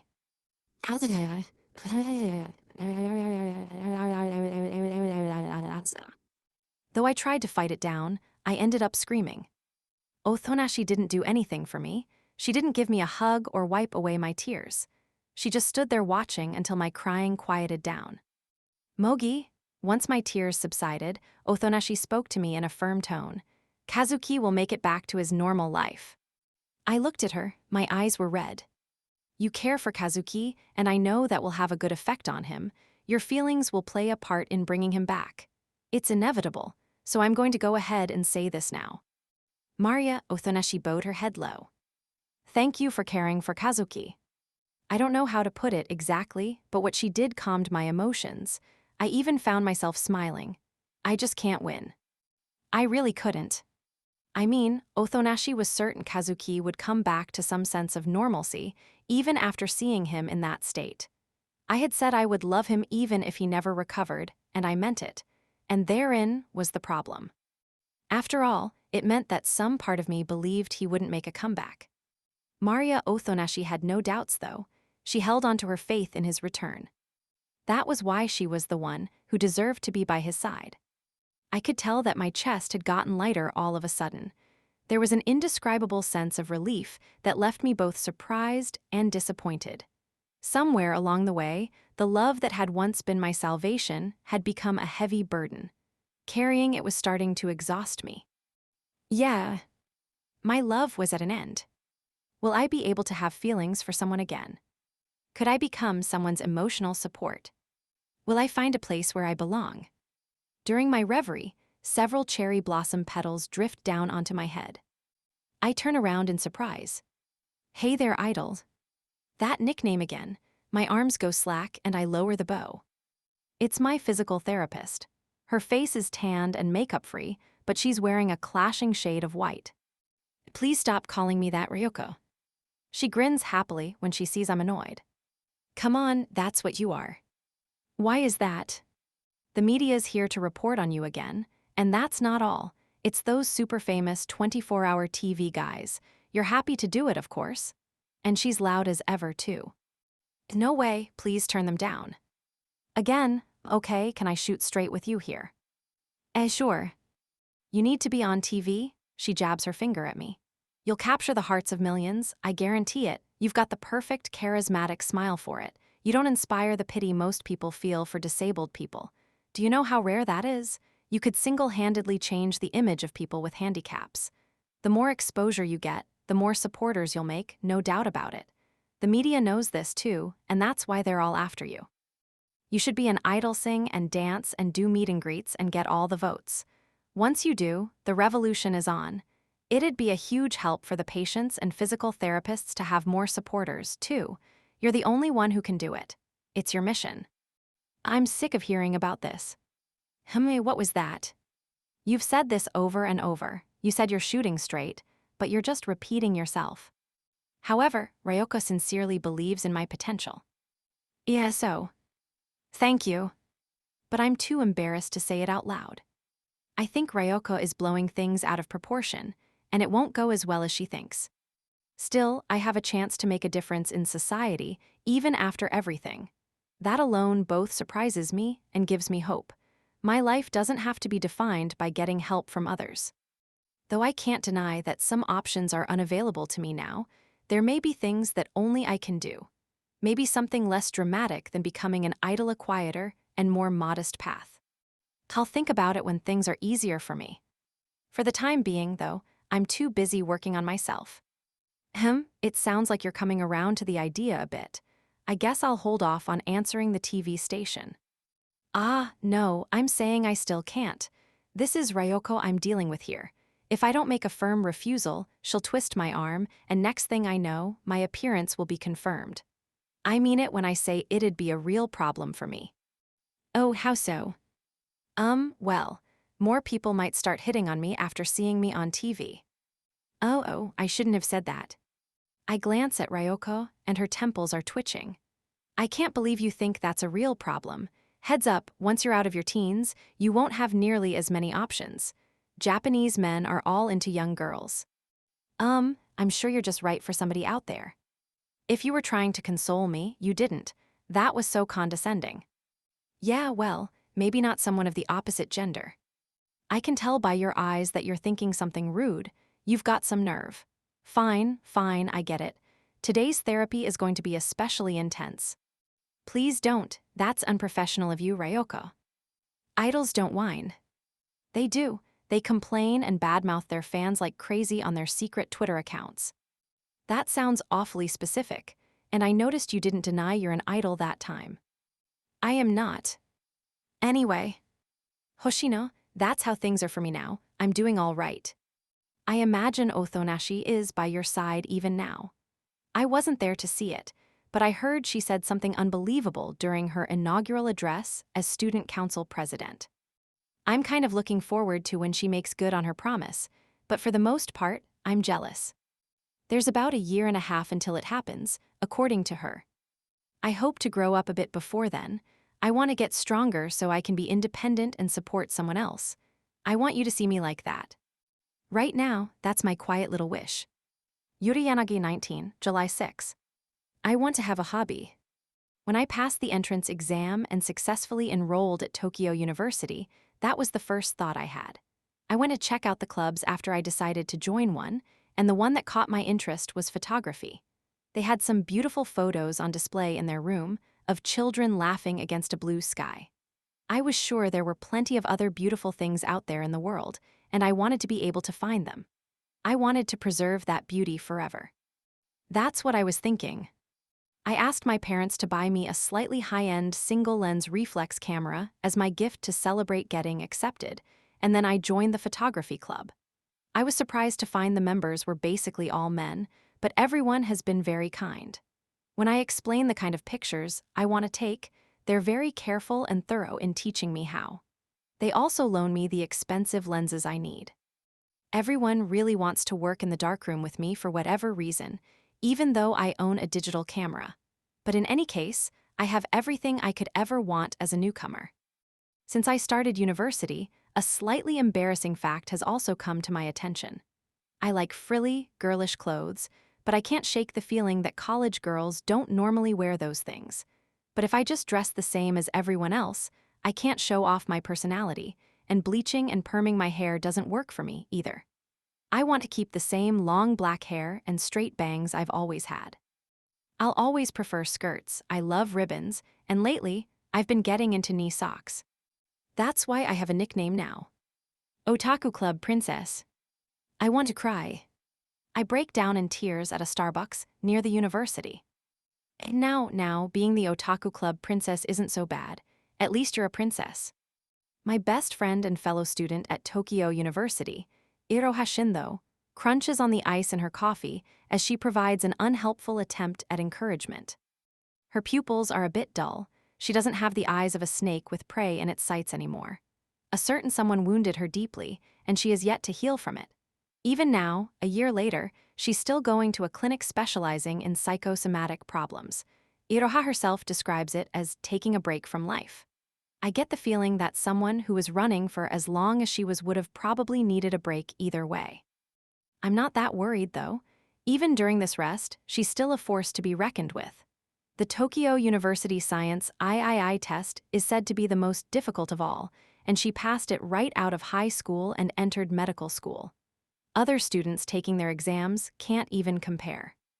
By the way, Yuri, I noticed you had a gaggle of guys around you when we met up, huh? That's everyone from the club. They escorted me since they said it would be dangerous for me on my own. At night is one thing, but it's the middle of the afternoon. It shouldn't be any surprise that people are calling you a princess, in that case. It isn't as if I asked them to escort me, though. I've already learned that turning them down just makes things weird, too. That's not it. Being called Otaku Club Princess isn't what makes me want to cry. Sure, I didn't like it at first, but now I'm used to it. So what you're saying is you've got something else bothering you. Yeah, the truth is, one of the older guys in the club asked me to go out with him. He's popular with other girls, but I'd never really paid much attention to him. Oh dear, and you turned him down, of course. Well, I guess it does hurt to turn someone down when they like you, no matter who it is. Is that why you want to cry? No, I accepted. You accepted? Iroha slams the table with a bang and rises to her feet. Of course, this attracts the attention of the other customers. Aren't you overreacting a bit? It's embarrassing. Just hear me out, it's that I want to forget about him if I can. I thought maybe I would be able to if I started seeing someone else so. Yeah. Iroha has a sour look on her face. She's still not happy with Kazuki after he broke her down, even if he did put her back on the right path. She's unsure of how to process her feelings. But I couldn't forget about him even after I started seeing someone else, and I never did develop feelings for my clubmate. As a result, we ended up breaking up after 2 weeks. I'm sorry. Not that I don't understand your side, but the other guy must. I'm sure you're feeling guilty about treating him so badly, huh? Yeah, that's definitely a reason to cry. Oh, that's not it. That's not it. Bang! Iroha slams the table and rises to her feet again. This is mortifying. Now the staff are watching too. That wasn't the end of it. The fact is, one of the few girls in the club had feelings for him. She started avoiding me. It makes sense. She wouldn't want to be around me after I started a relationship with someone she liked and then broke up with him so quickly. I suppose not. She's one of the only other girls, though, so I wanted to offer an olive branch. By doing what? I thought maybe she'd cool down a little if she got a boyfriend. I knew there was another guy she kinda liked, too. My idea was that everything would turn out fine if I could hook her up with him, so I decided to act as a go-between. Not really the way I'd go about it, but I suppose it could work for you. Yeah, so I'd get them alone together, encourage them to ask each other out, things like that. The girl figured out what I was trying to do and started to warm up to me just a little, but there was a problem. Yeah, the guy got mad at me. He started yelling like, "Why are you trying to force us to go out?" And "Stop playing with me?" It was scary. Why would he be upset?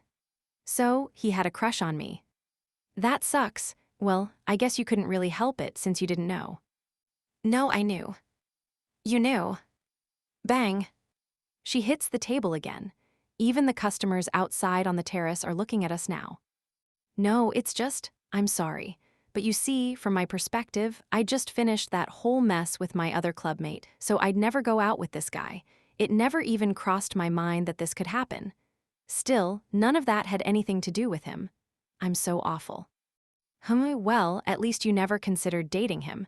That's something in your defense, but this is still definitely your fault. That's true, I understand that. The thing is, all of this prompted him to start pursuing a relationship with me. I tried to fix things and tell him I can't see anyone right now, but he's the type who flips out if he doesn't get his way. The more I tried to explain why I couldn't be with him, the more upset he got. Then one day, he finally. Yes, yeah. Assaulted me. Iroha's eyes widen at my admission. By assaulted, do you mean what I think you mean? Yeah, oh, but I'm okay. I screamed, and there were people nearby, so I wasn't hurt. I'm still a virgin. Let's set aside that question for now. Hey, that's mean, I really am. You might have sown some of the seeds for it, but that doesn't mean it was okay for that to happen to you. Yeah, you must have been terrified. It's okay to cry. No, that's not it. Not even that. Get it over with and cry already. Why? Just listen. So the professor who assaulted me. Professor, Iroha hits the table and rises to her feet yet again. Professor, oh no, I've heard enough, a professor, a damn professor. She bangs the table several times. Iroha, stop making so much noise. Everyone in the shop is staring at us. Talk about awkward. Hey, didn't you see the notice board? There was a professor who got in big trouble, right? It would have been on the news, too. That was you. Hey, it wasn't my fault. He attacked me. Yeah, well, I guess that's true. Iroha lets out a big sigh and takes her seat. She sips at her iced coffee, which is really melted ice with hints of coffee at this point. And, oh, Iroha must have worn herself out. So the guy was a professor, and it was such a big deal, the university took disciplinary action against him, right? Which means word is going to spread. People are already saying I'm a slut who leads her professors on, and that's not even the worst rumor. They're saying I'm a bitch who got the boys of the photography club wrapped around her little finger and started bilking them for money. It's horrible. These rumors are coming out of nowhere. I wouldn't say nowhere. It is nowhere. And so, in the end, everything is still on edge in the club, and that girl quit and swore she wouldn't have anything to do with me. Then, when I tried to do the responsible thing and quit, too, the members stopped me. So now I have no idea what to do. You aren't the otaku club princess so much as a quintessential club wrecker, she tells me coldly. I get the picture, though. I can see why you'd want to cry in that situation. No, wait, don't tell me there's more. Don't be shocked. Seriously, we're way past shocked at this point. Come on. Why wouldn't I be? Anyway, what is it that's really got you down? Well, thanks to all this, I've gained a lot of influence. I could make a lot of people quit the club now, or even drop out of school if I really wanted to. And I summon my determination and tell her, it feels good. What? This whole situation, having so many fates in the palm of my hand, it feels good. I could crush the elite of Tokyo University with just a few lies or a little flirting. It gives me chills to imagine what would happen if I actually did it. It even turns me on. I cradle my head. And that side of me is what makes me want to cry. Iroha throws her cup at me. I can't blame her. Tee-hee. After parting ways with Iroha, I head to a large park with my single-lens reflex camera in hand. I'm here to capture the park in the sunset light. The scent of the summer grass is heavy, and the air itself feels as if it's buzzing with the cries of the cicadas. I started riding a motorbike and living on my own after I started college, and it's opened up my world to so much more than when I was in high school. In a way, I feel I've come to know myself bit by bit. When I was a high schooler, I was just studying in a blind haze, aiming for the top. It seemed hopeless, though, because I always had rivals I couldn't best and barriers I couldn't overcome. Iroha was the prime example of that, and I constantly felt defeated when it came to her. In my jealousy, I lost sight of myself. Iroha is a revolutionary at heart. She's never content with the status quo. She will always try to push herself and the world ever forward. She even entered Tokyo University's medical school so she could change the world through medicine, which is a reason that makes no sense to the average person. She is sincerely ready to carry the world on her back, and I know she can do it. I understand it now. There was no way I could win against someone like that by delving into my studies with no direction. Iroha may be quieter now after her setbacks, but there isn't a doubt in my mind that once she is rested and recovered, she will be moving toward the revolution. I'm fundamentally different from Iroha.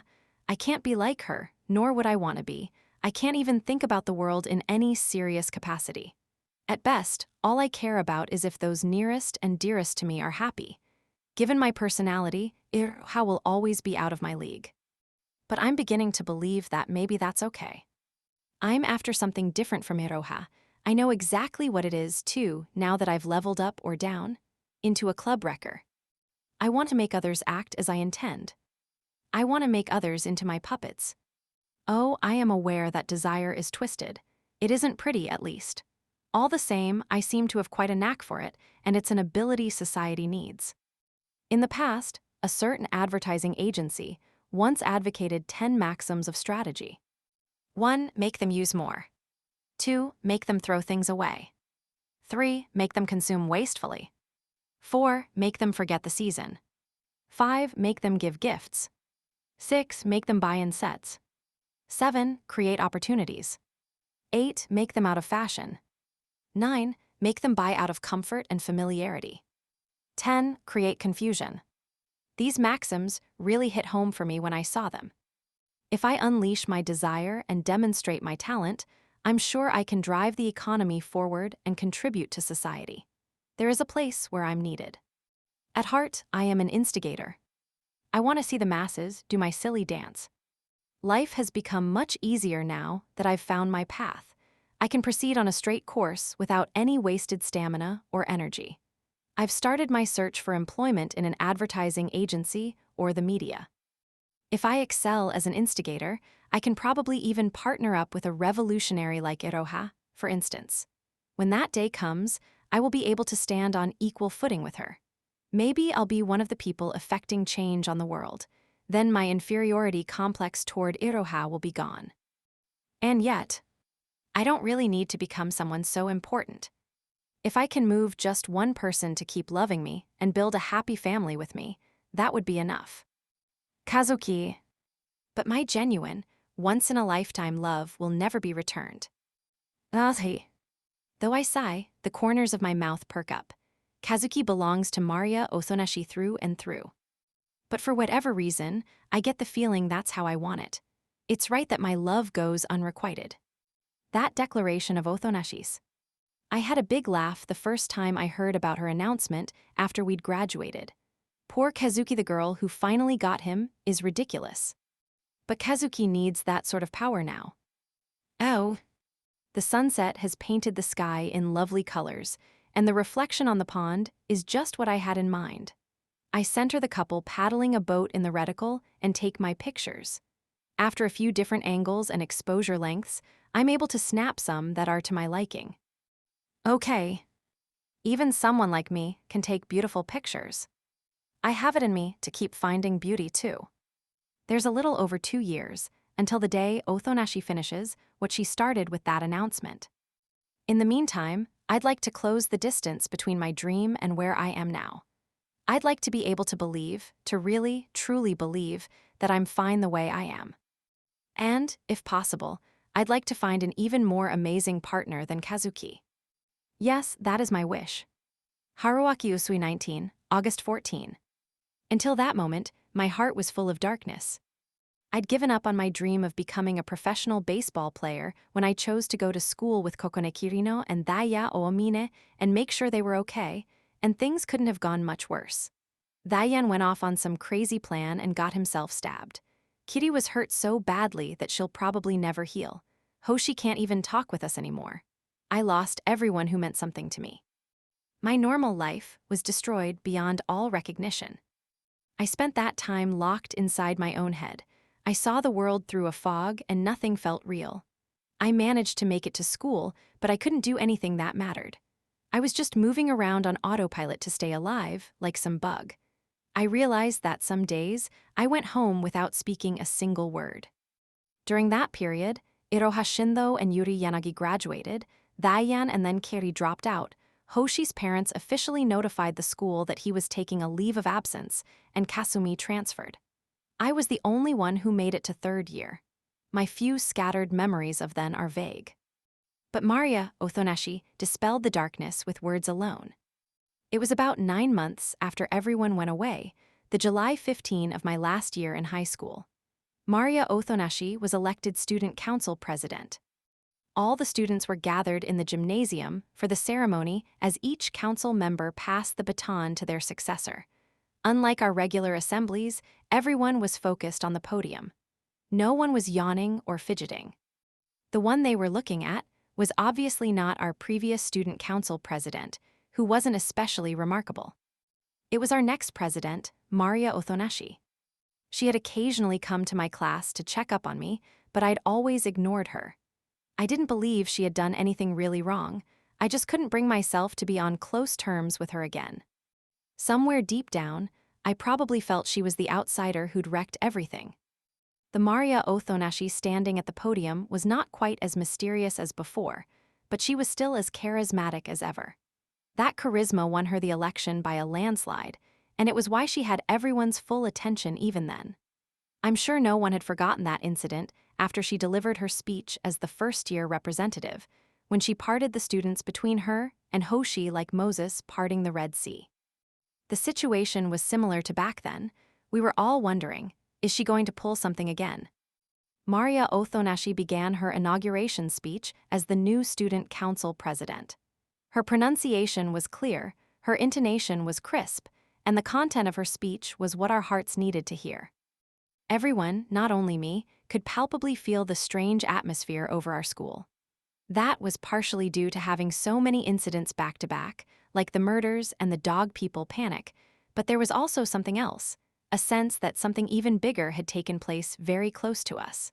Something just felt wrong, although we couldn't remember what it was for whatever reason. We had been controlled by something and then set free. There was no evidence for it, so it was hard to put into words. All the same, it hung over us like a curse. It left us feeling trapped, almost choking. It was a crushing kind of malaise. Bringing it up never failed to make things uncomfortable, so after a while, merely mentioning it was taboo. However, Maria Othonashi didn't shy away from this taboo in her speech. She put the sensation into precise words, explained it, and then presented a solution for releasing us from it. Her strategy had both conceptual ideas and concrete details. This was exactly what the school body had been longing to hear. The students held their breath as they listened to her speech, and the air was tense. They didn't want to miss a single syllable. I could see she was an incredible woman. But for me, there was still one thought in the way, that this still wasn't enough to bring everyone back. That's why not even her brilliant speech was enough to stick in my head. I will work my hardest to make life at this school as fulfilling as before. I am honored to be your new student council president. That sounded like the end, so everyone started clapping. But Maria Othonashi stuck out her hands to make us stop. In closing, I would like to make a personal announcement. Her whole manner changed, both her tone and her expression. When Kazuki Hoshino turns 20 years old, I will marry him. And what? It was such sudden, random claim that I couldn't help but make a sound. The other students, the teachers, and everyone else there were totally floored. We will get married and will be happier than anyone else. Despite what she was saying, Maria Othonashi started crying. The students and pretty much everyone else knew about Hoshi's condition. We knew they were in a relationship and that she took care of him every day. And it's not for anyone else, it's just for me. Was she crying because her emotions had gotten the better of her? No, she wasn't saying this because she was drunk on herself. I could tell that from her anguished expression. Which meant, I knew it intuitively. This was an apology. For some reason, Maria Othonashi felt responsible for the cloud hanging over our school. That was why she was desperately telling us she was sorry, why she was trying so hard to make amends for her sins. I wasn't certain why, but I was starting to wonder if maybe Hoshi was the person who was most involved with the source of that malaise. It would be harder to bring back normality for him than anyone else. But if he was going to get married and be happy, he would need to return to normal, of course. So what Maria Othonashi was really announcing then was that she would fight to take back normality for the one who would be the hardest to save. If she could accomplish that, then doing it for the rest of us would be easy. She would save all of us. That was why Maria Othonashi was doing it, because she believed it was the best way to atone. I'm sure most people didn't pick up on her true intent. All the same, they could feel it. The emotion in her voice and expression was enough to tell them that this seemingly egotistical announcement was actually meant to encourage them. Our normal life would return. When Maria Othonashi bowed her head, clenching her fists at her side instead of wiping away her tears, the applause threatened to break the whole gym apart. That was the moment. That clapping cleared the fog over me so quickly it was almost funny. My chest grew hot all at once, and the heat thawed my heart so it could beat again. Bottom, bottom. It felt like the first time in a while I had heard that sound. Oh, that's right. Just like Maria Othonashi, I wanted forgiveness, too. I had failed to save my friends, and I could never let myself live it down. That was the #1 cause of my funk. That's why I had to find my own means of redemption. I would never move forward until I found it in me to forgive myself. And now that I knew what to do, it was time for me to find a way to do it. Although Maria Othonashi did dispel the despair from our school, that didn't mean my friends came back while I was there. I was still alone, but I didn't lead the dead existence I had before. Since I couldn't find the answer of how to redeem myself, I threw myself into everything in life full force. I put everything I had into each day, whether it got me results or not. Miraculously enough, in the final summer tournament of my 3rd year of high school, I was able to lead our small and weak school baseball team to 2nd place in the regionals. I was the MVP. I graduated and enrolled in the acclaimed Waseda University. It was a school I would never have gotten into with my grades, even if the world went crazy for a while. But believe it or not, I passed the selection process for the baseball team and got a recommendation. My guess is that it was thanks to my hard-won second-place victory. While it's nice that I got in, I'm clearly one of the weak links on the Waseda baseball team. I don't have the stamina of the team members hailing from famous schools, and I can't even keep up in practice. The coaches are even dropping hints suggesting I become a manager instead. If things keep going this way, I'll probably finish out my 4 years without ever once taking the field in an official game. But I'm fine with that. I've decided to devote my time at college to baseball, even if it doesn't amount to anything. Usui, you're throwing with your hand. Use your lower body more. Coach Miyashiro shouts to me as I practice pitching in the bullpen. He likes to live on the wild side, more like someone you'd find at the horse races than on a baseball field. If I saw him out of uniform, I'd never even guess he was a coach. He's also the only one here who sees something in me. Coach, there's something I want to ask you. Huh, what is it? Why did you put in a good word for me during the selection? There were plenty of people who were cut who can throw better than me. Who told you about that? I guess that don't matter. You're askin' why? I ain't gonna tell you if you just want me to cheer your sorry ass up. No, all I want is to know what you think my strengths are. I want to try to build on them if I can. Well, in that case, Coach Miyashiro scratches his head. Well, you could throw a decent pitch even though you were way out of shape, for one, meant you had promise. Yeah, and that's why I can't keep up in practice. You some kinda masochist, but you don't look depressed at least. Heh, that's the other thing. I can see something in your eyes. My eyes? You mean you can see my determination to succeed? No, because I can't. Even if I could, there's a million other guys out there who got a can-do attitude on their side. No, all the guys who hit it big are hungry for it, and you ain't got that either. You don't even seem to care about baseball all that much. You look like shit. Geez. But he scratches his stubble. I can tell you no real despair. I fall silent. That's why you don't get the blues about every little thing. You keep your head in the game. Remember tryouts? You didn't lose your cool even though there was a guy with a better arm right next to you. It's true, I didn't care about what everyone else could do. Even if I didn't, I wouldn't change. In the end, all I can do is give it everything I have. I know one guy with eyes like yours. He was a pitcher till he threw out his shoulder at Kashian. After that, he planned to give up on baseball, maybe even would have given up on living, but I forced him to join the team.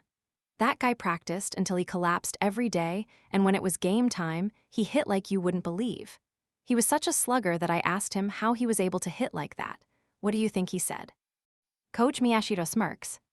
Doesn't matter if I can't hit. It's not like I'm gonna die. He sighs. What do you think? Doesn't make much sense to me, but I got a hunch it does make sense to you. What's he doing now? Mackin' hundreds of millions a year. I don't even know how much. I get it. Coach Miyashiro is evaluating me based on that person. To put it another way, he doesn't really think much of my own abilities. But I'm still not going to lose hope in myself. I kneel down and pick up the ball. So what you're saying is that he just had talent. Right, I thought you might have the gift too. I got no idea if you're actually talented or not. Are you disappointed? I put my fingers on the seam of the ball in my mitt. Coach, there's one guy I don't think I'll ever be able to beat in my life. Really? High praise common from you. You don't even think Yoshino is better than you. Yoshino was a pitcher who had a sure shot at the pros, straight out of high school, and chose to play college ball for Waseda instead. This guy go to the pros, what's his name? I told him, Daiya Oamine. He never heard of him. I'm not surprised, but I'm always trying to reach him. I take a deep breath and wind up for another pitch. I bring my left leg down and drive my cleats into the ground. I imagine the power from that stomp shooting up and through me in a straight line to my fingertips in my right hand. The shock pulses through every muscle in my body. The rest I leave to instinct. My body responds on its own, and my arm swings as hard as it can.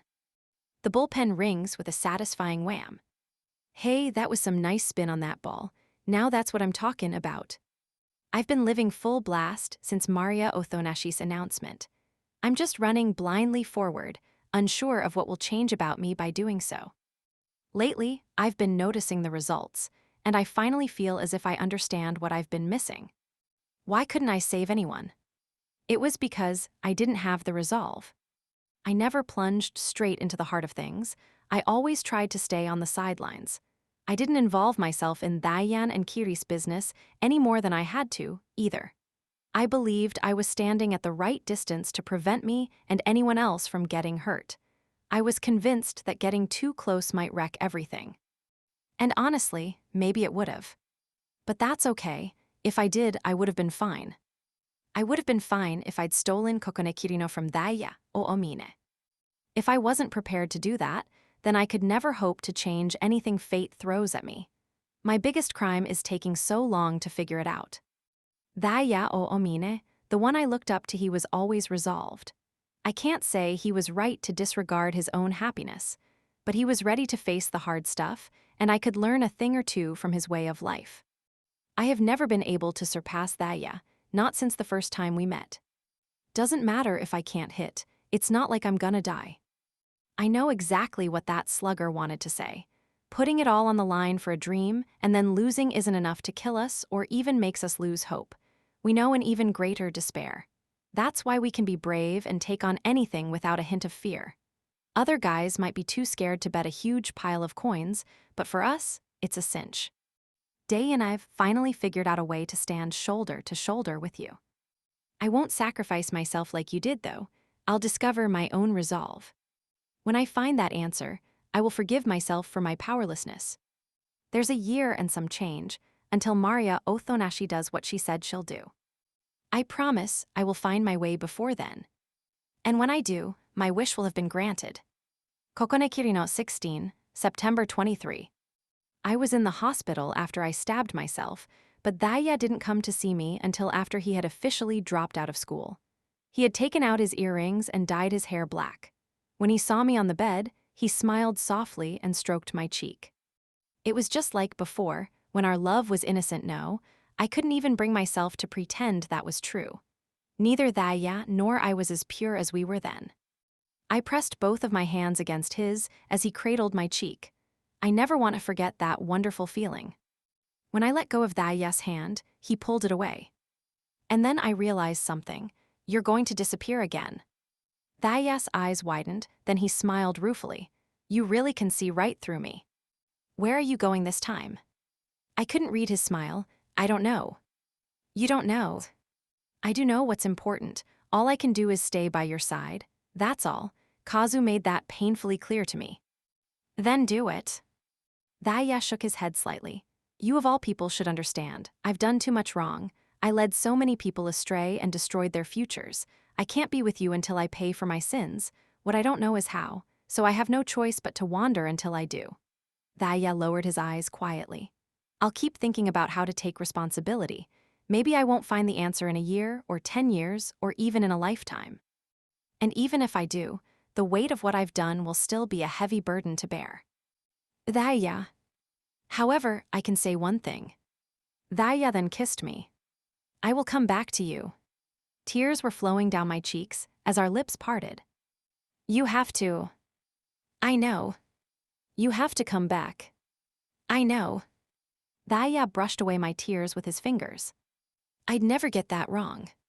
That's what he said. That's what he promised. But the next time I see Daya, he's in a hospital bed hooked up to all kinds of medical equipment. He was stabbed in the back by one of his fanatical believers, a middle school girl. She was arrested right away, but he had suffered a life-threatening injury. While they managed to save his life, the massive bleeding had affected his brain and left him unresponsive. Daya is in a coma. His windpipe has been cut open to attach an artificial respirator. I can hear the beeping of the electrocardiogram and the pumping of the respirator. Tubes are stuck in his nose.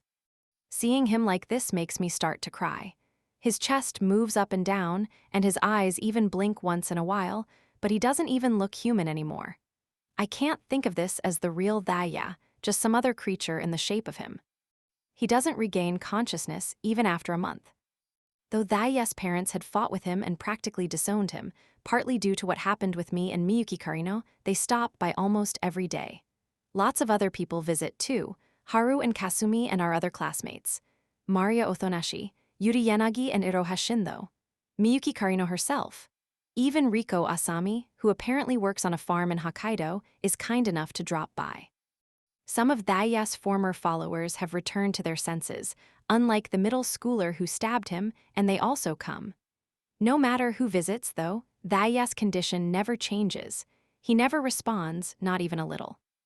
My family and Daiya's parents tried to stop me, but I quit school so I can spend every day by his side nursing him. I believe the best medicine to bring him back is me, staying nearby so he can hear my voice. But how much I speak to him doesn't make any difference. I watch him every day, and not all days are the same. Sometimes he shows signs of life, but only traces, nothing substantial. The crucial things stay the same. He remains something not quite human. What's worse, his chances of recovery drop more and more with the passage of time. My fears that he might never wake up grow day by day. The anxiety is like a ravenous monster eating away at my hope. I start to feel less and less. And then, before I know it, my emotions are gone. By the time another month rolls by in November, I have wasted away so much that even I can see it. Daiya's doctors are even recommending that I visit a clinic for psychosomatic issues. I wipe away Daiya's tears with some gauze. These aren't tears of emotion, but something more like a biological response. A thought pops into my head as I work. What if this is the atonement Daiya was talking about? Is this condition Daiya's way of punishing himself? Does this clear him of his misdeeds? That would be too selfish of him. He cares about me more than that. I press down on my abdomen. There's a scar there that will probably be there for the rest of my life. It's where I stabbed myself in the belief that it would save Daiya. I don't care if I die, so grant Daiya a happy future. That was what I wholeheartedly believed back then. I still do. I will always be ready to give my life for Daiya. Yes, Daiya may have done some awful things, and maybe he needs to pay for them. Does he have to bear the burden all on his own, though? Couldn't I or the people around him take on a bit of it? Is there no forgiveness for him, no matter what he does? Is that how it is? Is that why this happened to him? Yeah, that's right. The world is always cruel to us. I know that very well. You can see it right there on my back. If that's how things are, I've had enough. We'll be the ones to forsake this world. I can remove the machines hooked up to Daiya and let his body shut down. I'll do that. Then I can move on to the next stage. Maybe Daiya's soul is already waiting for me in heaven. If so, then I should go through with it right away. I grab the tubes plugged into Daiya's nose. Just pull these out, that's all it would take to end it. I'm sure no one would blame me. No, even if they did, I'll be going on after him anyway. Daiya, you must have been lonely. I'm sorry, I'll be there soon. But I can't find the strength. I let go of the tubes. This thing doesn't look human at all, but it still looks like Daiya. I can't bring myself to end its life as long as there is even the slightest possibility he might wake up. It's too much for me, even if the chances are slim to none. Yes, I know, all I'm doing is dragging this out. I know, but I can't do anything about it. I'm powerless. What a dead end. I break down in tears on top of Daiya. He's so thin now. Even 2 months later, when the new year begins, Daiya shows no indications of returning to consciousness. He does breathe on his own at times, but apparently that doesn't have much to do with his coming out of his coma. The doctor in charge of Daiya had seemed pessimistic about his prospects from the very beginning, and as time has passed, he's been getting more and more blunt about it. Daiya's parents believe he will return to normal, but at the same time, I catch glimpses of resignation. They've started hinting at me like, maybe it's time we gave him peace. It's ridiculous. They're acting as if I'm forcing Daiya's body to live on for my own selfish reasons, when I'm the one who wants him free from this more than anyone. I would do anything for you, I once told him, and that wasn't a lie. Yet, I just can't bring myself to commit a double suicide. I don't know if it's right to take Daiya's life with my own hands. No, I would never be able to go through with it even if I did decide it was right. I do realize something, though. I am incapable of ending Daiya's life. But I can end mine. I'm sure he's waiting for me in heaven. And if by some chance he isn't in the afterlife, then he's still alive, and that's hardly a problem. I can't believe such a good idea never occurred to me before now. I sneak in a knife the next day. Instead of stabbing myself in the abdomen like before, I'm going to cut the arteries in my neck and then run to Thaya. That's what I've decided. My head is so full of thoughts of my own death that I forget today is the day Maria Othonashi is coming to visit. Maria Othonashi is the one who did the right thing, called an ambulance, and barely kept Thaya's body here with us. She may have forgotten about it herself, but it's all there clear as day in the records. I'm grateful to her for what she did. And yet, for some reason, I can't get along with her the way I could before. Maria Othonashi plays the music box she brought with her by Thaya's ear. Apparently, some people have recovered consciousness at the sound of a music box. I know it won't work, though. If he was going to react to something like that, he would have responded to my voice long before now. I want Maria Othonashi to leave as soon as possible. Once she's gone, then I can die. Kirino, Maria Othonashi suddenly embraces me. Hi. I guess I must have looked really depressed. No, that's not it. She's not hugging me. She's reaching into my pocket.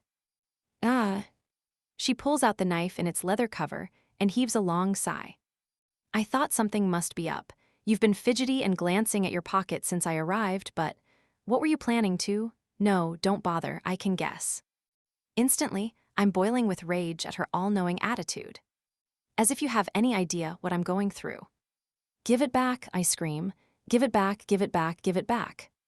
I'm hysterical now, and the nurses are starting to come over to see what I'm screaming about. Not even that causes me to calm down, though, and I lunge at Maria Othonashi. But it's no use. She maneuvers behind me, puts me in a hold, and effortlessly renders me immobile. Stop, let me go, give me the knife. The tears spill out as my emotions explode inside me. I have to die and go be with Thaya. Damn, why are you both like this? Like what? I respect your resolve and omeness, but your willingness to abandon your own needs and throw your lives away is completely wrong. It's meaningless. All you're doing is bringing each other sorrow. Just as you wish more than anyone for Omine to be happy, he wants happiness for you, too. You've already experienced the pain of being in the opposite position. How do you still not get it? While her intensity makes me flinch, I still argue back. Oh, so sacrificing yourself is a bad thing now? You're one to talk. You're giving everything to Kazu right now. Yes, in the past, I was always ignoring my own needs, too. I accept that. But it's different now. I'm by Kazuki's side for my own happiness. He needs me, and he can't be happy if I'm gone. I won't sacrifice myself anymore. I can't. Maria Othonashi releases me. I still glare at her, though. I know, because I used to be like you. Why do we do what we do even when it hurts us? Why do we make that mistake? She tells me the answer coldly. It's because we're weak, because we can't accept reality. So what if I can't? There's nothing I can do about it. Thaya's a vegetable. The one I love is a vegetable. You think anyone can just deal with it? Thaya is my everything. This world stole it all from me. What do you think I can do? I shout. What am I supposed to do? I don't think she can answer that question. I don't think there's any answer to give. And yet, Maria Othonashi replies as if it's nothing. Believe that Amine will recover. I bite down on my lip. She says it so easily. I can't believe that. I know how cruel this world is. Do you know just how much it took from us? How do you expect me to believe in miracles after everything? I'm not saying believe in the world or any of that. I know as well as you do that the world doesn't answer prayers. See, then all your nice little. But I do believe in Kazuki. Well, what? I know Kazuki would never leave me alone. That's why I believe in my heart that he will make it back to a normal life. How can you have faith in something like that? That's right, Maria Othonashi is in the same position as me. It's not unreasonable to think she would feel the same hopelessness I do. And yet, her eyes haven't lost hope at all. Why? What's the difference between us? Don't you think so too? Yes, of course that's how it is. Don't you believe that Amine would never leave you this way? It's about having faith in the one you love. I will come back to you. Yes. Thaya promised me, but I didn't believe him one bit. And what's worse, I tried to kill the girl Thaya loves more than anyone. Could I have betrayed him any more deeply? I can't find it in me to be optimistic about Daya's recovery. I don't have faith that his feelings for me are enough to bring him back. Te Daya, what should I huh? Daya is crying, wordlessly, voicelessly crying his eyes out. Is this just another biological response? No, that can't be it. He's crying too hard and the timing is too perfect. Izzo. Yes, my voice has reached him, and my actions are hurting him. Daya knows I want to end my own life, but he can't do anything about it. All he can do is blame himself for hurting me. He must be so frustrated. He must be in so much pain. And here I am failing to understand his feelings, on the verge of taking away something so dear to him. I was completely ignorant of how deeply that would have wounded him. His heart is all that's keeping him tied to this world. If I were gone, I'm sure those tenuous threads would break. He would likely never awaken. I finally get it. Daya needs me. Just as I need him. I'm sorry. I'm sorry for not realizing something so simple. I'm so sorry. I clutch Daya's body and sob loudly. Meanwhile, Maria Othonashi watches on in silence. She merely winds the music box quietly and plays its gentle melody. Another 6 months pass, and we enter July. I hear Maria Othonashi became the student council president and declared she would marry Kazu. Other people may not get it, but I do. She's strong, she can maintain her faith in Kazu. It'll wear her down, though. Each day he's unresponsive will eat away at her heart. That's why she's keeping her spirits up with this announcement. Daya, I stroke his back and say his name. He doesn't respond, of course. I won't consider killing myself again. I believe in Daya. But there are days when I almost falter. Even the mighty Maria Othonashi isn't invincible, so it's no surprise it happens to a weak person like me. I play the music box Maria Othonashi brought. Recently, I'm actually the one getting encouraged by the sound. Phew. I let out a little breath. Even after the lesson Maria Othonashi taught me, I still can't bring myself to trust in fate. I will always believe that the world is harsh toward us. However, bit by bit, I am changing. Little by little, I'm starting to trust in people. There is a little over 2 years until Maria Othonashi makes good on her promise. By then, I hope I can feel the same warmth in my heart that I used to have. That is my wish. Your wish is the same, isn't it, Daya? I ask him, smiling. As far as I can tell, my smile is bright and unclouded. Daya's eyes follow my expression. He is clearly peering into my face. Hi.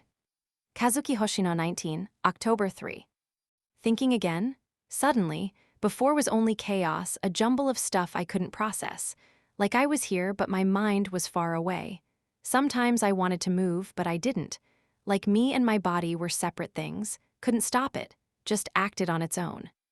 Now I finally have control, but I'm not completely free. Like choosing the correct response with the channel button on a TV remote. Sometimes I mess up, press the wrong button. I recall language relatively quickly from the jumble, because someone keeps talking to me. My knowledge comes back too. My memory, though, is fragmented. Broken and unreliable. Doesn't really feel like mine. It's scattered like a jigsaw puzzle I can't put together. Maybe I'll never put it together. I try walking around the house. It's empty. No one's here. My big sister, Rue, isn't home either. Actually, Rue cries a lot and says I'm not myself. Oh, I always thought this me had no connection to me. I thought I was just seeing a lot of strange images. I had it wrong. I am me. I know that now.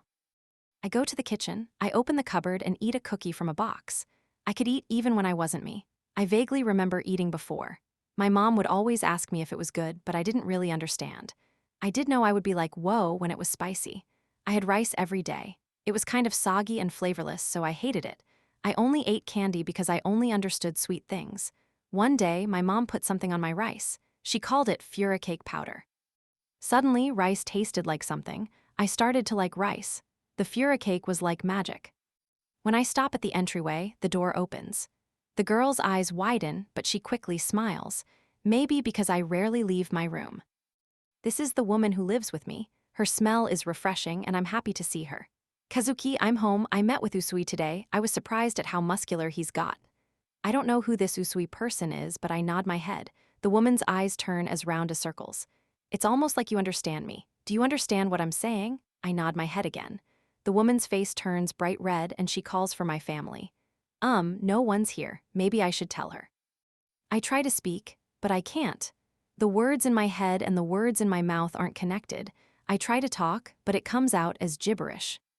My head still isn't clear inside. It's a mess, like everything's scrambled with a mixer. It's so hard to put each piece back. But I still remember the most important word. Maria. That's her name. My family is happy I can think again. Maria, too, but I still can't talk to them. But my family talks to me more about things. Before, everyone except for Maria had trouble talking to me. Now, I think they like it. That makes me happy, too. I'm in the same room every day. I only go into the other rooms when someone calls me. Maria lives here, too. I don't remember from when. She isn't family, so I think it's strange we live together. But nobody in my family complains about it, so they must be right. Still, when I hear Maria snoring on the top bunk, I get strangely excited. I can't help but think that maybe we shouldn't live together. Maria and the others often try to make me go outside. They do it more now that I can think again. I hate it outside, though. Too much light, too many colors, too much information in my eyes and in my head. I scream and cry, and my head always starts to hurt. When I cry at Maria for making me go outside, she finally brings me back to my room. She always looks very sad. Well, she shouldn't do it in the first place. Maria says something to me every day. I'm going to marry you. Marry, I know that word. It means becoming family. It's something people who love each other do, but I don't understand. If we're living together, do we need to get married? I won't force you, though. I'll wait until you truly want to. She says that every day, too. And if you don't try to take back your normal life, we won't do it at all. She says that, too. I'm sick of hearing it. I'm kind of angry. I don't understand what Maria wants to say, but she's giving me some ridiculous orders. She's being selfish. When I turn away from her, Maria looks very sad, sadder than ever before. For some reason, my chest has hurt all day. It bothers me so much, I can't sleep, and I start crying on the bottom bunk. Maria notices and comes down from her bed and hugs me. What's wrong? She asks. I feel better. She's warm. I want her to do this forever. Finally, I realize why I'm sad. It's because Maria looked so sad earlier. I never want to see her make that face again. If Maria's sad, I'm sad. How can I make it so she isn't sad? I should probably listen to everything she says. Then we'll be able to get married like she wants. I'm sure that once we're married, Maria will always be smiling. Imagining it makes me happy. So I'll try to endure, even when it's hard. I start going outside without anyone asking, because that's what Maria wants. When Maria and I go on a walk, people from the neighborhood usually say hello. I feel like I know them, but I've never really talked to any of them before. They talk like they care, but it's completely different from Maria or my family. They use the same words, but they don't mean them. They give me mean looks, too. If I was dancing around naked, they'd act the same way. It makes me mad. When I get too mad, Maria looks at me and says, "Shall we call it a day?" Then she brings me back to my room. I'm scared of people I know and of complete strangers. Most people ignore us or look away, but the ones who don't always stare. It happens a lot. It puts me in a bad mood. I can't tell what they're thinking like I can with Maria and my family. Maybe they're gonna run up to us and kill us. Imagining it makes me too scared to move. Each time that happens, Maria gently says, "It's okay." People aren't the only obstacles outside. There are these big things that are really fast, and I know if one of them hit me, I would die. I'm terrified of them. Everyone else doesn't mind them, but I can't get over it. I remember someone named Mogi. One of them hit her, and something really bad happened to her. I also remember hearing that thousands of people die because of them each year. If so, then why is everyone okay with them? My hand tightens on Maria's when cars and motorcycles pass by too close. Maria usually squeezes my hand back and smiles at me. But the trains are even worse than the streets. Lots of strangers riding around inside of big boxes. Everyone is all crushed together. The information overload is too much for me. My mind can't keep up. I have to think about dozens of people at once. Have I met this person before and I just don't remember? Are those smartphones they're staring at really so interesting? I wonder if they think lots of different things like I do. I wonder if they all have their own lives. My head feels like it's going to explode with all these thoughts. Maria says, "You don't need to worry about other people." But I can't do that. I still can't sort out information. I can't tell what I need and what I don't. I want to start screaming, but I hold it in. But I have my limits. When I start to think I can't take any more, Maria always gets me off the train at the next station. She rubs my back and helps me calm down. Even though I can't speak, Maria always does what I want her to do. It's incredible. Maybe she has ESP. We practice going outside for days and days.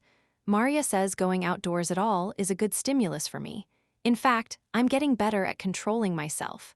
My thoughts are a bit more ordered. My memories connect now, and they seem to be coming back more often. It seems Maria's goal isn't just to take me for walks outside, though. She wants to take me somewhere. I probably keep turning back partway because I can't make it all the way. But one day, Maria happily says to me, "We made it." The place is a hospital. I go to the hospital regularly, but this one is much bigger. Maria takes out her smartphone and calls someone. After a bit, a woman with long hair appears. "Kazu," she calls out to me with a big smile on her face. I think she knows me. I get the feeling I know her very well, too. She's much thinner than the girl in my memory, but her bright eyes and double eyelids are unmistakable. Kokone Kirino. As soon as I remember her name, I feel a sharp pain in my chest. I think I did something awful to this person. It looks like he recognizes you, and I think he feels guilty. Really? I'm amazed you can tell. His expression didn't change. I know everything about Kazuki. Maria pats my back. There's nothing to be afraid of, Kazuki. You may not remember, but Kirino came to visit you many times. By the way, haven't you been slowing down a bit lately? Now that Maria mentions it, a person who looked like her did come to my room before I returned to my senses. I think I saw her at least once or twice even after then. Yeah, my memory still has a way to go. Kokone bends down and peers into my face. "Hey, you don't need to feel sorry. I'm grateful to you." Grateful, even after I did something horrible. I'm confused, but Kokone grabs me by the wrist and begins to walk off. I don't know why, but when she glances back at me, she's grinning. "I'm glad you were able to make it all the way here. I've been wishing for you to get better with all my heart. And..." Maria looks up at one of the hospital windows, then finishes the sentence. "There's someone you have to see, and you can only meet him here." Kokone tells me, "Go and see that Kazu." I don't recognize the person sitting up on the bed. But Kokone says his name is Thaya Oamine. I remember a person named Thaya. He was really smart, and he had silver hair and earrings. This person is different, though. He has black hair and no earrings, but he's different in a deeper way, too. At first, I'm not sure for a moment if he's really a person or not. I've never met a person so still. He's almost as quiet as a plant, but he still has more raw life to him than any other human I know. I try to remember, but I don't recall a friend like this. He moves his head slowly. His voice is too soft, and I can't hear what he says. I'm still frightened, unsure of what he is. Maria pushes my back, bringing my ear close to his mouth. "Kazu, it's been a while." His voice is thin, like an old person's.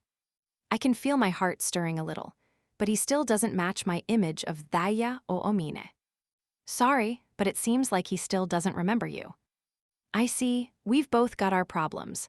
I'd heard about it, but I'm still surprised to see Kazu like this in person. It's like he's been reborn as someone else." No, that's not the right way to put it. Kazuki will go back to the way he was soon. He will come back to his normal life. Yeah, you're probably right. His expression doesn't shift much at all. Maybe he can't move his face very much yet. Then I guess I can't let him show me up. By the time you get married, I'll be able to walk on my own to the ceremony, he says, and he shakily extends a hand. His hand is thin and pale. I also reach out automatically, and I see the scar on the back of my right hand. I am suddenly overwhelmed with emotion. Images of the past are coming into my head. One of them is me looking down at Thaya as he falls to his knees. I'm attacking him until he can no longer stand. I can't remember everything, but I know enough. I did this to him. I begin to cry right then in a loud voice. I know it won't do anything, but I can't stop myself. I just sob, drop to my knees, and put my head on the floor. Oh, Thonashi, does he do this a lot? He looks confused. No, this kind of reaction is a first. I can't forgive myself. I hurt this person for my own desires. He wasn't the only victim. I hurt many other people. My memories are the proof. I remember killing lots of people. I remember it made me alone. I did all of it just so the person I love could be beside me. Yes, I am the worst kind of criminal. I think Kazuki is blaming himself. That's why he's acting this way. I see. Daya puts his hands on the rails of the bed. He grits his teeth with effort. You had unshakable conviction. It was for your own sake, not ours, so I can understand why you'd blame yourself for following through. But in the end, your conviction saved all of us. That's no accident. That's how your beliefs are, and you can see it if you look closely. Then he stands up. He looks very unsteady, but he's standing on 2 legs. Daya, you can stand. Kokone's eyes are moist. Daya smiles back at her and puts his hand on my head. I'm still kneeling on the floor. See, I can stand up, and in the future, I'll be able to stand up even better. Thanks to you. I forgave you a long time ago. I forgive you too. Kokone wipes away her tears and beams at me. Forgive? Everyone forgives me. It's too perfect. Can I believe them? Is it right for them to be so kind? When I raise my head, Daya holds his hand out to me again. His hand is still thin and shaking, but I can see his strength of will in his eyes. My hand darts forward and clasps his. It feels very different from the Daya Oomine I knew. But he finally connects to the Daya Oomine within my memories. Yeah, this is Daya. Daya has forgiven me. After that day, my thoughts start to process smoothly. The fog within my head clears more and more. I gradually come to understand the information I need, and I adjust to all the many colors of the world. With a little effort, I can even go outside on my own. I meet lots of different people after that. I meet Kasumi Mogi at a huge facility with lots of people in wheelchairs called a rehabilitation center. I remember only that she was my classmate, but Mogi seems to enjoy talking about her life now. She's really cute when she smiles, but when it makes my heart beat a little faster, Maria bops me on the head.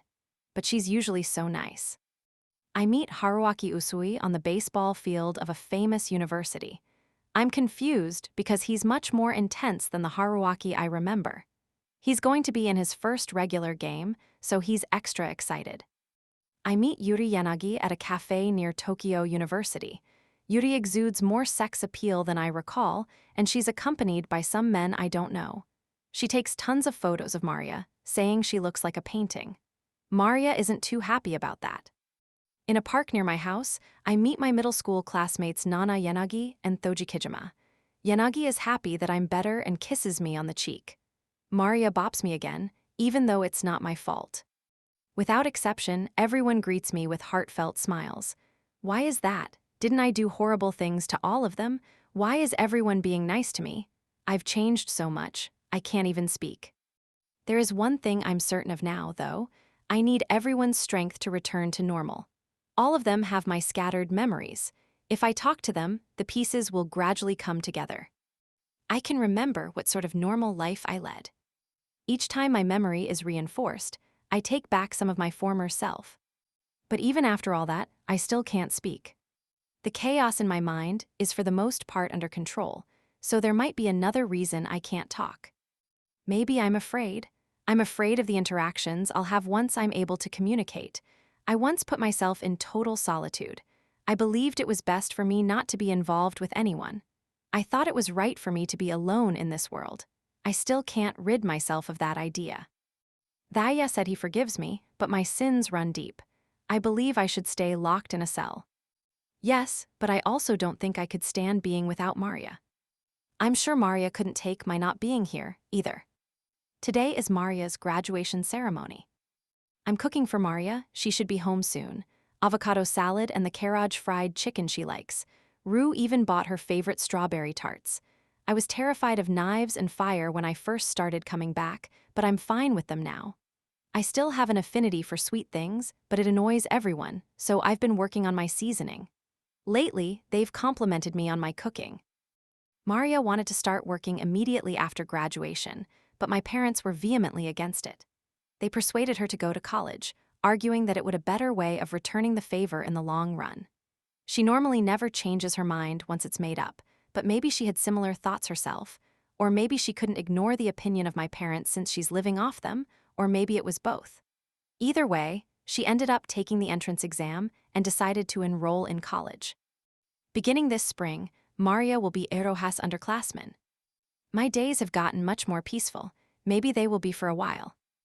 But it happens while I'm dropping the chicken into the oil, thinking about all these things. The world is suddenly enshrouded in fog. I'm flung away from where I am, cut off from everything. Nothing has anything to do with me. I can't see the meaning in anything.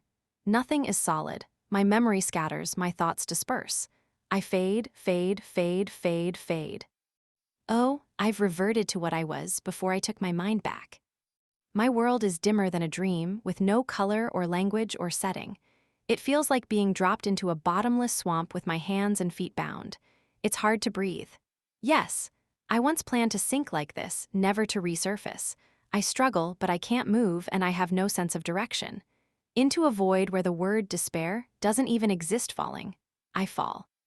But she spoke to me that entire time without giving up, kept calling out to me, Kazuki, Kazuki, Kazuki, with all kinds of emotions. Kazuki, Kazuki, Kazuki, Kazuki, Kazuki, in so many tones of voice. Kazuki, Kazuki, Kazuki, Kazuki, Kazuki, Kazuki, Kazuki, Kazuki, Kazuki, but always, no matter what, with love and hope. That's why I can make it back. Kazuki. The haze is driven away, and I am instantly back in the kitchen.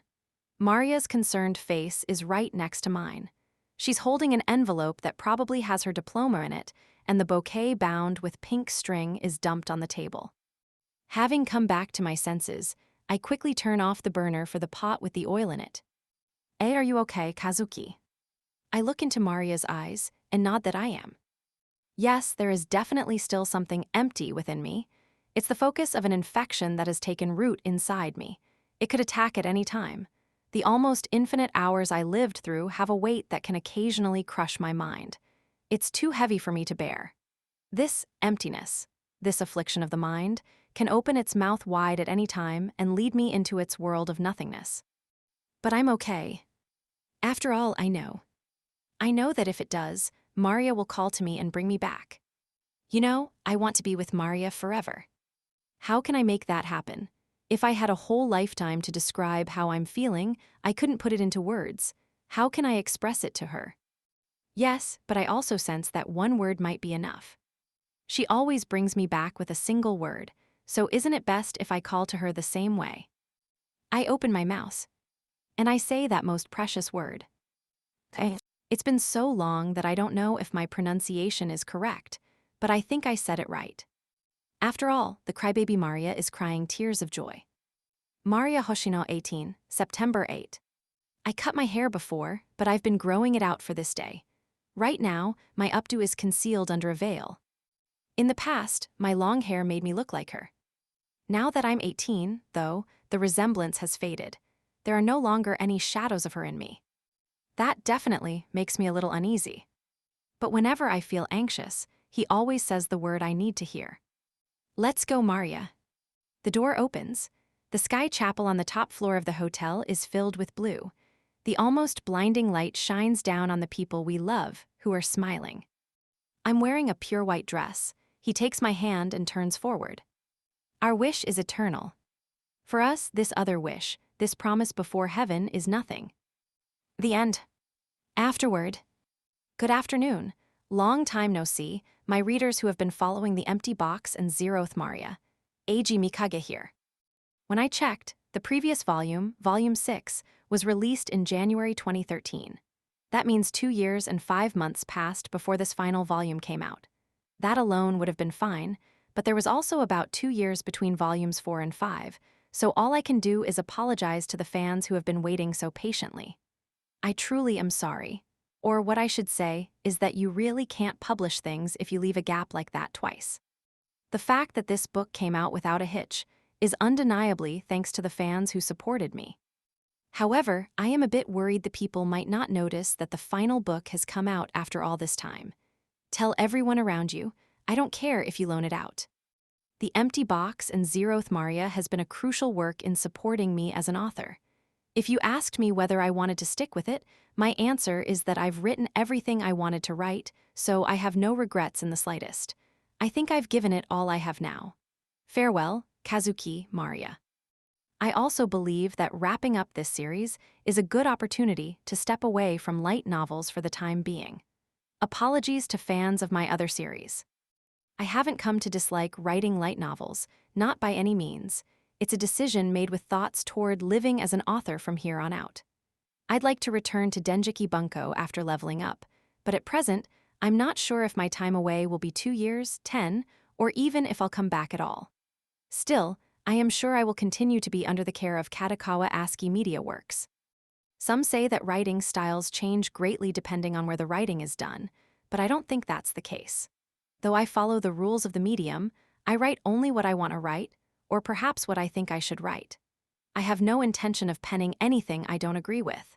If someone does think my style has changed, that will be only because the things I want to do in that project differ from my previous work and not because of any change in the medium. I want to keep penning works with conviction, paying no mind to writing as a business. If you happen to spot the name Eiji Mikage somewhere in the near future, I would be grateful for your patronage. All my announcements are made on Twitter first, so find me there and check it out if you feel like it. Now for the acknowledgements. To Mickey, my current editor, thank you very much. You came on board partway through this series, and I think it had many difficult parts. Nevertheless, you provided me with an environment that made it easy to work and allowed me to focus on writing without any stress. Thank you. To my previous editor, Kawamoto, this series would never have come about without you. Your stern guidance to me when I was immature as both an author and a person eventually became my confidence and support. I'm here doing what I do now thanks to you. To Tetsuo, the illustrator, I truly thank you for handling the art for such a long time, especially with many gaps, up until the very end. I wouldn't have been surprised if you gave up on me, given that you didn't know when the books would come out. I'm truly happy to have met you. The joy when I saw Maria for the first time is a feeling I still wouldn't trade for anything else. This story also exists due to the support of many other people. It is not an exaggeration to say I owe its completion to you readers holding this book in your hands now. Frankly, without your words of encouragement, I would have tried to run after Volume 4. You have my sincerest gratitude for seizing my hands and holding them to the keyboard before they could get away. I have also been writing songs in a group named Replica Letter. Around the time this book hits the shelves, there should be songs for the Empty Box and Zeroth Maria up on Nico Nico Duga and YouTube, so look up words that sound likely and give them a listen. At any rate, I would like to bid my farewells with a promise to continue writing novels. Thank you very much for sticking with me until the end. Eiji Mikage.